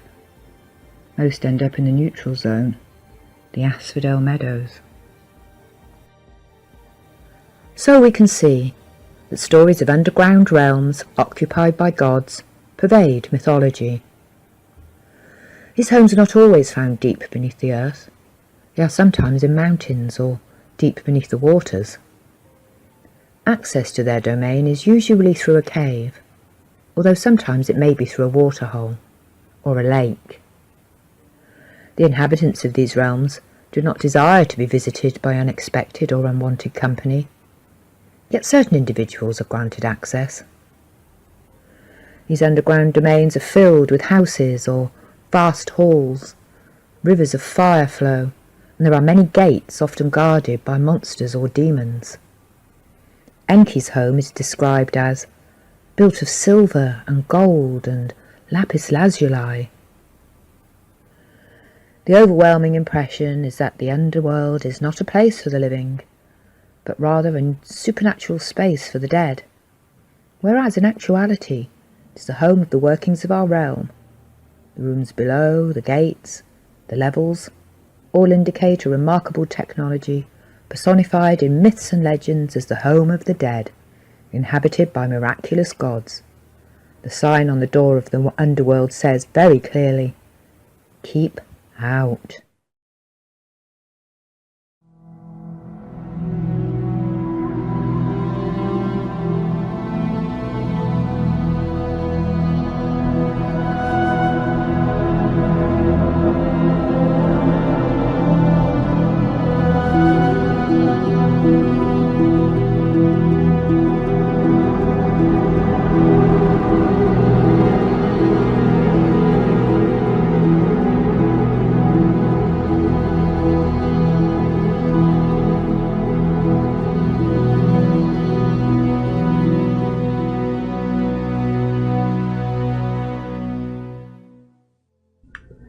So, let's look at the connection between lava and magnetism today and work through how the lava is helping shape the magnetic flow through the realm.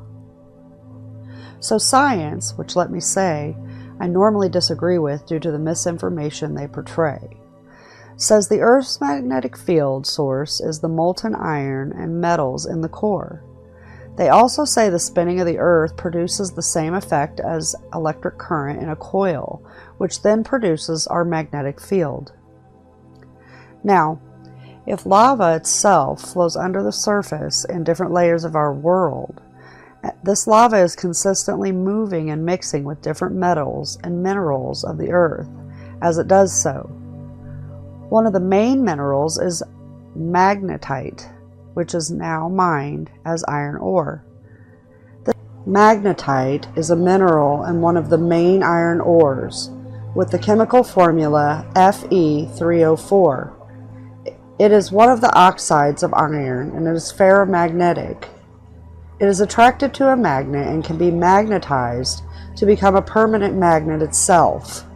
It is the most magnetic of all the naturally occurring minerals on Earth. This is carried all through the realm. As we, the APM team, have learned, the world is littered with volcanoes in a wide range of size, many very active and many lie dormant waiting. None, I believe, are extinct. Rock magnetism is the study of magnetic properties of rocks, sediment, and soils. This is studied to understand the Earth's magnetic field. Now, when we add in the factor that most volcanoes contain silicon, we get a different idea about the production of the magnetic flow on Earth. The layers below are magnetic circuit from the lamination of silicon steel that maximizes the flux density and minimizes the eddy current. When we look at this in the terms of lava flow, we can get a good idea of what's going on here. The movement of the lava flow through the circuit of the underworld layers is actually creating the magnetic flow through the world. When we look at the ley lines, we see that they indeed fall on lines of volcanoes, even the dormant ones that lie waiting and still have pyroclastic flow in the layers below. All crustal rock contains some iron or iron compounds, rendering it ferromagnetic. When individual molecules, which are magnetic dipoles, are held in alignment by being bound in a crystalline structure, the small fields reinforce each other to form the rock's residual field. Heating the material adds internal energy to it. At the Curie temperature, the vibration of the molecules is sufficient to disrupt the alignment. The material loses its residual magnetism and assumes whatever magnetic field might be applied to it. As the volcanoes erupt and cool, they hold the magnetic field memory in it. Once this occurs, it is locked into place and very hard to destroy. So what lava also shows us is a record of the paleofield direction on Earth. Now we have our north-south flow of magnetic flow occurring, but there is a second flow that is a lesser flow, and it's the east to west. As the north and south flow weakens, it allows a flip to occur of the poles. When this flip occurs, it will affect all life on Earth, including our heaven rotations, our oceans, our magnetic driving energy force, animal and plant life, and probably our DNA, as we ourselves are crystalline structured beings that conduct Earth energies as well as all life here.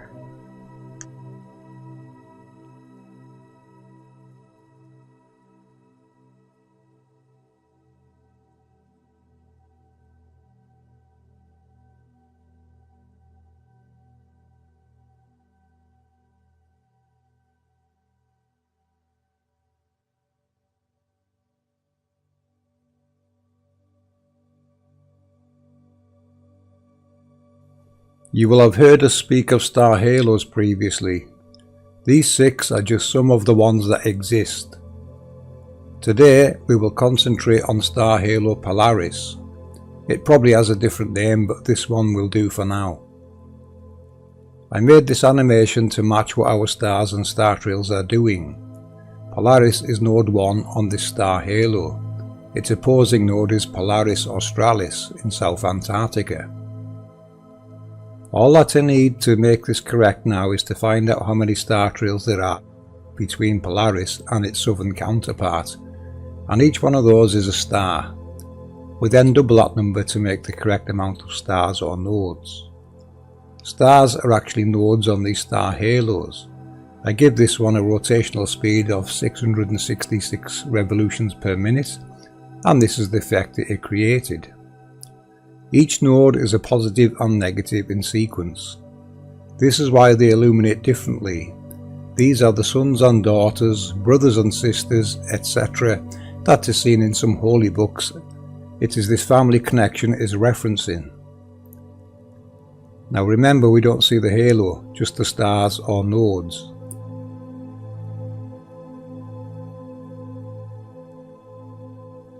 If you watch star trails in the north carefully, you will see there are small nodes and larger nodes. The smaller ones get hidden by the larger ones eventually. These are the nodes on this star halo. They are involved in the electromagnetic switching, which accelerates the liquid in the halo and causes it to flip its poles and become a very large electric dipole, the known world's largest. You should now understand what it means by precession, and our ancestors watched it closely and for a very good reason. This animation checks all of these boxes, every one of them. This is the gyroscopic nature of our world, is the field lines of these that we are seeing. There are also more star halos than these 6, which we will be adding over time. I have found a way to help locate them now.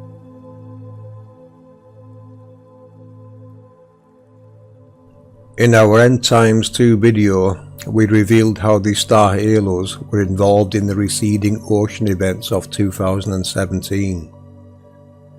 Anywhere they intersected land, the oceans receded. Scripturally, this is by design. Changes were made to the construct to help stop flooding. These star halos are those changes, and they seem to have worked.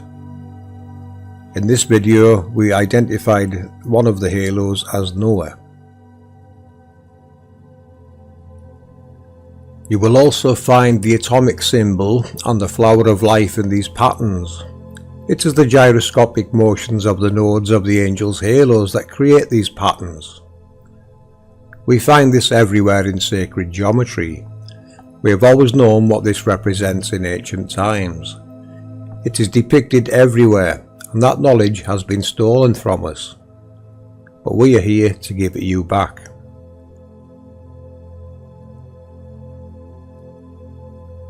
We see a lot of people getting confused with the northern and southern star trails, as they think they rotate opposite ways. Remove yourself from the box. Step outside of that box and see that they are working together, as they are part of the same star halo mechanism.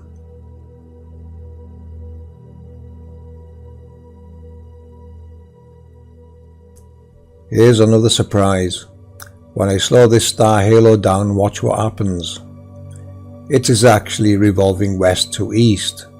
What we are seeing is an effect called the wagon wheel effect, which explains why they give us lovely amazing displays and that shimmering effect. This also makes the Hopi prophecy true, as they say the stars will reverse their direction. This is good solid information from our Hopi brothers and sisters whom freely share their ancestors' knowledge. APM Research would like to thank you for this knowledge, and we hope this information helps you remember what it all means. This belongs to you all.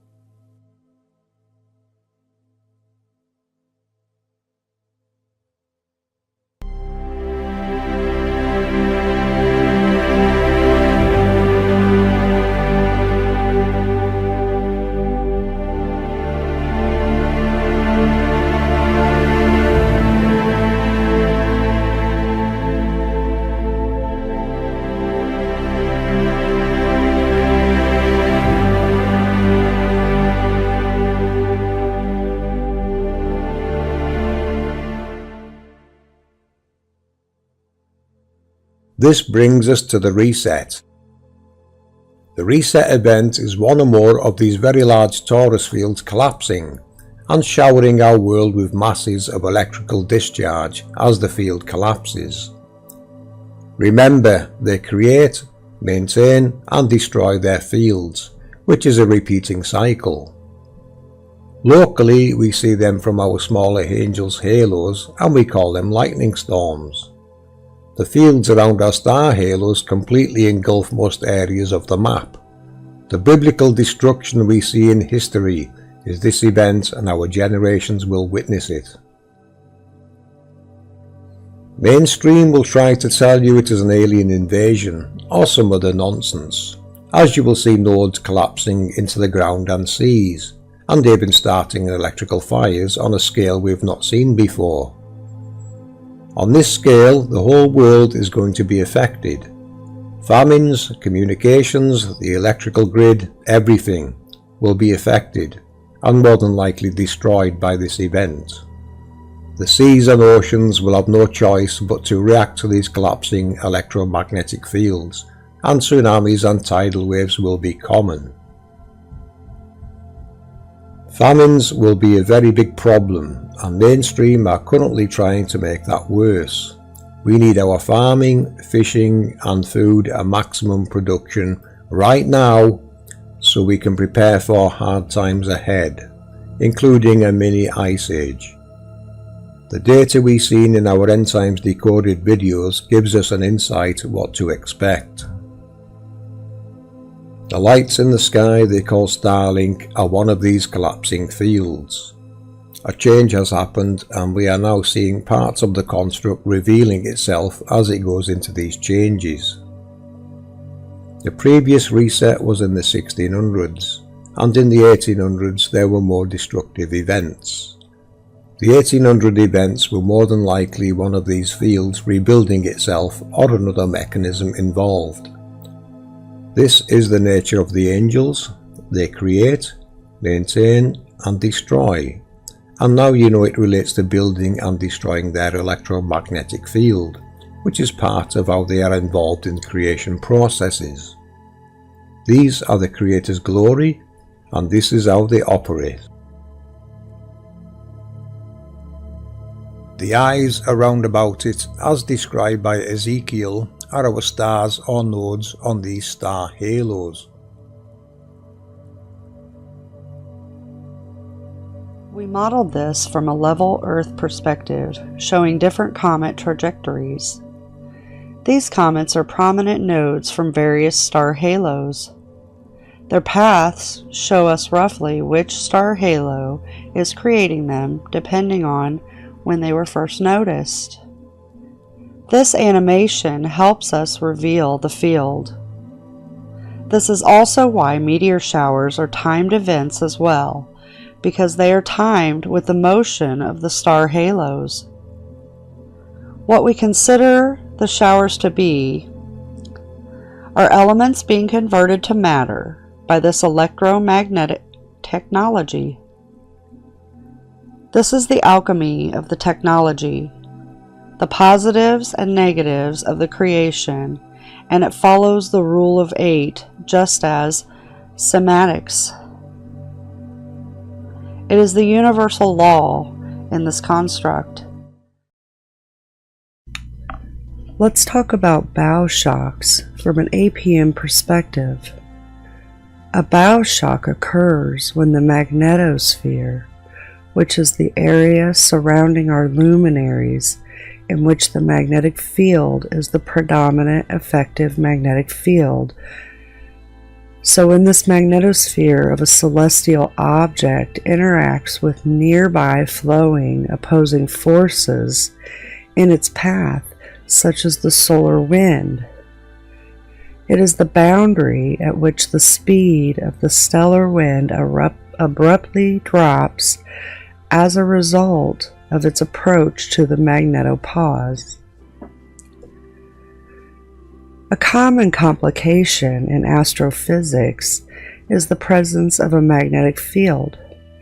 For instance, the charged particles making up the solar wind follow spiral paths along magnetic field lines. The velocity of each particle as it gyrates around a field line can be treated similarly to a thermal velocity in an ordinary gas. And in an ordinary gas, that means thermal velocity is roughly the speed of sound. At the bow shock, the bulk forward velocity of the push, which is the component of the velocity parallel to the field lines about which the particles are gyrating, drops below the speed at which the particles are gyrating. The sun is radiating spiraling charged particles from the torus field it creates. We see this in the Parker spiral. This is a localized event. Science calls this the solar wind, which is the spiraling magnetic field. We at APM know this magnetic field to originate from angel technology, the sun's halo, and modern terminology is a particle accelerator. Bow shocks form at comets as a result of the interaction between the opposing forces and the cometary trajectory of travel. As one approaches the sun, the opposing electromagnetic forces of the sun reveals gas being released from the cometary nucleus, revealing an atmosphere called a coma. The coma is partially ionized by sunlight, and when the opposing forces pass through this ion coma, the bow shock appears. This is not unique to the sun, as every luminary will have this pressure wave, and it's only revealed when a force is opposing it. From an APM perspective, you must always assume that a comet has a tail. The only reason you don't see it at times is because of distance, perspective, or lack of opposing forces. The first observations of the bow shock were made in the 1980s by comets Giacoboni, Halley's Comet, and Grigg Comet.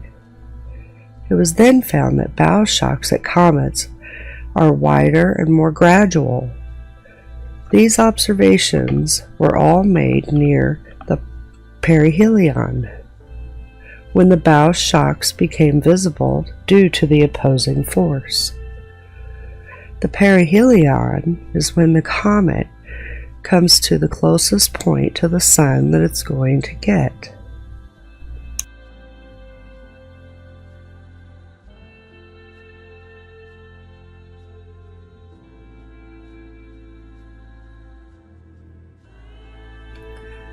As you know from APM perspective, all luminaries produce their own electromagnetic fields, as they are the same technologies.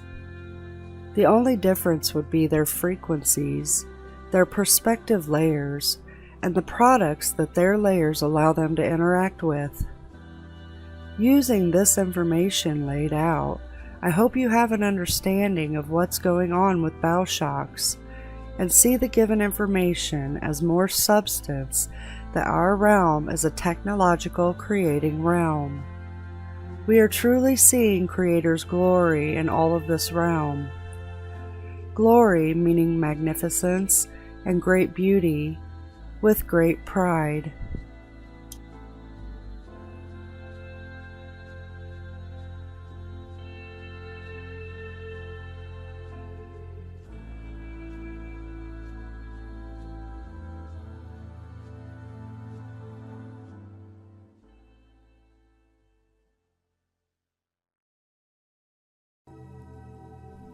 I mentioned near the start about a time for reflection.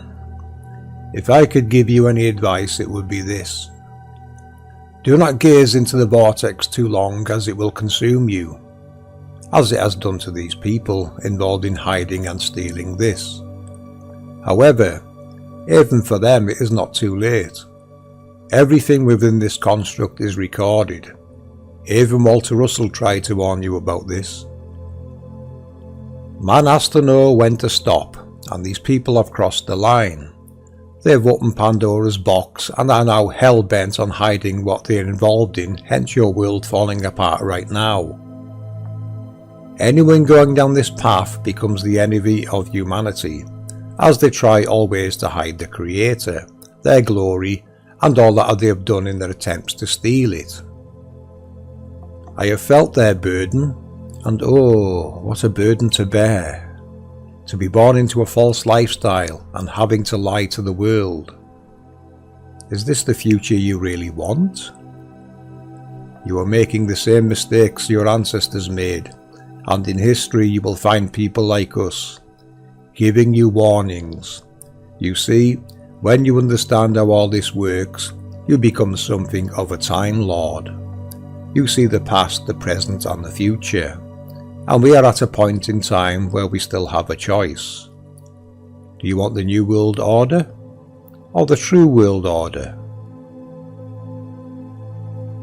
Consider this a shot across the bows, a warning your current path is going to end in the damage or destruction of the Creator's glory, those very things that create what we call nature.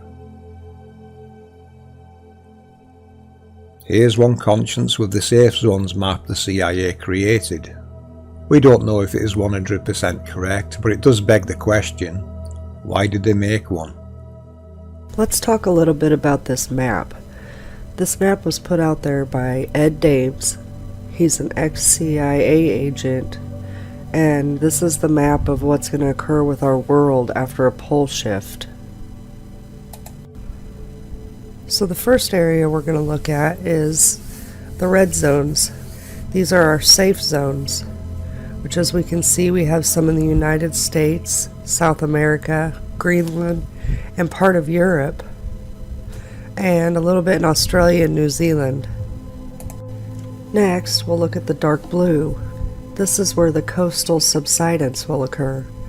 This will be in northeast Russia and the southern tip of South America. Next, let's look at the green. This is where landmass is submerged. This appears to be part of Ireland, Western Australia, southern part of America, along with the eastern side of Mexico, and the eastern coast of America and Canada. Next, let's look at where our hot and cold areas will mix. This will run through the United States, southern South America, and we'll have an area that runs up from Africa up through the middle of Europe, and we'll also have a little bit over in Australia. Next, we'll look at our flood-prone areas. That looks to be a lot of northeastern Europe, most of the UK, northeastern Africa, and northwestern Canada, as well as the broken up islands above Canada. Next, we have our loss of agriculture, which includes wheat, barley, rye, corn, sago, millet, rice, potatoes, apples, citrus, and grapes. These areas are going to include part of Europe, East and West, India, part of Australia, Canada, and a great deal of the United States, as well as South America. Next, we have more loss. This will consist of our livestock, horticulture, and agriculture. These items will include beef, dairy, pigs, sheep, coconut, cotton, hemp oils, peanuts, and sugars. Next, we will have new faults developing. What I noticed about these is they're running more of a north to south than an east to west. Next, let's look at the epicenters of new major volcanic and seismic activity. So we have up in northern North America, we also have Southern America, Mexico, Eastern South America, Southeastern South America. We're also going to have new activity in Iceland, We have activity in Europe and Asia, all across. We also have a major new epicenter for great activity, which sits right about where the area that I think there's one very large volcano that runs about 1,600 miles across and 1,600 miles north and south. So, an effect of all of this is going to be that new land is going to rise. We're going to have land that rises just west of America, quite a bit west of South America, somewhere near Easter Island or Polynesia. We're also going to have land that emerges southeast of Greenland, as well as the northwest of Europe. So, I hope that this information gives us somewhat of an idea of where is safe and where is not, and what we need to do to survive.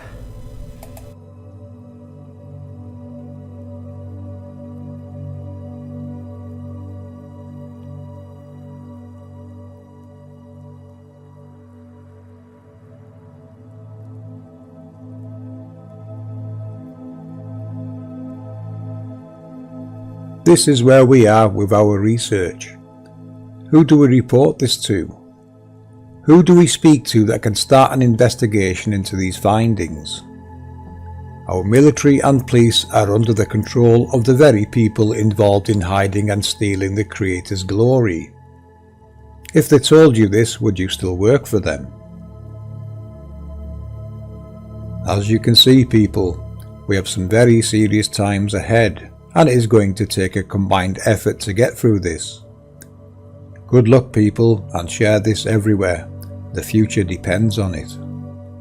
This is an APM Research decode. Come go with me. Open your mind.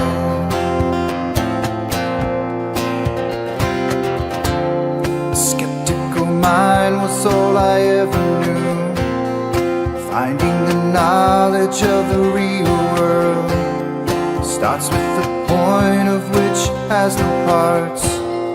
These are the axioms of life,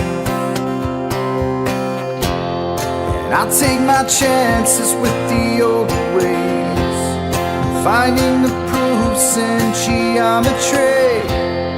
And I don't care what all the sophists say, I find the proofs in reality. 'Cause they were right. We know that they were right.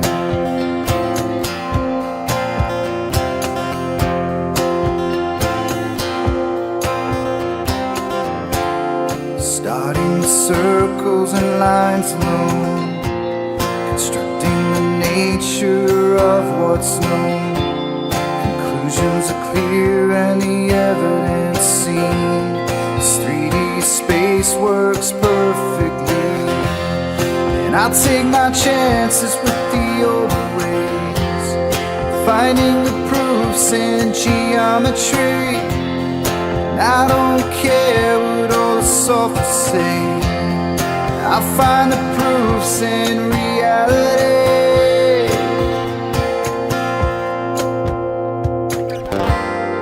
When all around you is sinking sand, you'll have a place on which to stand. Foundations were already built for you, so open your mind.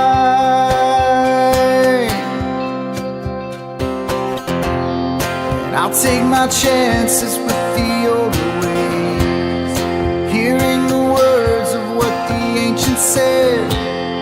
They say my words sound like sorcery, but there's wisdom in all honesty.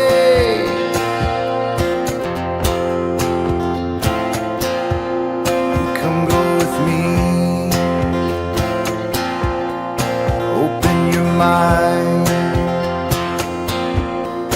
Come go with me, we'll find the truth.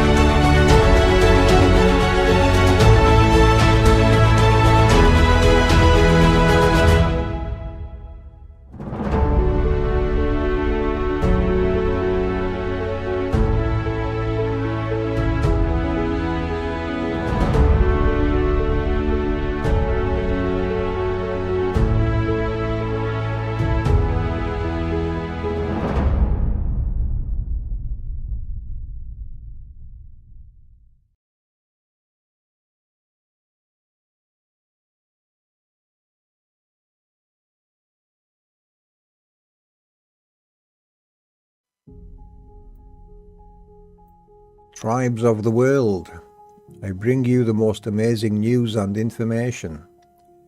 For over 8 years now, this research team has been doing a live research, decode and investigation into what this world is and how it works.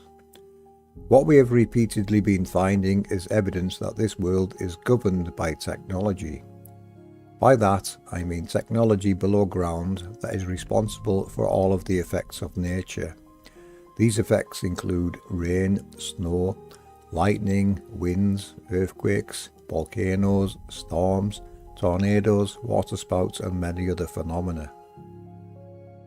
This technology we have also been decoding from various holy books, the Book of Enoch, sacred geometry, the Nazca Lines, temples, sacred sites, and many other avenues we have covered over the years. We also have many visual sightings of this technology in the heavens, the sun halo, the moon halo, the lunar wave, the inverted rainbow we often see above our heads, even a clear daylight capture of one of these halos. Our research is evidence-based and ties in with our decodings of sacred geometry and every creation story we come across.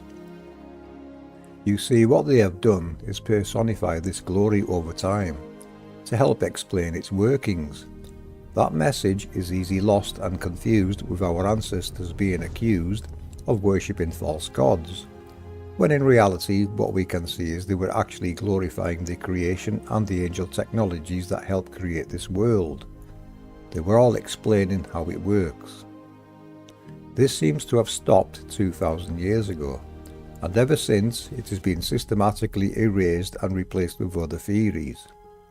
Do you really think all of our ancestors got it so wrong? What all of this means is there is a creator, and their glory is the angel technologies below our feet, which is referenced everywhere once you know what you are looking for. The creator's glory is not copyright to any race, religion, group or nation. Who would dare to try and copyright such a thing? The angels have a very unique signature, the rainbow. This is caused by a plasma torus field being generated by the angels and the sun refracting and reflecting from this field below the rainbow. The rainbows reside where you see them and they can be mapped. This is why we started Operation Rainbow Warrior, to ask people to start mapping their rainbows so we can add them to a database and map and reveal their locations in the world. Would you be surprised if I told you every rainbow is marking a sacred site below? Marked and unmarked, known and unknown. As you join this amazing project and work of ours, you will learn how the angels in your neighbourhood create your local weather. We have many hints and tips to help you to get to know your local angels. They are usually in groups of 4, so you are looking for 4 rainbows in close proximity and all at a different scale. It is not unique to 4 rainbows, as there may be larger ones to add to this. We have released many videos over the years and done several interviews on the subjects we have covered, from the correct world map, how they seal the off to hide there is a beyond in all directions, and how the seasons work within this map using a decode I did of the Nazca mandala, as I overlaid it with maps until I found the correct map, of which is the Mercator map. No one is crossing the Pacific. The flight data and websites are being manipulated and the data is being flipped to appear to cross the international date lines. This theory of ours has never been debunked. No one can prove they are crossing the Pacific. Don't you find that strange? This is what World War II was all about, taking control of the perimeters. They're all working together to hide this from the people. This has been an ongoing progression of tribal knowledge and destruction of many tribes' creation stories, which all tell the same story. They just have different names for it all. In this video, we go deeper and reveal the spirit form of this technology and how it works, with various references and decodings. So much so, we are going to show you the angel's creation process and many other decodes of this amazing technology our Creator has installed inside the Earth. 9 years ago, I never believed in a Creator. Today, I present to you overwhelming evidence of their existence and their handiwork, thanks to the help of the APM Research team, the Rainbow Warriors, those very observant sky watchers across the plane, and our unique decodings of a great many things. A word of caution. What you will see is going to change the way you look at the world forever. You cannot unsee this. You cannot debunk this. You can only add to it, which reveals more. Our ancestors were all being taught this, in every tribe. You will recognize many parts of our research from your own creation stories, of which we will be decoding more of soon. This is not a religion, this is reality, and it is copyright to none. It is the birthright of every human being to know of this glory, to understand how it works, to partake in its grace, and to protect it from human interference, sabotage, reverse engineering and theft. I hope you would all agree on that. This information overrides all human protocols, jurisdictions and laws, as there is no law above the Most High, for this is what this is all about, our Creator and their glory. What you are looking at on screen is a capture by Sunset Sweden of a waterspout.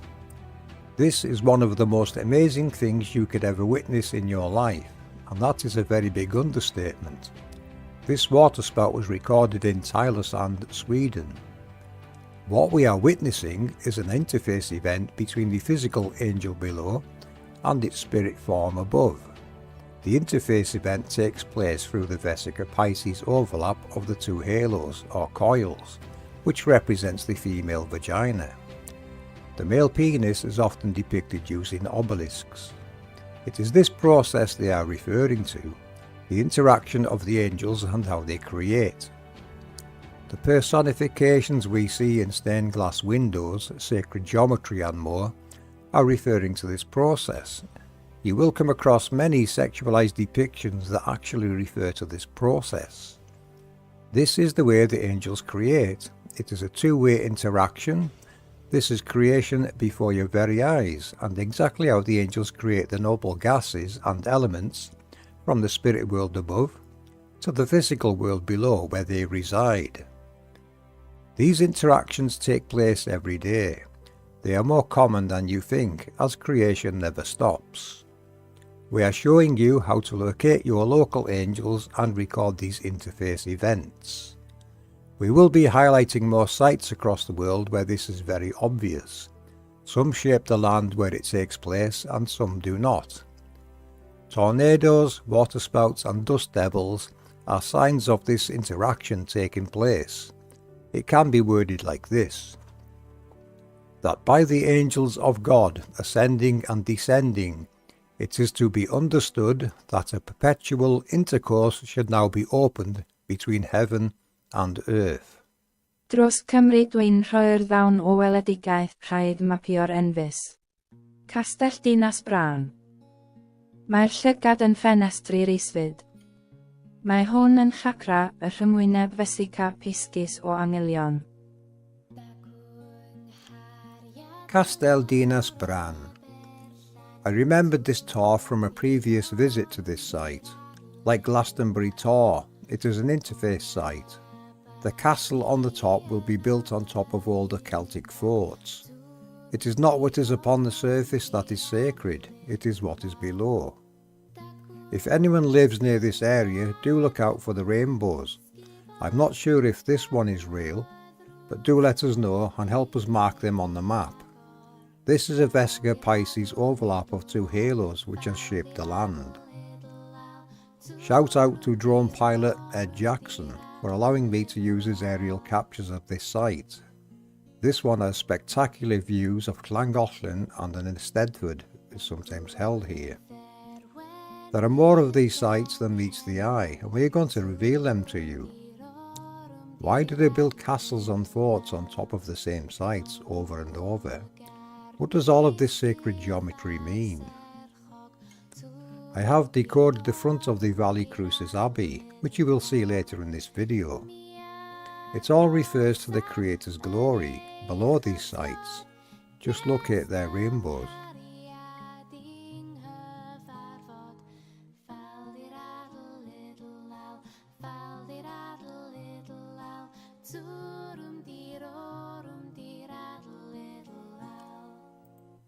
If anyone from Wales is familiar with the creation story, do get in touch. I can decode it for you. Someone is already going to cover Ireland. England and Scotland will also require representation should anyone wish to see their creation story being decoded with APM eyes.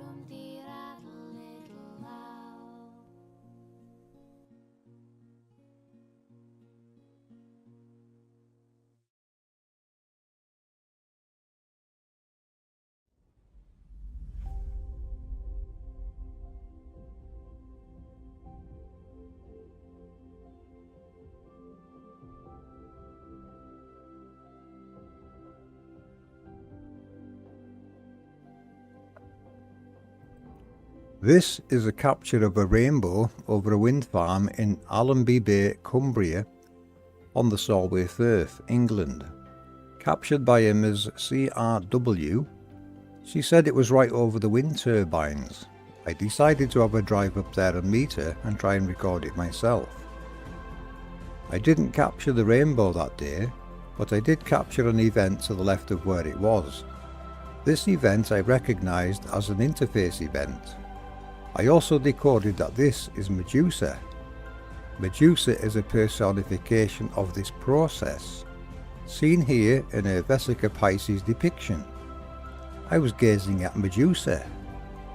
I did not turn to stone, but things around me were. Medusa proceeded to soak me for 5 minutes, then gifted me a treasure. True story, but that's for another day. A full circle rainbow, captured by Rainbow Warrior Phil from Glasgow with his drone. To capture a full circle rainbow, you just need some altitude. Every rainbow is a full circle. Capturing one like this helps to be very precise with its GPS coordinates and diameter, which makes them easier to map. Isn't that an amazing view, people? Look at that.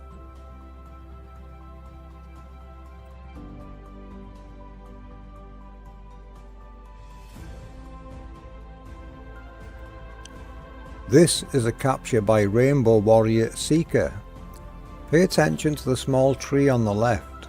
This is registering an activation from a local angel.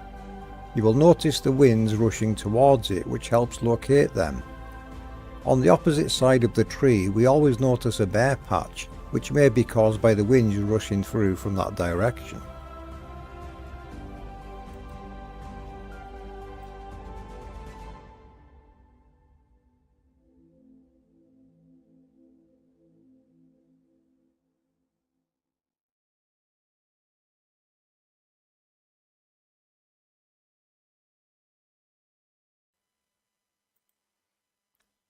In a few moments, this angel is going to change into its spirit world form, comprising a group of 4.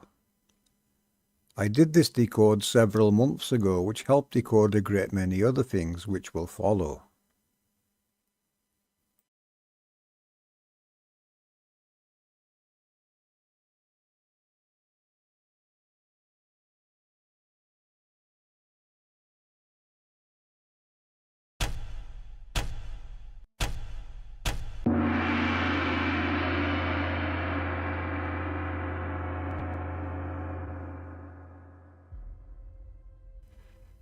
This, ladies and gentlemen, is what a group of 4 angels working together would look like.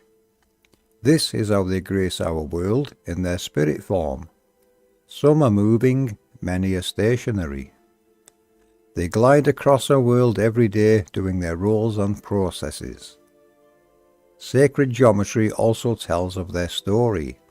Our ancestors understood this very well.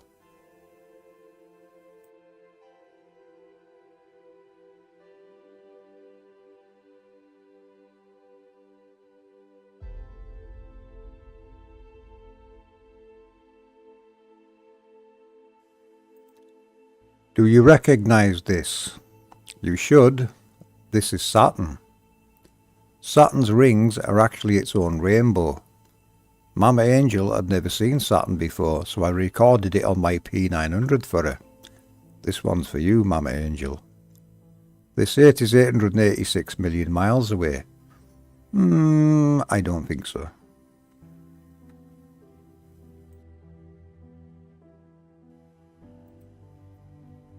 The moon's rainbow. Under certain conditions, we get to see the moon's rainbow. Look for it and you shall see it. This applies to all of the wandering stars. I see you all, and I'm going to tell your story.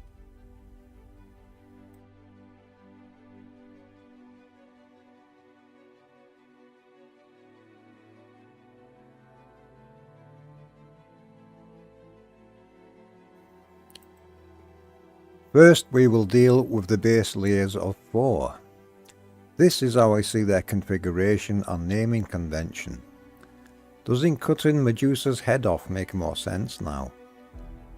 This also helped me decode the 400-year reset pole shift event further. Notice how the 4 halos create this configuration.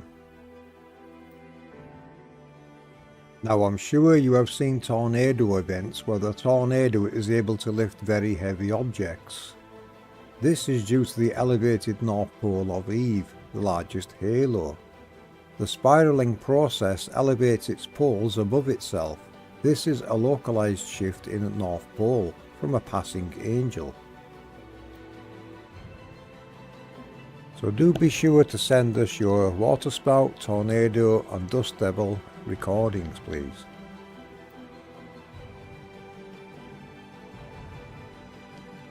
This will give you a better idea of what's taking place local to you. Notice the wind direction changes.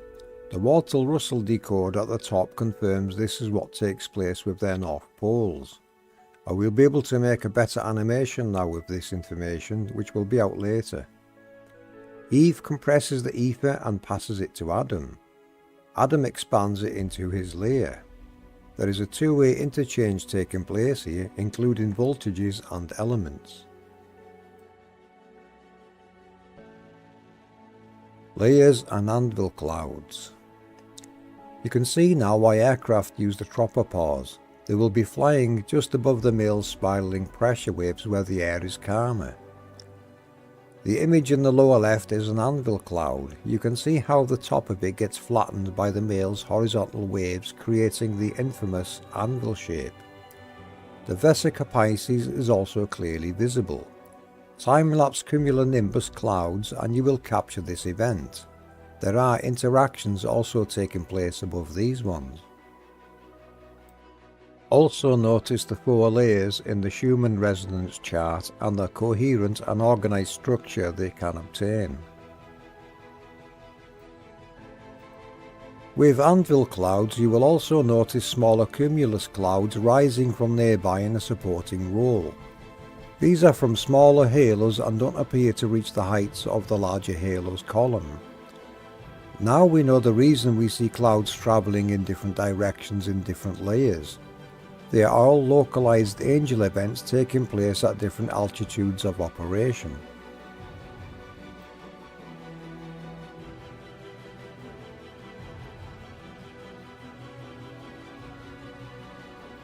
Analog and digital representations. In this decode we see digital is not a new format. The ancients knew it very well. Their creation stories tell this truth. Walter Russell's mortar and the Great Pyramid also use this same design. It has been a blueprint throughout history. This is why it is called sacred geometry. Pillars, layers and temples. In this decode we see how temples represent the truths of the layers. The female vertical columns and the male horizontal planes. This can be found in every culture under many guises and depictions. Atlas is often featured in this role with his plasma torus field on his shoulders. Eve's cone even plays a part with her elevated North Pole. Statues such as Easter Island with a layer or hat on their heads are also depicting the layers. They represent columns and layers. This is how the angels elevate themselves into the sky. It is a very, very clever use of electromagnetics, electricity being 90 degrees in opposition to magnetism. The Sacred Cross decoded. The vertical bar represents magnetism and the horizontal bar represents electricity, or two angels' columns and layers in the ether. This applies to all crosses. The circle of the Celtic cross represents the plasma Torah field or halo. The vertical is magnetism and the horizontal is electricity. The next few images are captures that you can try yourself. This is evidence of our research and has been our path for over 8 years now.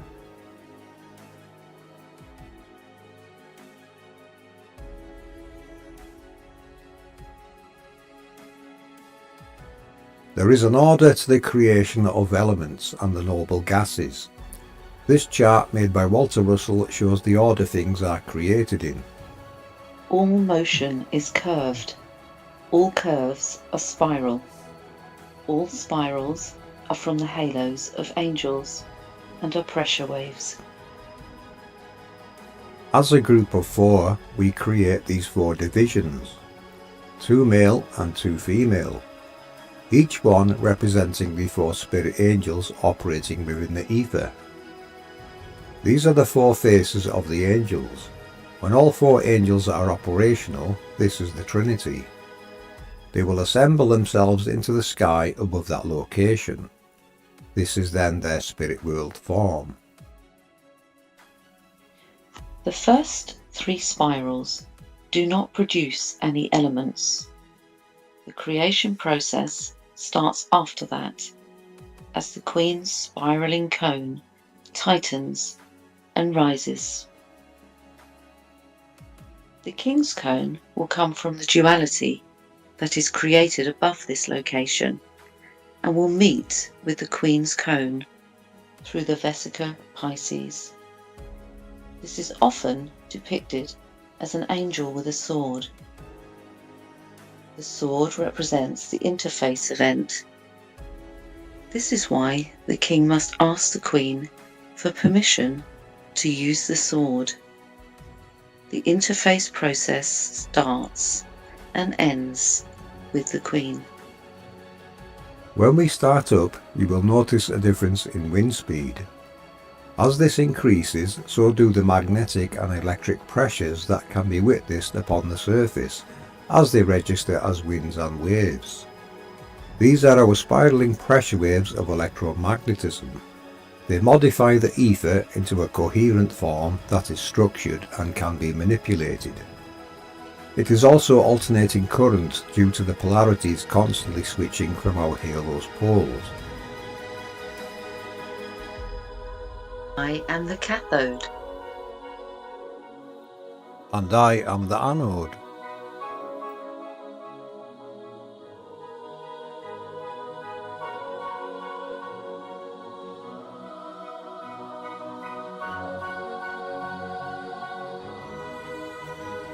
Permission to use my sword, my queen.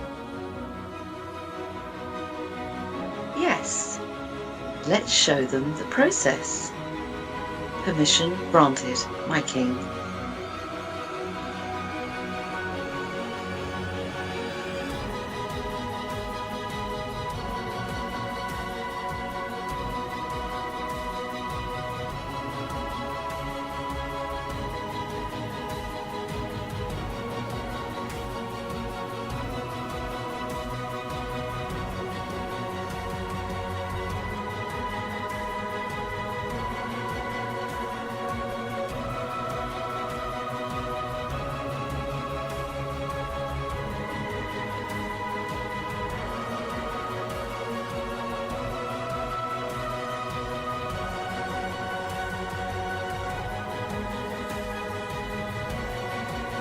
Should we show them the 10, my king?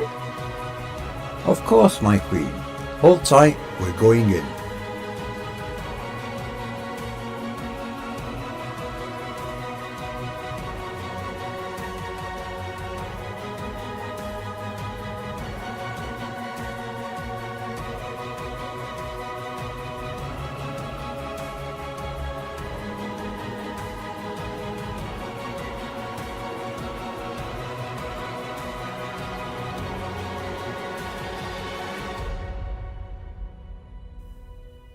I'm sure you would agree our interface event is not much different to your own. We just bear different children. And just like you. We like to hold our little cherubs high into the sky for all to see.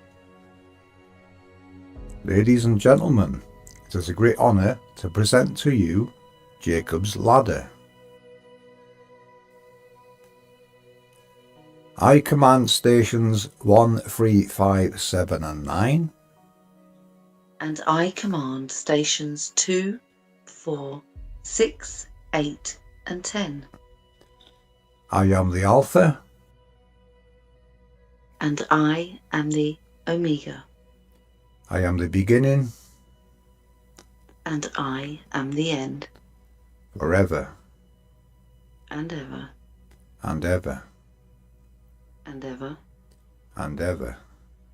And ever. And ever. And ever. And ever.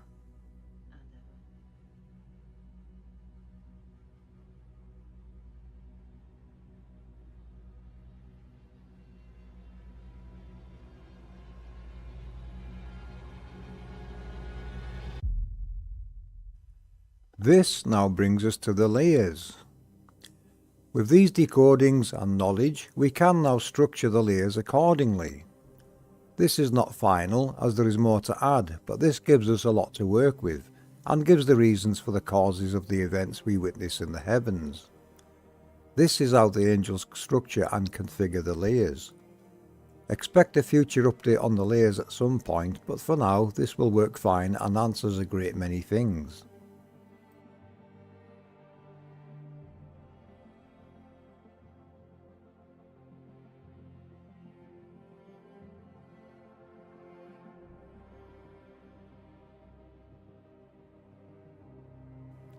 Adam, Eve, the apple and the snake. This animation made Rysandra's husband demonstrates how the process works in elevating the poles on the halo. Ignore the vertical pole in the centre, that was just used as a guide.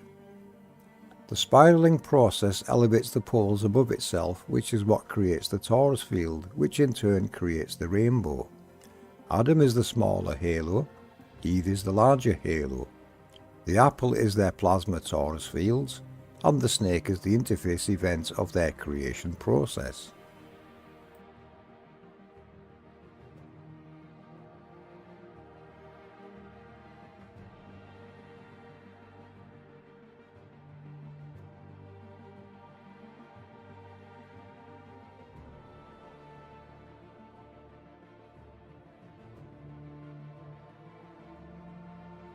And now the Valley Crucis Abbey decode. This is how I decode sacred geometry of the old buildings. This applies to all buildings of sacred design, including the Tartarian designs. This is a group of 4 angels. Notice Atlas can play 2 roles, one where he is in a supporting layer.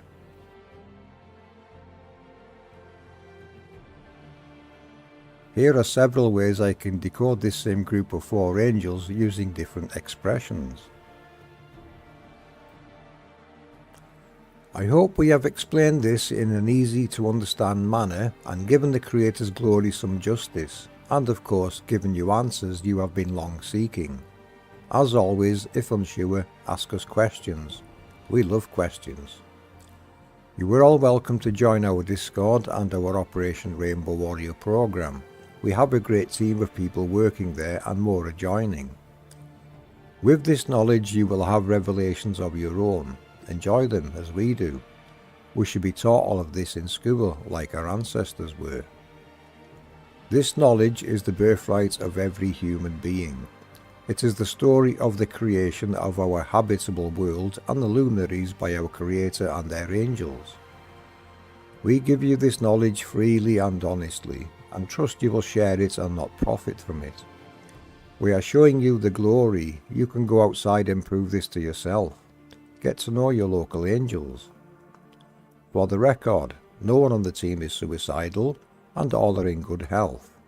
Should any one of us be attacked in any way, we will take that as an attempt to hide the Creator for the very obvious reasons we have been decoding and revealing to the world over the past 8 years. I dedicate this video to my mother, Mama Angel, whom I had been given very advanced knowledge over the past 3 years of this research to take to the other side. Love you, Ma. This is an APM Research decode. Come go with me. Open your mind.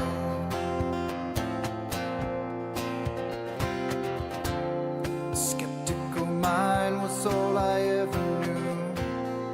Finding the knowledge of the real world. starts with the point of which has no parts. These are the axioms of life.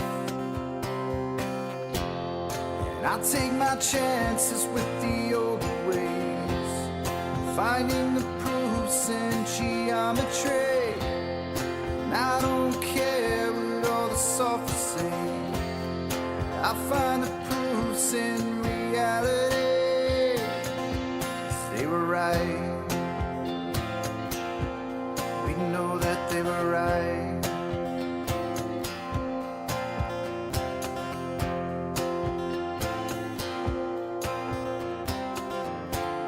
Starting with circles and lines alone, constructing the nature of what's known. Conclusions are clear and the evidence seen. This 3D space works perfectly.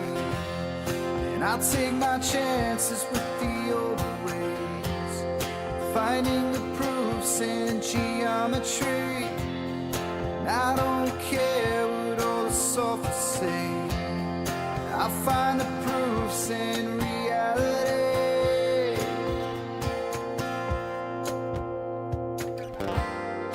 When all around you is sinking sand, you'll have a place on which to stand. Foundations were already built for you, so open your mind.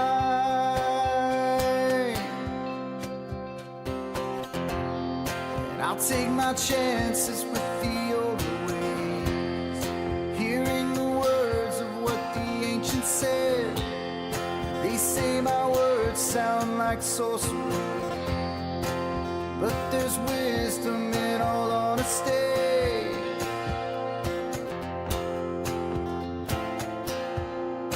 Come go with me, open your mind. Come go with me, we'll find the truth.